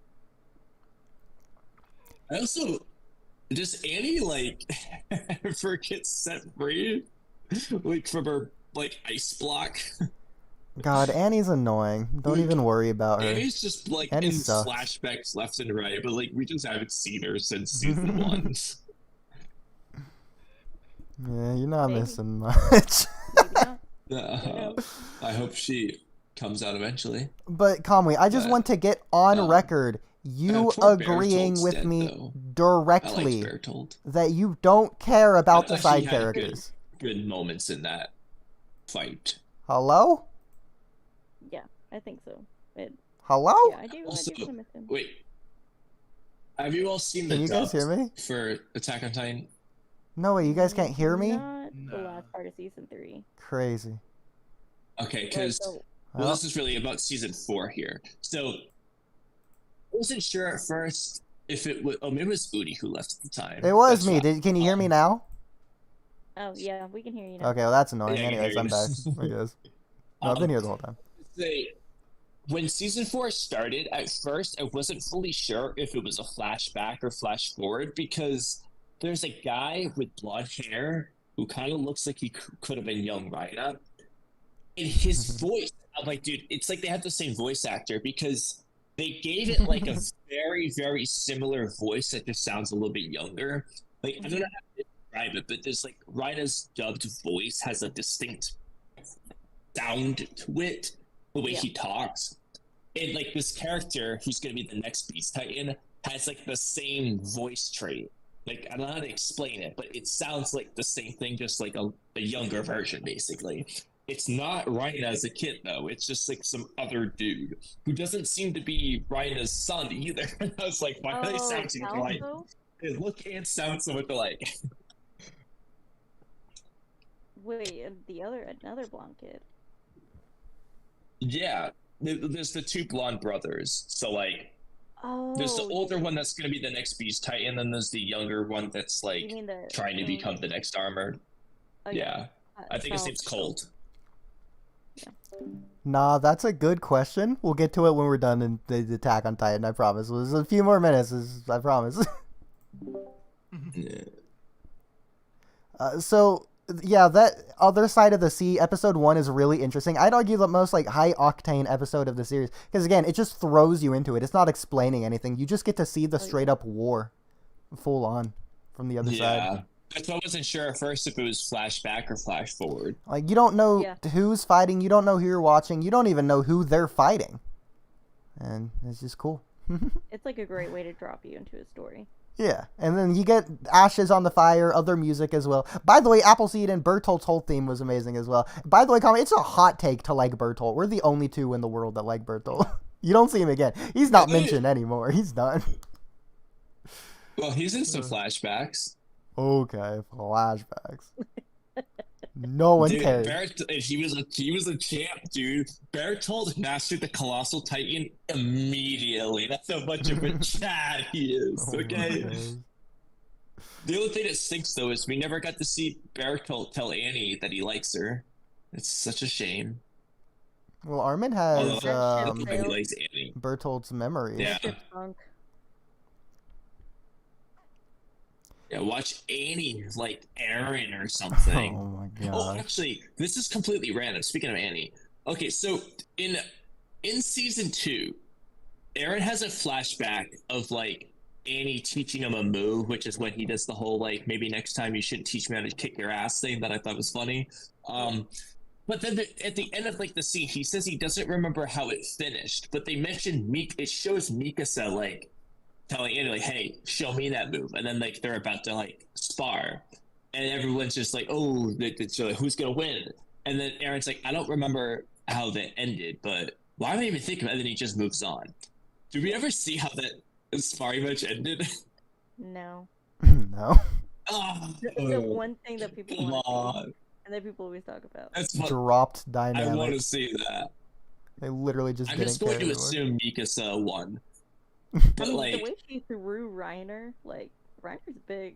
I think he's like over 6 foot, probably 200 pounds. Yeah, the problem is they're both like good. Like it could have worked either way story wise to have either one win. To be honest, like they both could have just done something. But like I want to know what the author had in mind. Yeah. But I'm picking Mikasa because Mikasa is the best. But well, and my thing is, Eren's like, how am I supposed to know? I'm like, what do you mean? You're supposed to go for your girl. You're supposed to cheer your girl on. What do you mean you don't know? Yeah, dude. Yeah, cheering freaking me, dude. Mikasa, dude. It doesn't matter if it's your girl or not. Mikasa's the obvious winner. Kamui, at this point, they've reduced Annie down to a side character, if not less than someone like Connie or Sasha or Jean. Freaking. Why do you gotta say that? What do you mean? She's not even in the series. At least John's sometimes in the background. It would be absolutely ridiculous if the writers made her like Eren or some other romantic thing. That'd be stupid. No, I could see it. Or That's not Armin- good. Can you at least Maybe. admit that would be awful if they brought her back for something like that? Like, at least make her important when Oh, she dude, comes I would back. hate it too. You I would would? be, I would be annoyed. I'd rather Okay. her fall in love with Armin or someone else other than Eren. Why Armin? What would that do for the plot? Because Armin deserves love too, but Historia would be better for That's Armin. the only You reason think why. so? The I'm only picking reason. all the blonde people. Only the blonde people can like Armin. But yeah, no, I would pick Historia for Armin. Okay. Armin can be king. Well, Historia is a lesbian, so really she deserves another woman. If we're just being Well, it wasn't confirmed yet. We know Ymir was, but okay. I think it's a pretty. you didn't say that Historia was a lesbian yet. It's implied, You know what? sort of. Well, I don't No, want yeah, to. you wouldn't Did it understand. yet? I don't want to spoil you on Spoiler. too much, but Historia For does get with someone. Yeah, I'll throw that bone out Because- there. Oh my god. I Oh, would. wait, that'd be Annie? Yeah, okay, Come Colin. back No, to it's Eren. somebody much It's like the worse. love Historia. Yeah, Kamui, Well, sure. how did I, wait, And how he did I just do comes that? back just to get with someone. Yeah, sure, they're really gonna do that. Hey, it's possible. So wait, Historia gets with a female in the main cat, Hanji? Well, I don't want to say anything other than that. That's the only bone you get. God, Hanji sucks too. I wish Will it be a Hanji new died. character or a currently existing character that I already know of? Dude, she deserved to die. That is crazy. Freaking season Wait, 3. Hanji, she exploded from like a colossal titan in season 3. She deserved to die. Oh. But the person Historia gets with, Hanji is is it a gay, character okay? already introduced or a new character?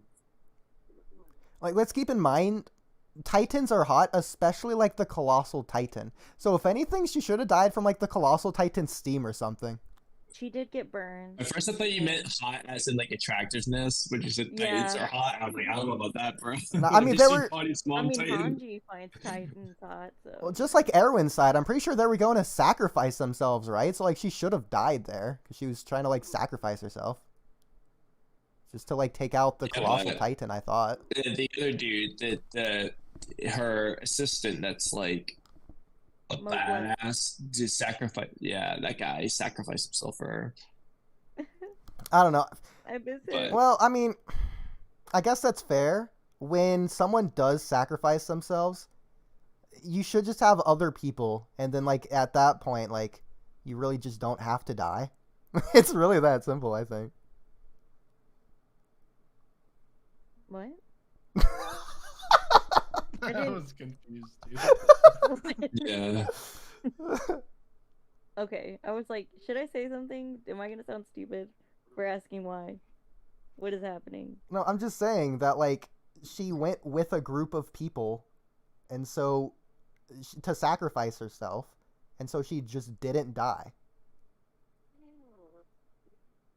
Like, no sacrifice ever needs to be the case if you can just go with people and then not die. Well, can you tell that to Huh? all of people that went with Irvin? They went as a group, and then they all died, except freaking Flock. Listen, all I'm saying, no, it doesn't even make sense that she lived. Oh, in the dude, first Flock place. sucks, No, dude. Flock, dude, he kept saying some shit. I was like, dude, Trust me, he doesn't like, suck dude, yet. you're like, No, not yet. He doesn't. dude, like, I can tell you, he's one of those characters that you're supposed to be like, bro, I'm gonna punch you in the face. Bro, he's literally like Yeah. Gonzo. Oh my God. Yeah, exactly. Like, like, or Rod Rice, dude. He top of the list, dude. I fucking hate that Oh, dude. Jesus. Or and same with Historia's mom. She sucks too. Who else? Definitely Flock. Freda. I don't have any problems with her. She's literally the Why do we one. hate her? She's the one that like let all this happen in the first place. She wants it to happen, if anything. She was nice. Well, I mean, as far as what I know about her, she's. I mean, like, she got the first king's will, just overtook her, but she was really nice. Yeah, she was a good, kind person. Yeah, she's like a good girl. Like, you know, like I can't hate her. She's got a nice personality. She's really nice to Historia. That's not the same as Rod, though. Rod, the fucking scum that he is. Or Flock, dude. I don't think Frida is someone Stupid that you haircut. would hate. Yeah. I hate that haircut. So ugly. Yeah. It just fits his personality very well. I'm trying to think of any other characters that are supposed to be super hateable. I guess Oodie would say Eren, but Oh, absolutely. He's the most insufferable character. Worst character in all of anything. I definitely would not say that. Eren is definitely not more insufferable than Rod Rice, okay? If Rod Rice was the main character, dude, I would just I would never watch Attack on Titan. Like,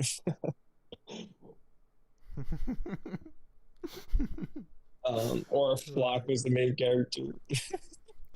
But you know what, Kamui, I wasn't gonna say anything. We're making fun of you in our own separate chat. Well, not making fun of you. We're just making fun of the situation. You don't get it yet. What situation? You'll figure it out. Yeah, for Attack on Titan stuff I don't know. Yeah, stuff you don't know. It's fine. Yeah.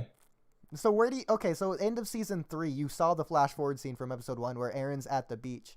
And he's like pointing, he's like, and my enemies are still over there, even though he's at the sea. That was like his whole goal during like the whole season that you've seen or the whole series that you've seen so far was to go to the ocean with Armin. He literally did that. What do you think his goal is now? Or do you think he's been the same character all along? He's never actually changed, etc. What do you think?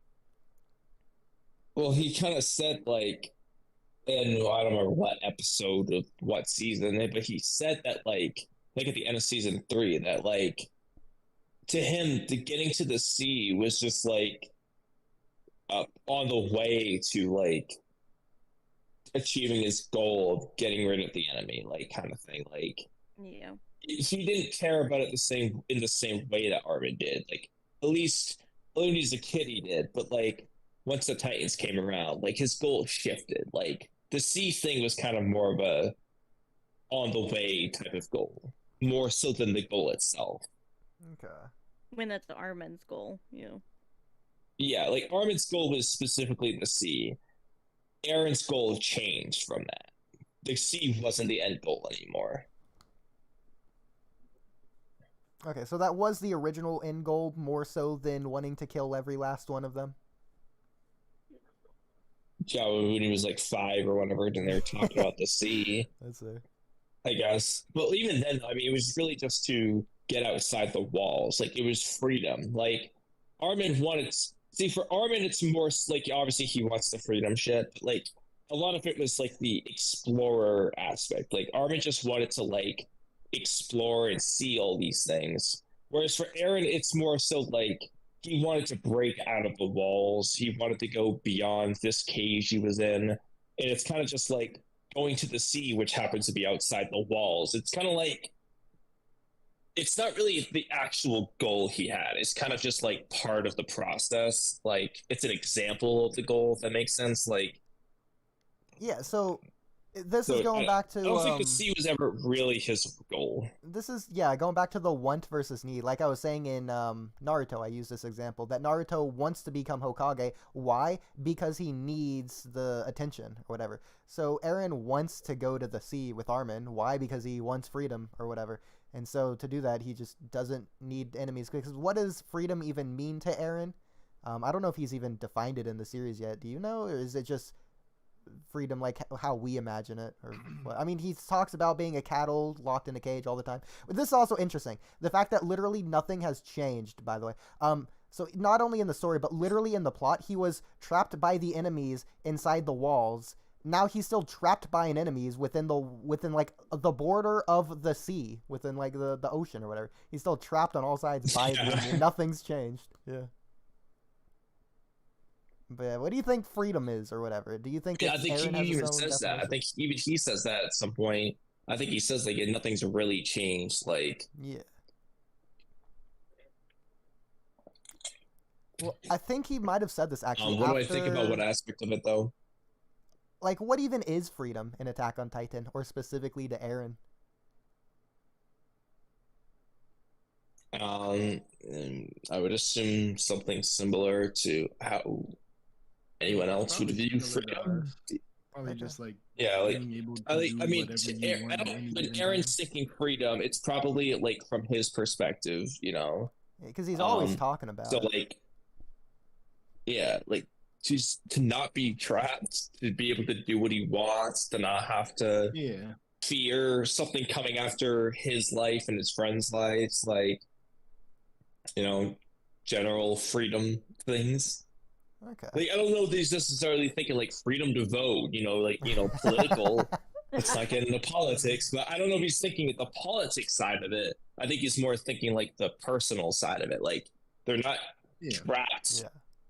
like in this world where if they go 2 steps to the left, the Titan's gonna eat their head off, I think he describes it as or some other person gonna shoot their head off. I mean, at the end of the day, like, they're being oppressed. Like, the Marleyans are oppressing the Eldians because, you know, they're devils. They fuck half the Marleyans anyway. Thank you. Some of them are Finally, probably nice, but dude, someone on my I side. forgot. Yeah, I said, who's a character that sucks? The mustache dude from Grisha's flashbacks, dude. Oh my god, that cop, dude. I was so happy But when the dude, owl threw him down. I was okay, waiting for it. Okay, the I was mustache like, I know guy. this. The fed- moment he said, like, I want to interrogate this guy further, I'm like, he's gonna save him. I can't wait until he throws him into the pit, and he did, and I was cheering, dude, jumping for joy to see that guy get eaten by the Titan that I said looked like one of the Titans from earlier in the series, and it was one of them. Cam, I can't believe you didn't notice that. And I'm telling you, dude, the dude with the beard was definitely the bearded Titan that ate Eren. Yes, it was. Hands down. That's why I said he Great should have been the old main character. Yeah. But okay, so his actions, the mustache twirling guy, were indescribably, horrifically horrible, awful, terrible. The unimaginable, unfathomable pain that he caused. Not only to the little girl that he fed to the dogs. Before you get but into also this to the- topic, Yeah. I just thought about this. This would have been hilarious. If that bearded Titan did eat Eren, he would have become a human with the founding Titan. Yeah, yeah, that's what I've been saying. He should have been the main character. He did eat Eren. Eren just didn't die. He didn't get the spinal fluid. Like, if Eren was like 2 inches forward, we would get a completely different series. Plus, then think about it, because he's from Marley, he would have told them about Marley in season 1. We would have just skipped like 2 full seasons worth of mystery. It would have been so much better. They would have had all the answers. Exactly. That end. Oh my god. But Well, yeah. actually, another side note. Actually, I'll let you get into your topic before I bring this up. Okay. Well, now that you say that, I want to know what you're He talking did bad things. Yeah, he did bad things. Okay. Well, I was gonna say, Okay. I'm curious about why Grisha specifically wanted to give Eren the founding Titan versus doing it himself. Other than like the Minato, like, oh, I just trust my son kind of thing. Like, specifically, like, why didn't he just try to do it himself? Like, is there a reason why he thought he couldn't do it besides just like, oh, I don't think I can do it, like he said before? Hey, Trippy, Cam, check the thing I just sent. He should know that, right? He knows that at this point? He should, right? I have no idea. I don't know. Is it in season 3? That's what I'm wondering. That's what we're wondering. Cam, you're the manga expert.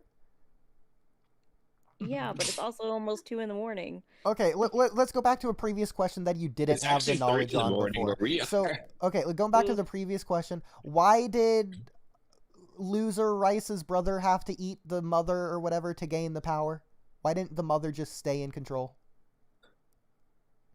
Well, well.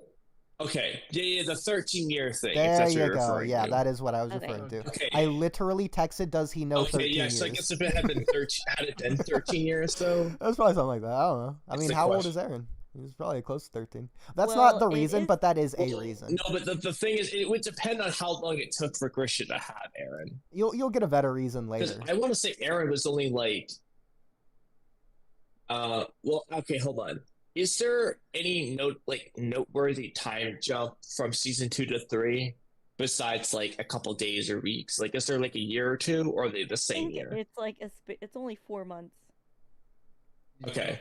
So Literally he from was season 1 to 3 15 is 4 then. You months. say he was Yeah. 15 then. So Eren was 10, I guess, when the Titans. Okay, yeah. If it took him 3 years to have Eren, he didn't have much time left.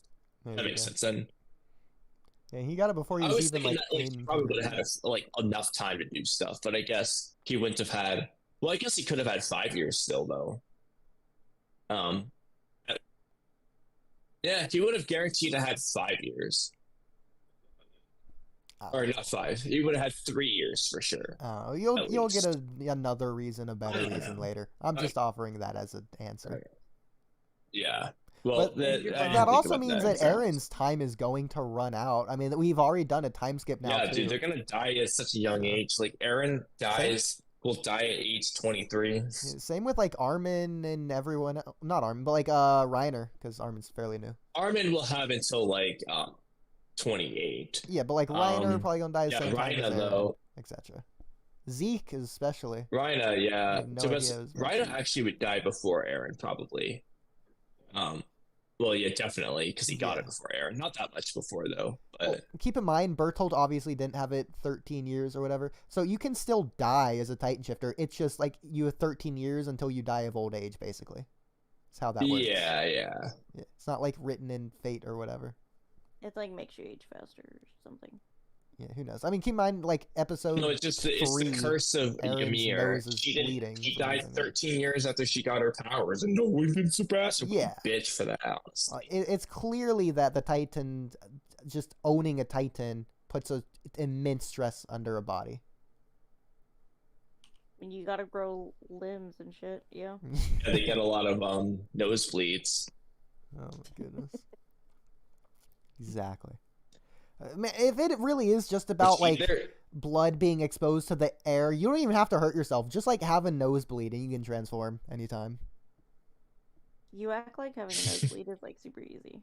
It's a never-ending cycle, though. You transform, you have a nosebleed, you have a nosebleed, you transform.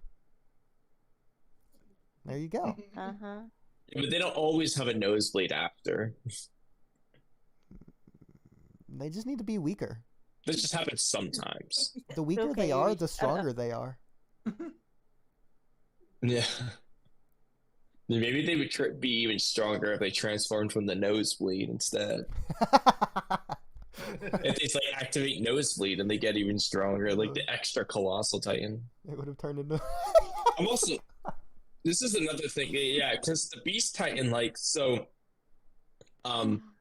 is any Beast Titan hairy? Because at first I was just thinking like that was just like Zeke's special, unique traits that he's hairy. I think Because like every even Beast Grisha Titan was is. kind of hairy. He wasn't as hairy as the Beast Titan, but like, are all Beast Titans hairy? I think Like so. that hairy? Interesting. Well, I know of one in the very most recent episode, but I won't spoil anything there. It's probably the next Beast Titan, but So what did Eren see when he touched Historia at the very end of season 3?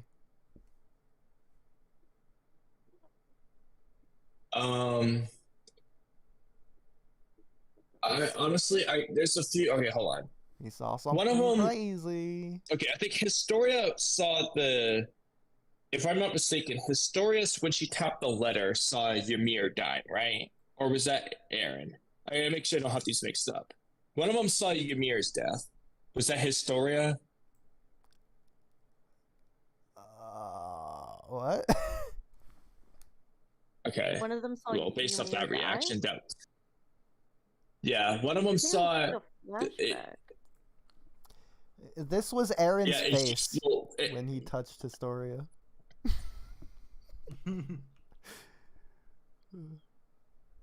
Yeah, I remember that. Oh wait, hold on. No, So again, it's because he I think, touched did Eren see royal blood. more of the Grisha? Did Eren see more of the Grisha flashbacks? Oh, let me just freaking look at it. This is also One of them, important. I know one of them saw Ymir's No. death anyway, which I think was Historia. And she questioned like, why did like when did that happen? Well, I think we just It's saw when, it. I don't know if the character saw it. Yeah. I could be No, wrong. no, we did. No, Okay. there's a flashback of it. Yeah, I know there's a flashback, but is it from a character's memory? Yes. It would. Hold on. What am I? Don't remember that, but I'm sure. What's happening here? Let's remember the explanation. It's because Eren doesn't I'm have trying to royal find- blood. He has the founding titan. So if royal blood touches him, he can use the founding titan power. So AKA when Historia touches Eren. Yeah, I remember he That's why remembers. got the He memories. remembers that, and he has the thought that like he realizes that like if what's her face, if Historia became a Titan, he might be able to use his power, but then he's worried about them like Yeah.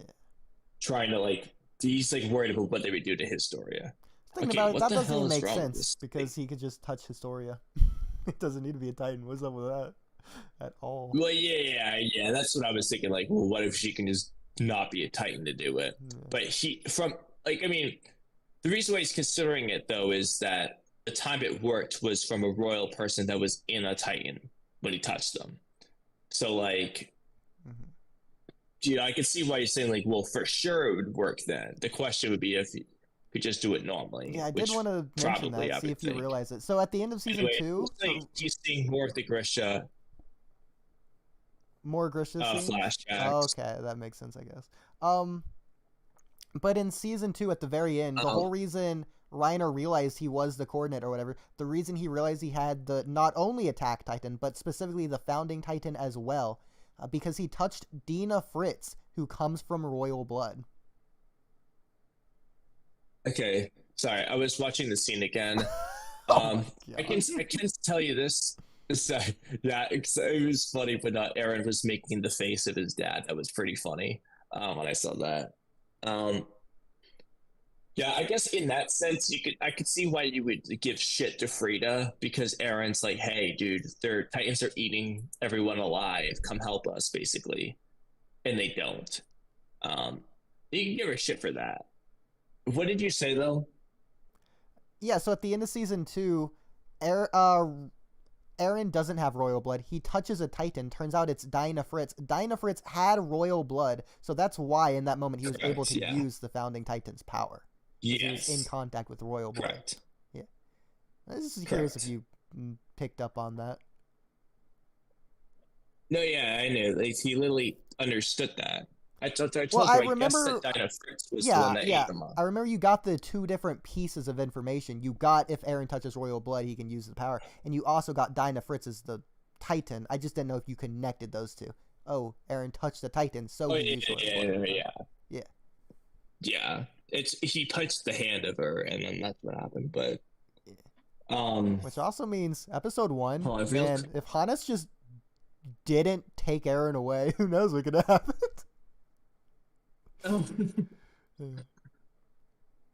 Well, actually, no, he didn't have the Founding Titan. Yes, yet, I though. know, but just let me have this one because it's funny.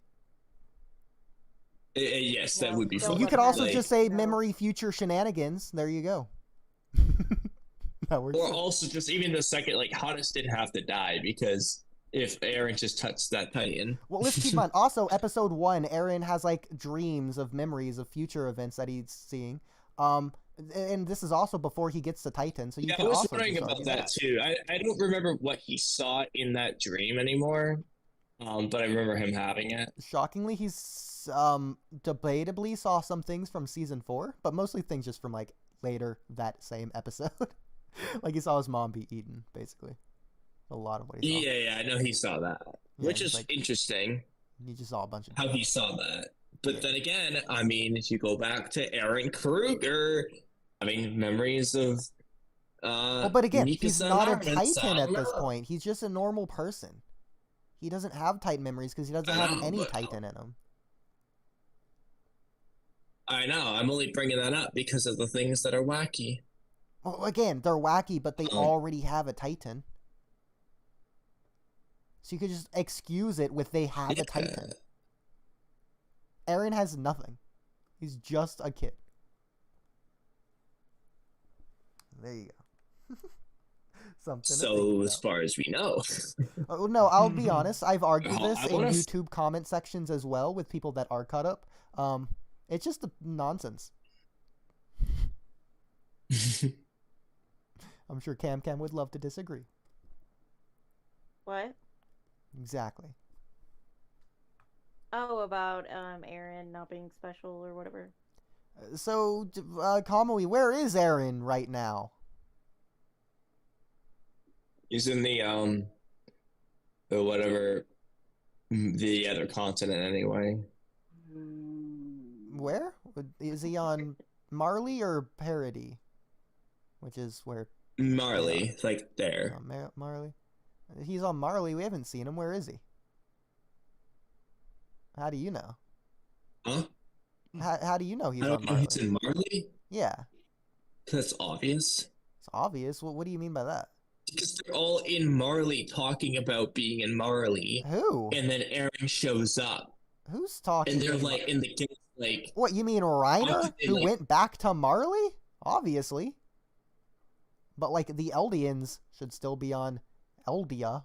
That's not the name of the island, but I'm going to say it is. It's parody. But no, but, like, the kids, like, talking about, like, he was confused. It's... Ryan's, like, aunt or whatever, his mom and shit, they're all on Marley. Like, they're very obviously in Marley. Like... Yeah, they are in Marley, obviously. Everyone in Marley has been brainwashed. But why do you think Eren's there? Well, he said that he was going to do the same thing Rhina did to him, which sounds like he's going to, like... Well, sounds like it, but is he there? How do you know he's there? Turn into a Titan and cause some problems. Keep in mind, it's across the sea. He would have to cross the sea in the first place. Okay, well, guess what Rhina, Bertolt, and Annie did at some point? They crossed the sea. Yeah, a Marley boat probably came for them. The Marley boat's not just going to let Eren on and not say anything. They could have just brought a boat.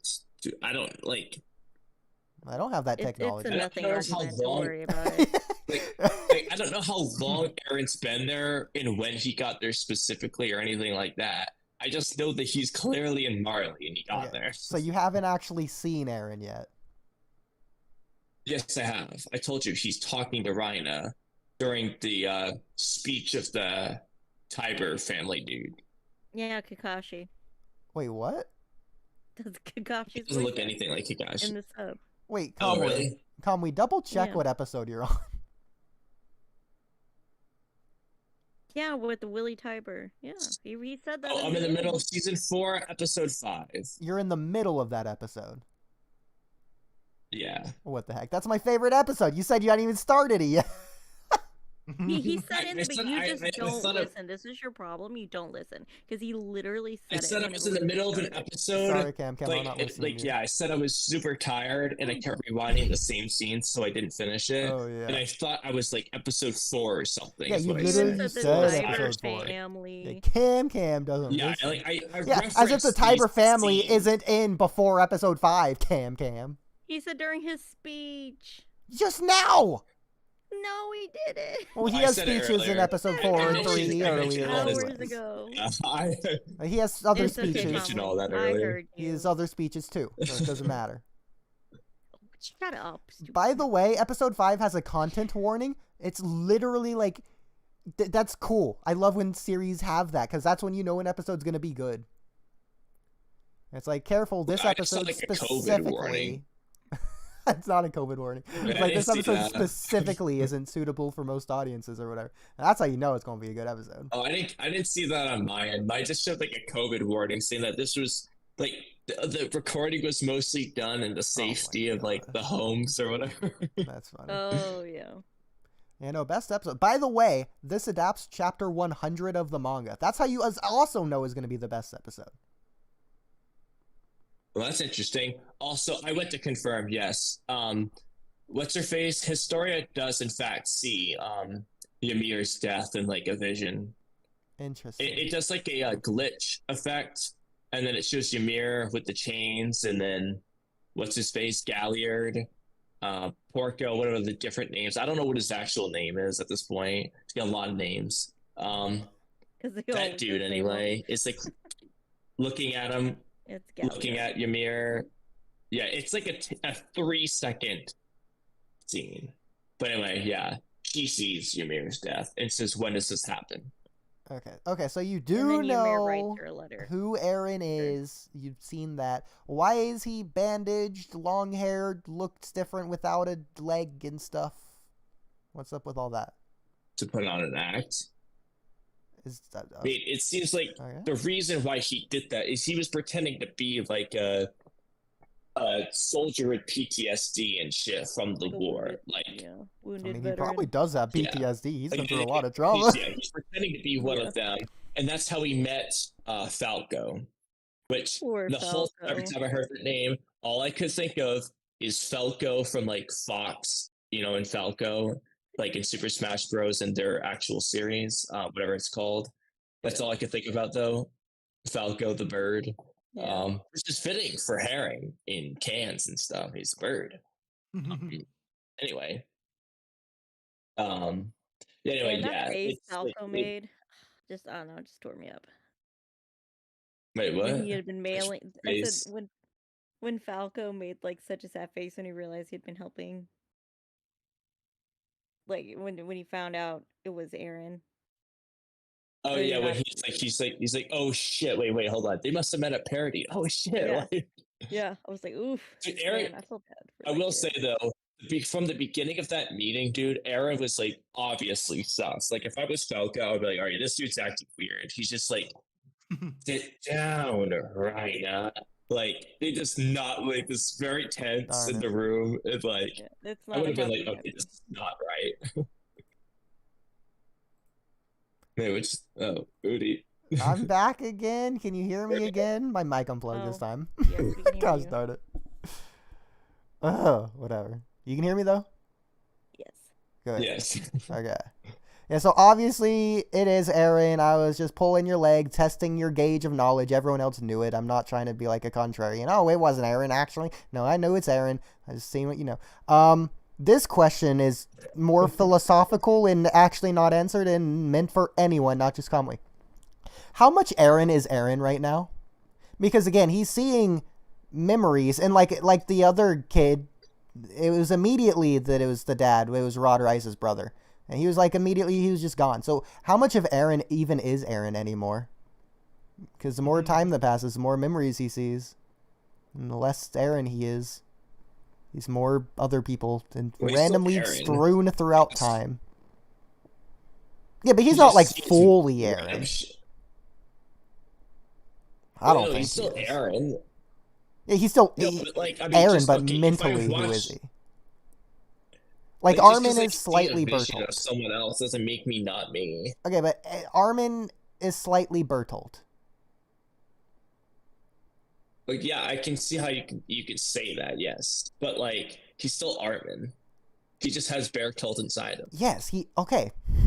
I'm not saying Eren isn't Eren. I'm not saying Armin isn't Armin. I'm saying they're not 100% fully themselves anymore. They have other people in them, I would say it's more that Bertolt became a part of Armin than Armin lost part of Armin to become part Bertolt. Okay.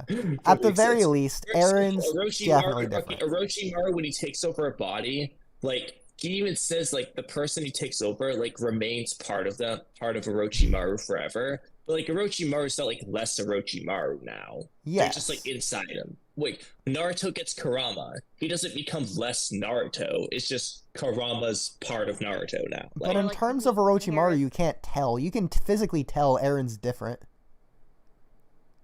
Drastically so. Yeah, well, yeah, but he's also changing because of experiences like that are happening to him though. Yeah, he's not like, a insufferable emo kid. Like it's like even the mom says that Reina isn't the same as he was as a kid. Now I know it seems like he was hiding something, but like it's because of his experiences, as far as I know at least. Like he changed. Like Sasuke changed as a kid. from when he was 6 to when he was 16. Okay, a lot of shit happened. Not the same person. Like, the experiences that happen to him make him change. Okay, so what's the experience in the past 3 years? What happened during the time skip? I don't know yet. Was it 3 years? I don't know. I'm what gonna he say it was said. 3. I know what he learned at the end of season 3 that would change his outlook moving forward. I don't know what specifically happened during the time, but like his outlook changed. Like his enemies weren't really Titans anymore, and that would change him. Okay.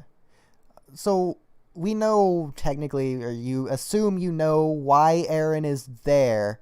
Where's everyone else? And like, what's the plan here? When is Eren gonna strike? What's he gonna do? When's he gonna do it? And how Someone big of a else step? anyway seems to be in on the plan. They pretended. It seemed like they pretended to be like a guard, and they led the cart Titan and douchebag guy into a trap door. Yeah, the tall blonde person.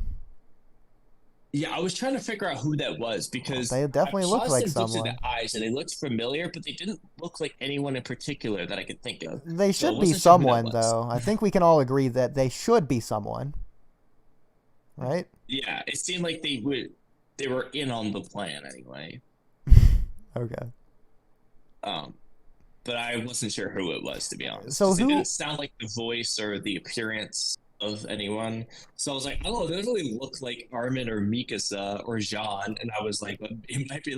Bro, there's no way you're saying it I was doesn't like, look like Armin. It literally looks like Armin. The eyes were different. Literally everyone thinks it's Armin when they first watch this episode.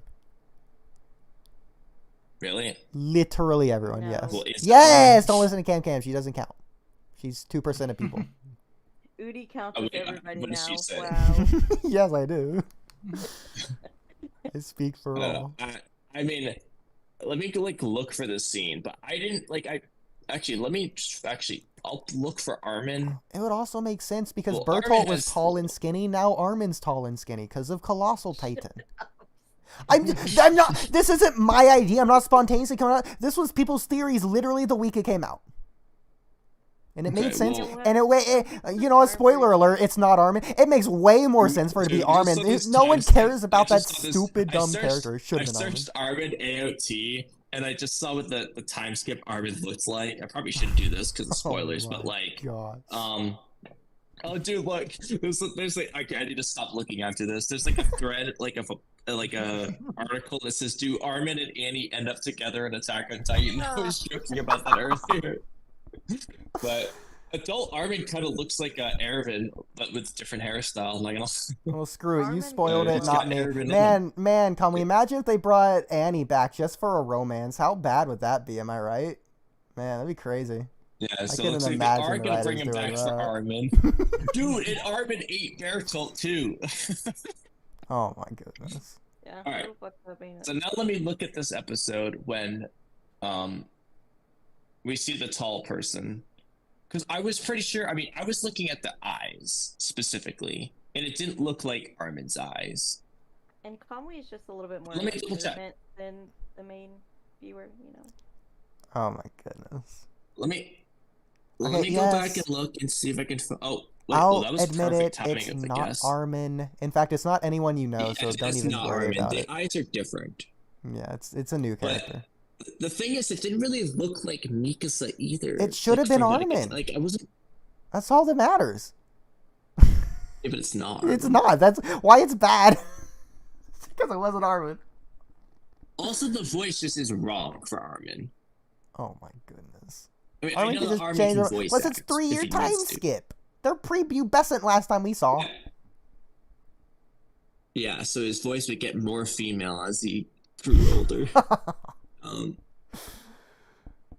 See, if I'm like, honestly, if I had to pick people that it looked the most like, if I just have to pick someone, Armin. I'm picking Mikasa or Levi. That's Not crazy. gonna lie, just looking at their face. Obviously, the beard is fake. What are the girl type? The cart Titan literally basically made fun of how fake it was. Okay, screw it. You know what? It's not It's just Armin. hilarious that they picked. So You know what's hilarious? what? You can see that they have blonde hair, yet they picked a brown beard. Whatever. Just to make it obvious that it's fake. So we know where Um, Eren is. Where's the rest of Parody? Where is Levi, Mikasa, Armin, all of them right now? Well, I mean, that's a great question. Presumably, based off what Eren's been saying to Rhina so far in the episode, I assume that either he is going to turn into Titan, or more realistically, someone else is going to do it. While he just sits there and watches Rhina. So I think that, I mean, obviously, one of these people, the person with the beard, is probably on Eren's side. That's why he led them through a trapdoor. I don't know why else they would do it. So I assume more people are with Eren for this mission. I can't say for sure which people, but logically, a lot of the scouts are probably with them.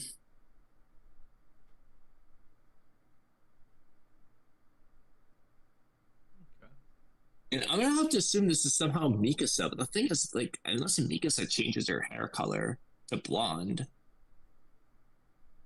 I have to look at her eyes at the same time to confirm. Oh, weird.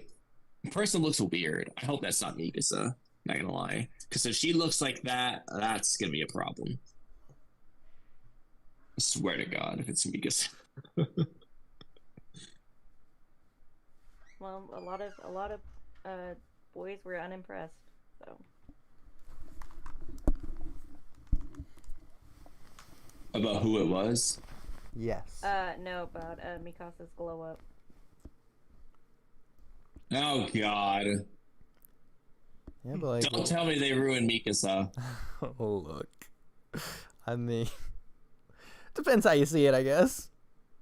I think she's still. No. I think she's a hottie. Okay. She's still a babe. Oh, And, poor Kamui. Great. I'm gonna hate season 4 is gonna be my least favorite season now. I just had to ruin his hopes and dreams a little She's bit. on the cam Dude, mindset. I knew it. It's Mikasa. I knew it. I could tell by the eyes that I was worried that's gonna be her. It's gonna fucking be her. Yes, Well, at least I'm prepared. Dreams of men. I'm gonna hope that it's someone else, but at least I'm prepared for the worst. character attractiveness is a observations are too 1-to-1 good. correlation with narrative significance. You'll love to see it. Look, dude, Gar's haircut narratively ruined Gar's. Cam, screw this map. We're not doing the map tonight. Congrats, you have we're more not doing time. that. I need to go to bed like soon, but I refuse to be the one to end the stream, which is the problem. You said at 3 and it's 3:35. Exactly. It's fairness. We were stuck on politics for the first 4 hours of this podcast. Okay, final thing. Theory on what happens next. Like, how next? The rest of this episode to the end of this arc to the end of the series. Oh gosh. Based on Okay. speculation / End of things this you may know. episode. I'm thinking at some point in this episode, like, the attack on Marley will begin. Well, whatever Eren's team has planned. Or it might not happen in this episode, but I was thinking at the very end of the episode, you know, like, Armin will turn into the Colossal Titan or something. Like, it'll just, like, start. Potentially, anyway. I'm thinking at the end of the episode it'll start, and then the episode after that will be more about that. There's probably gonna be a lot of fighting between Marley and the Eldians, over the founding Titan and shit. At some point, the Beast Titan, Zeke, will be defeated, but not until he and Eren have a touching moment talking about their backstories in Grisha and shit that are Eren hasn't heard about, specifically from Zeke's perspective. Let's see. There's going to be something interesting with Willie Tiber at some point. We still need to see what that Titan looks like, so eventually the Mad Hammer or whatever it's called Titan will appear.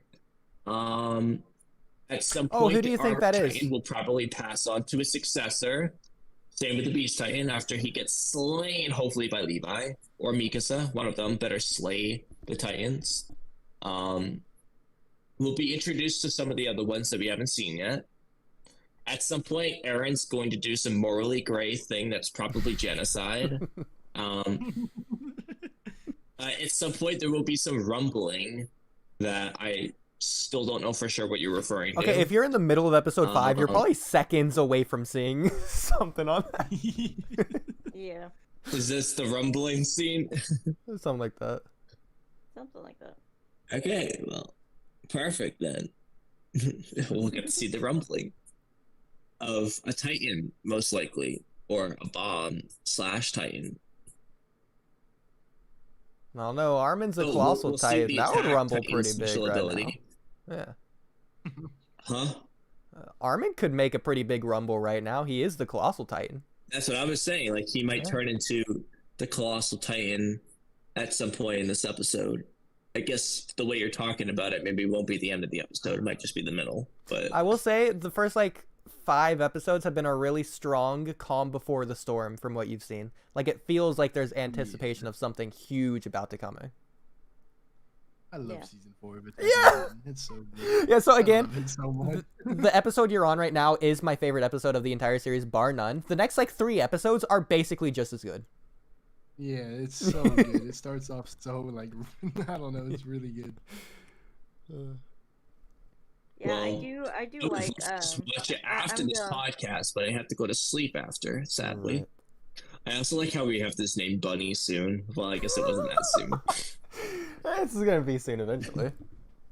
Time is relative. Yeah, just eventually. Attack on Titan. Like next week, probably. Until The time it's the week draws after, near, as Shiki would say.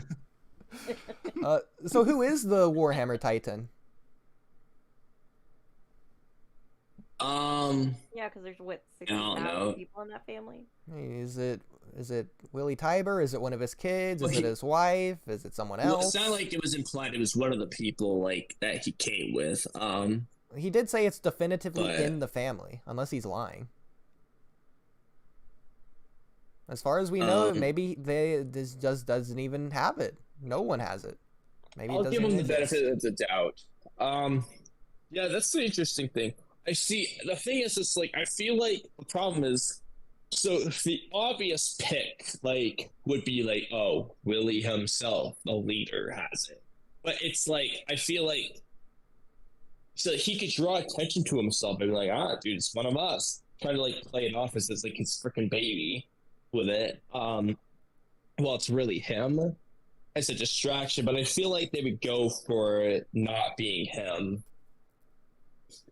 I mean, like I said, it could go either way in that sense. You know, I mean, you're already If it's 5 not or him, 6 though, I or cannot something. single out. I won't say anything. You might as well just make your guess before you see it, because you're already 5 or 6. The odds are you don't get it. I would have to see an image of the family, and then single out the one I'm gonna pick. Hang on, I can probably do that for you. Don't look it up. Because there's a gazillion. Okay, well, I was gonna look through the episodes to find it, but yeah, I guess it's easier if you just send me one. I'm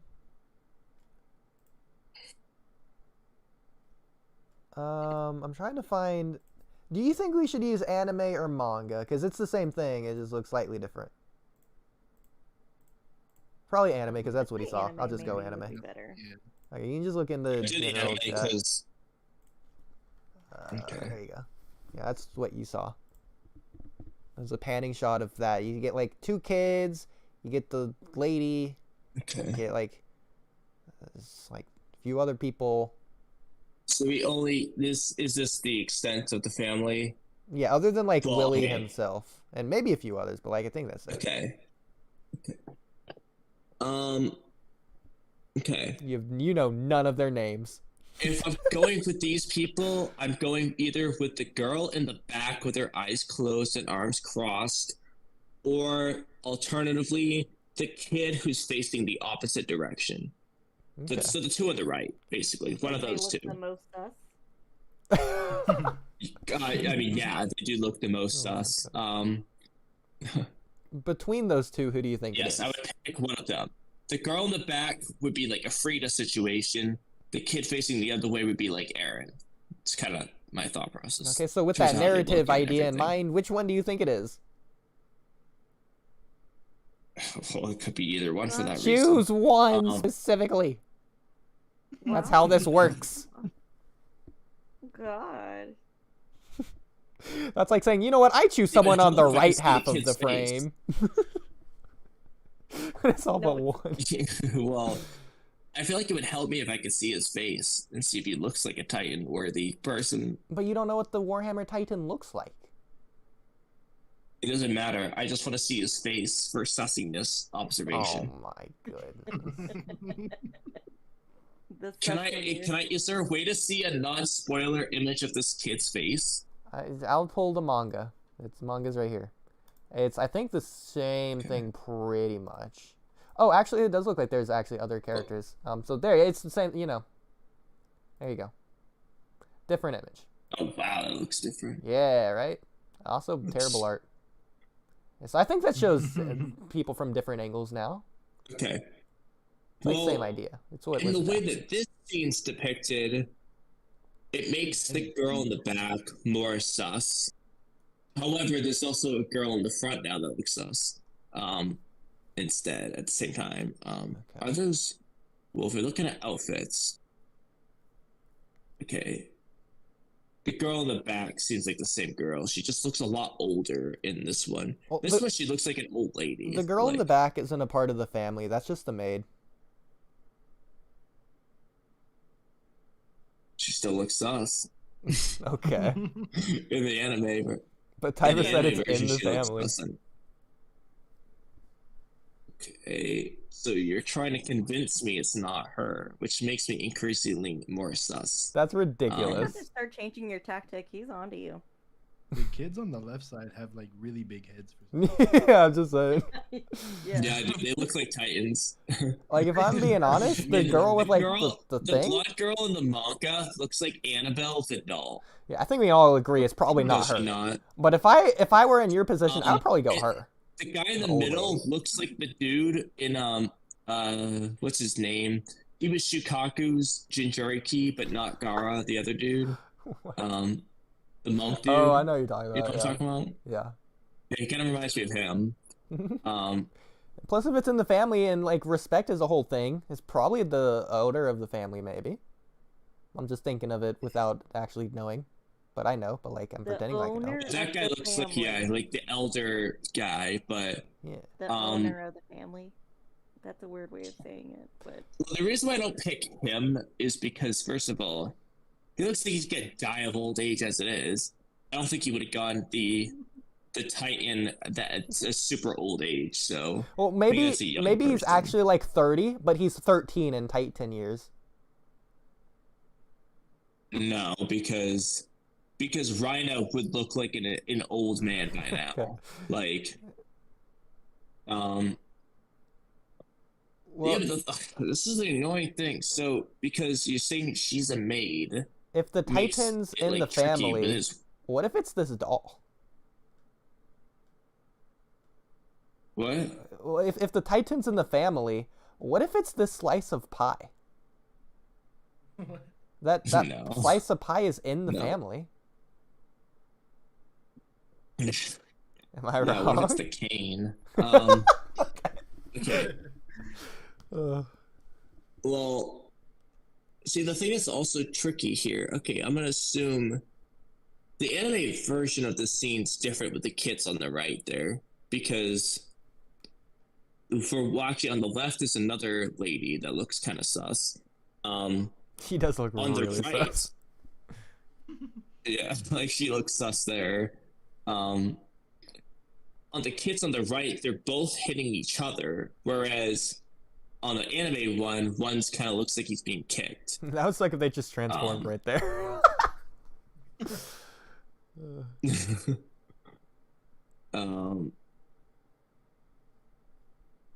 I mean, like I said, I would pick, like I said, the girl in the back that looks like Frida, or the kid facing the other way that looks like Eren's haircut.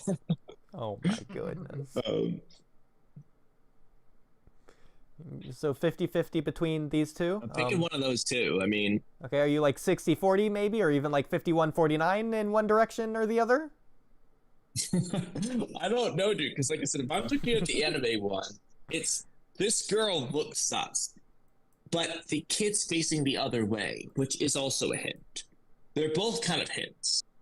In the manga version here, the lady in the back looks like an old hag, though. So I wouldn't pick her based on how that looks. And the kid's still facing the other way. It's like kind of works, but it's not the same as the anime versions. I mean, the two versions, I think it's not like trying to give you hints or anything like that. I think it's just adapted, and they just adapted it looking like this. Like, you still get the fireplace in the back. This lady's still looking down with her same outfit. Everyone's in the same outfit. Everyone's in pretty much the same pose. So, yeah. Still, though, I mean, assuming it's one of these people that's in the anime version, one of these 6, you know. I'm pretty sure it's also a We'll panning start with shot, that. so I would say she would be included. I think she's just not in this panning shot. Huh? In the so this is an anime. I don't think it was just a picture of this, just a PNG they threw on the screen. I'm pretty sure it's a panning shot to where the camera started panning to the left. So in like 1 or 2 seconds after this, we would see her in the next shot. Not next shot, like the same shot, but like it'd be panned to the left, so you'd see her. I think. Anyways. Well, if that's the case, I need to see the whole scene. I don't know. It's 3:48. Just choose someone. Choose one individual. No. No. I can't guarantee if I can't guarantee they're on that page, then I gotta see the panic shot. Oh my god. Alright, I'm gonna guess episode 4 has it. I take my guesses seriously, Oodie. Okay? Because according to you, I can't change my answers later on. That's how with guesses more work. information. Yeah, but I changed. Wait, hold on a second. Did I just say Within a something week, Matsuda you're probably going to be caught up. in the credits? So, Hold on. This is random. Yeah, yeah, Masuda, not Matsuda. That's a bummer. Alright, anyway. Well, while you're When looking the for heck that, do we see that? I'll Bam. say the thing I was going to say earlier. So that mustache twirling guy was really, really evil, right? Yeah, dude. Oh, I found the scene. Yeah, okay. But continue. So Marley did that, but eviler and on a much grander scale, and more than once, but perpetually for hundreds of years. So instead of feeding an innocent person to dogs, they fed prisoners of war to the same people of them being fed. It's like instead of dogs, imagine if Grisha had to eat a sister instead. Yeah. And at the very least, Grisha's sister at least provoked the guy in the sense of not following orders. Parody has just unprovokedly been attacked for hundreds of years using the most terroristic methods. Again, they aren't being killed, they're being fed. They're being eaten. Not just by dogs, but by their own kind. That's not only more evil, but on a much grander scale, for no reason, unprovoked forever. It's because you devils, the freaking racist ass Marleyans, dude. And it's not just one individual, it's not just one mustache troll, it's all of Marley. Marley is the most evil I'm fine if thing. Eren kills them all in Genocide, dude. They deserve it, those assholes. Hypothetically assuming something like that happens. I don't know, rumbling what? Dude, I'll be supporting him if that's the case. I'll be the odd one out. Oh, Cam Cam, isn't that crazy that someone else would say that? Cam Cam left. But yeah. Well, here, I'll just say what Cam Cam would say. But the babies! She's gonna be mad when she listens You know to what, this. dude? The babies of Eldia. The babies of Eldia, dude. Those babies were just gonna be grown up to be taught to be assholes anyway. Like, let's keep in mind. That's been Woody's point the whole time. Yeah, so Marley isn't trying to just terroristically attack. Marley is trying to genocide Paradis. They did it first. I know, literally. It's just a fight to the death at this point. Like, yeah. Also, this is so weird. I can't find the panning shot of that family scene. It just shows like a bunch of zoomed in shots. How did they get the zoomed out shot? It might be like in the middle of his speech if you're not looking there. Because I know he talks to the commander guy. Commander McGath, I think? Well, this is if it's in the middle of the speech, that's different. If it's before the speech, that's where I'm looking. In episode 4. Okay. I don't know. It could be a different episode. I don't know. You don't have to look for it if you don't want to. Well, okay. Well, are they in that photo? Like I said, like, am I guessing an impossible guess? Yes, Because they're many in the photo. They're in the photo. Okay. It's one of those two. Okay, but which one? I don't want to be wrong. I need more information.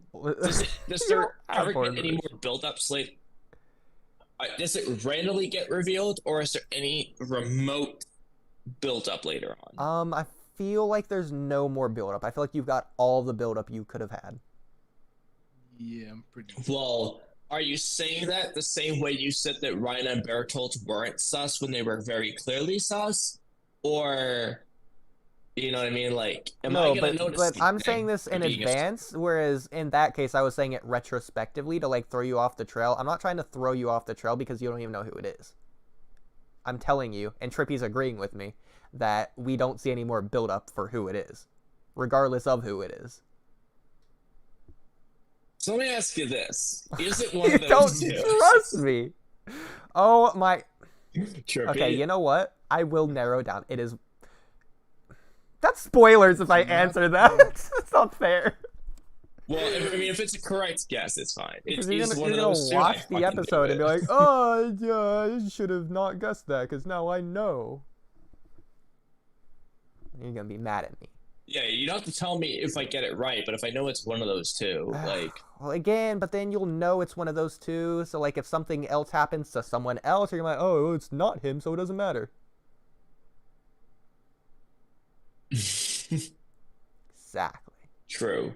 But at the same time, my heart knows it's one of those two. Okay. Well, you got me there. Fine.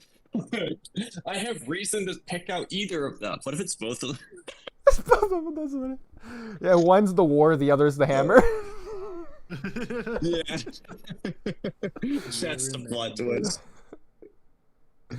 Well, I'll tell you this. He did a pretty good job of subverting expectations. It was not who I thought it was going to be. Yeah. Well, in that case, that leans me towards the woman in the back. Okay.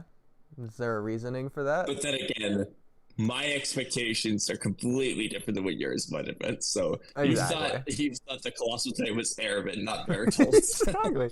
Like, I even went back to rewatch season 1, that ending scene with, like, Cam and stuff.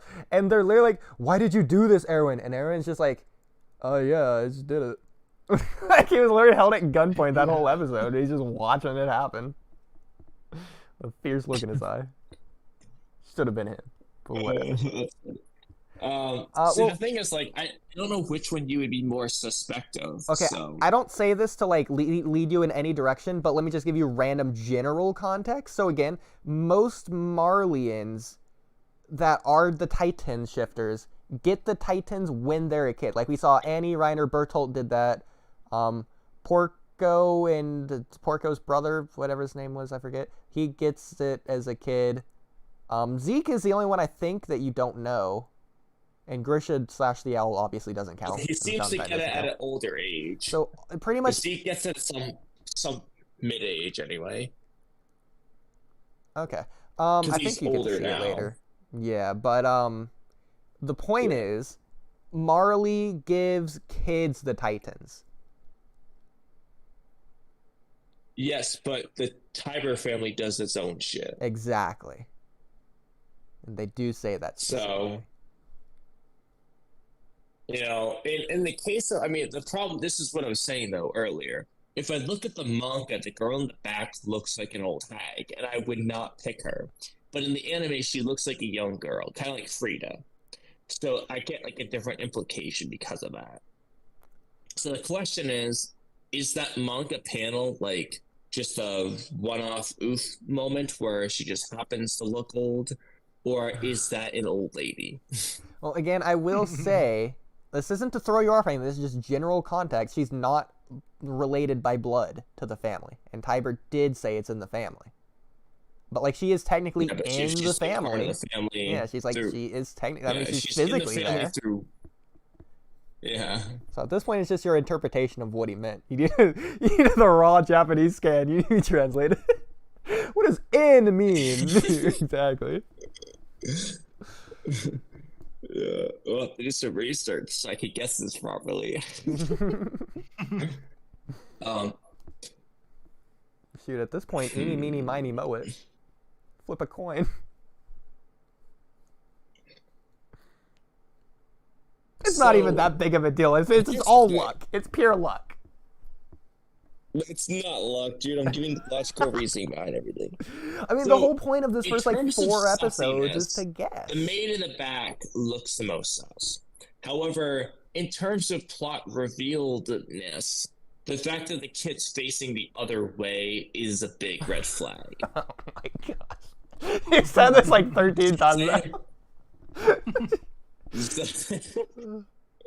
I feel like your heart is leaning more towards one than the other. So do you want to solidify your one answer that you seeming to be leaning more towards? Okay. Well, okay.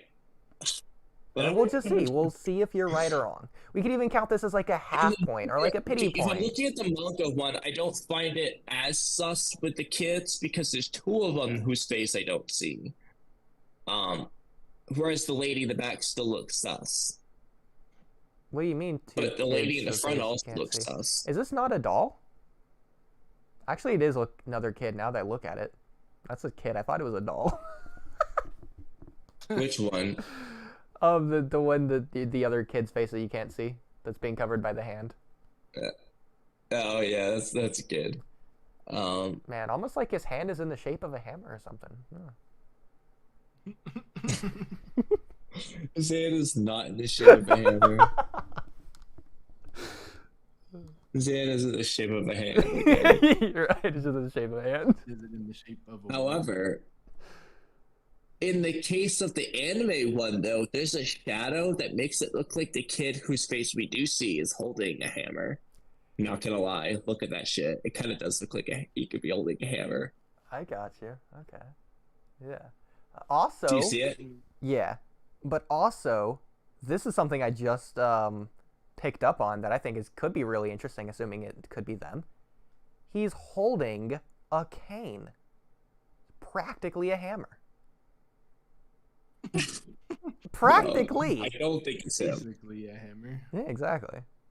Like, I think that's pretty good, subtle something at least. No, I don't think it's him. Yes, potential possibility. Oh man, I don't want to be wrong.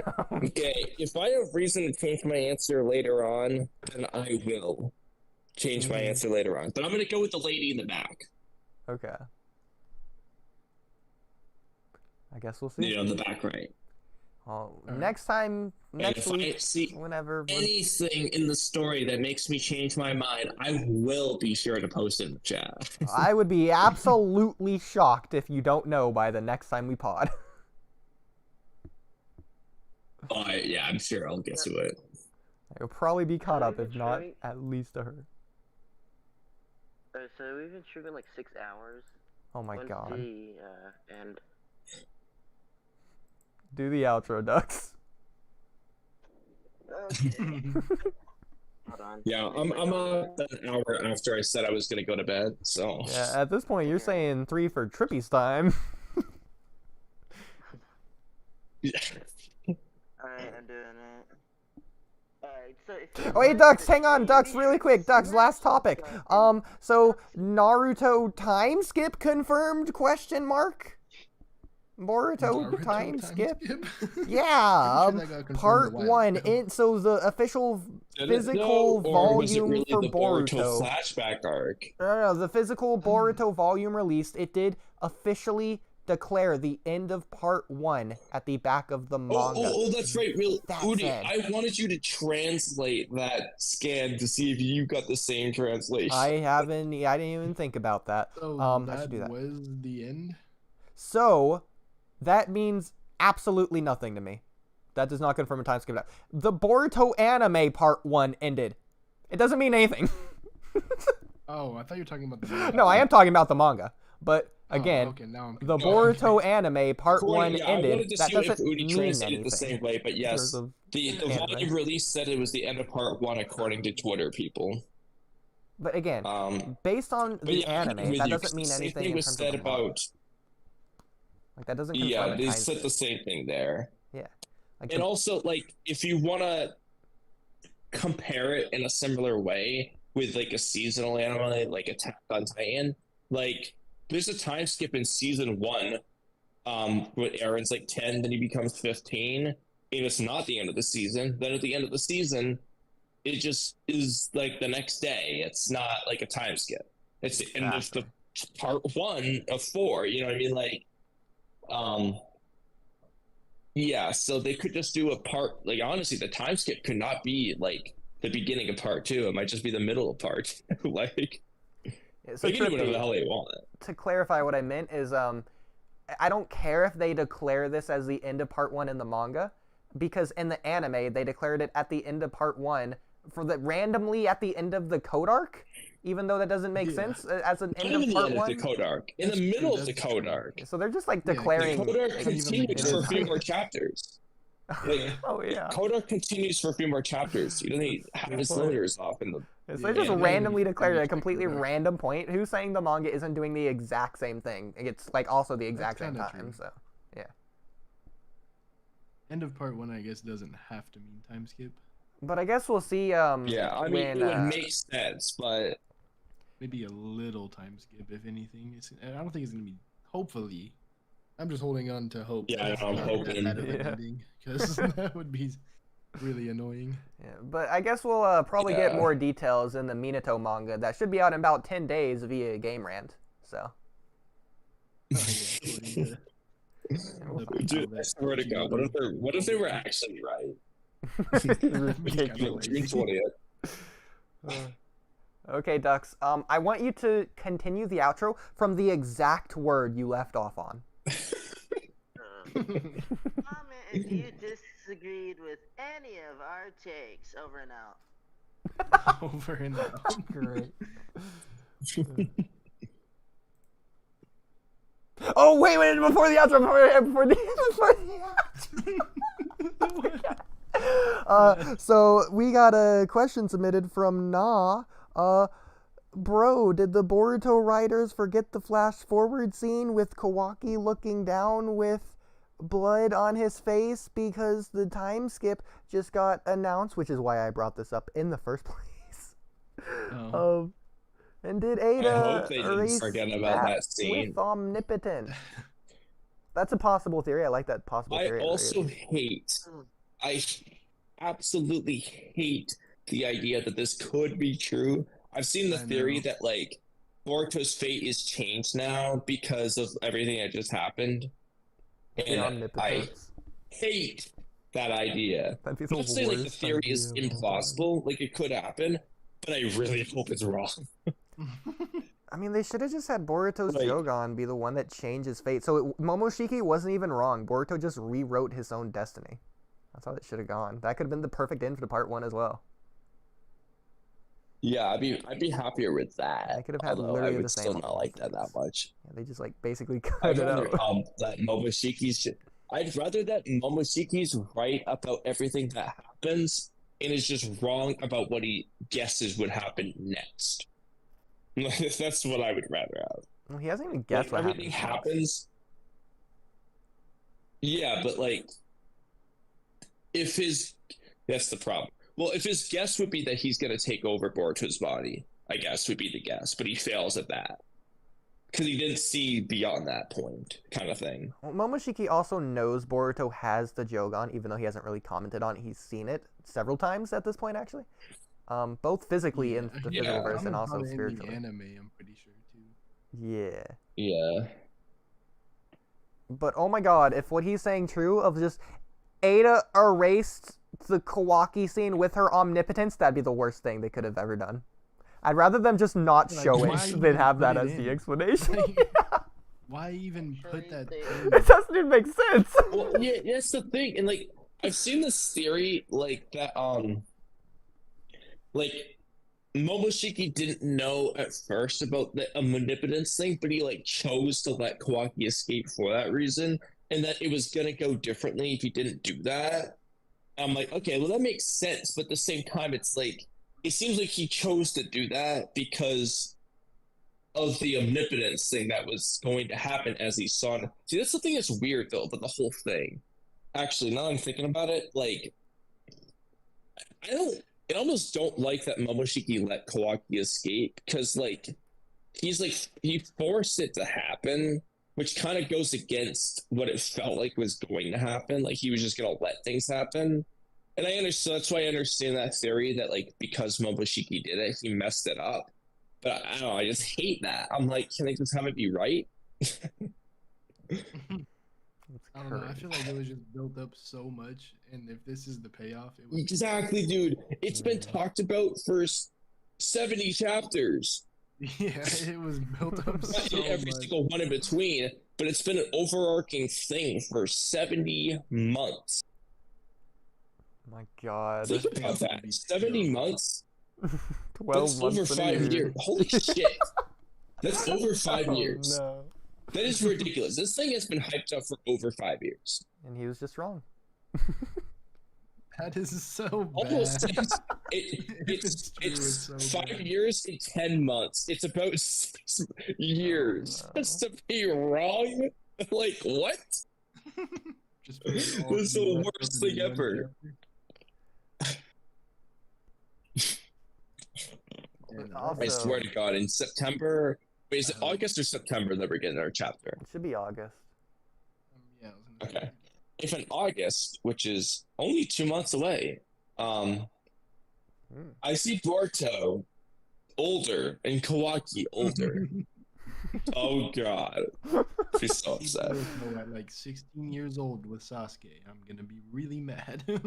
Man, and they thought your and takes on the worst Sarada's part is this, Mangekyo were if mad. when I voice my opinion about it, dude, I'm gonna get so much Oh, hate yeah. for it. Like, I'm not. I I'm not I gonna will make back it you against up it. all the This way. is terrible. it's gonna be terrible. it's gonna be even worse than the hate I got about Sarada's Mangekyo Sharingan, dude. There's gonna be so many. If I publicly You know what? like announce that I am mad about the time skip, I get so Yeah. much hate. I mean, I'm probably gonna do it too if that's how it ends. Yeah. Yeah, I'm gonna be it's so like and hyped about it, but I'm gonna be pissed off. So.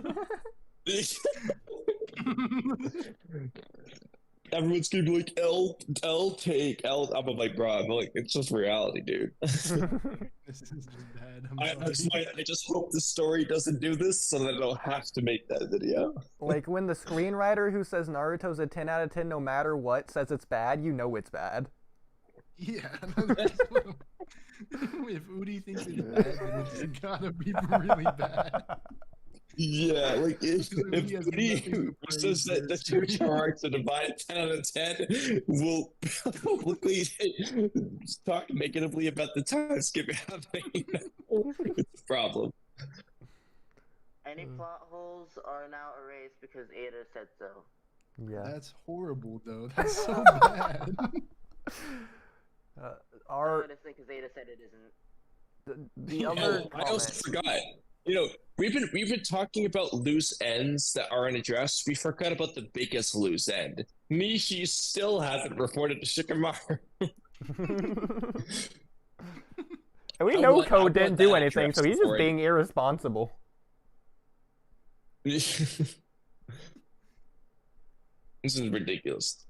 But also, Yeah, dude, I don't know. Women They put it absolutely up. loves Honestly, Attack even on like Titan, and a is like, day time skip's getting into a gray area. Like, I need to see Himawari's initial reaction. yes. Like, You know what else? because that's actually an honest thing. Like, the initial reaction of Himawari learning about what happened to her dad and mom is actually, like, crucial, I feel like. Getting a 1 month later reaction is badass. Like, Dude, I don't want a delayed reaction. I need to see her first initial reaction. I need her to pick up the broken family picture and be like, "What the hell is this?" Like, it doesn't work really any other way. It just can't even be a time, dude. The 5-minute time skip's all we can have. Okay. Okay. It'd be like a day later time skip. That's like Yeah. That's pushing it. Even that's pushing it. that's so, yeah, because the Himawari thing wouldn't really happen properly. So Just as a side It note, only works if it's like right now. God, I am so So sick why of are they not people saying- saying what are they Himawari and Damon thinking? are going to be together. I'm so sick of Oh, people yeah. saying that. Huh? There's nothing implying Himawari and Damon are going to be together. People just misinterpreted that scene. Oh yeah, some people said that they thought that Damon was saying that like Himawari is hot. I'm like, no, Boruto thought that. That's not what Exactly. Damon was saying. Because Boruto didn't Like, Damon's understand saying that Himawari's Damon strong. was- Boruto Yeah, thought exactly. Damon was saying Himawari's hot. That said, the fact that they included a gag thing about it, like, would be a reason to say, oh, No. they might get together. But No, that's nonsense.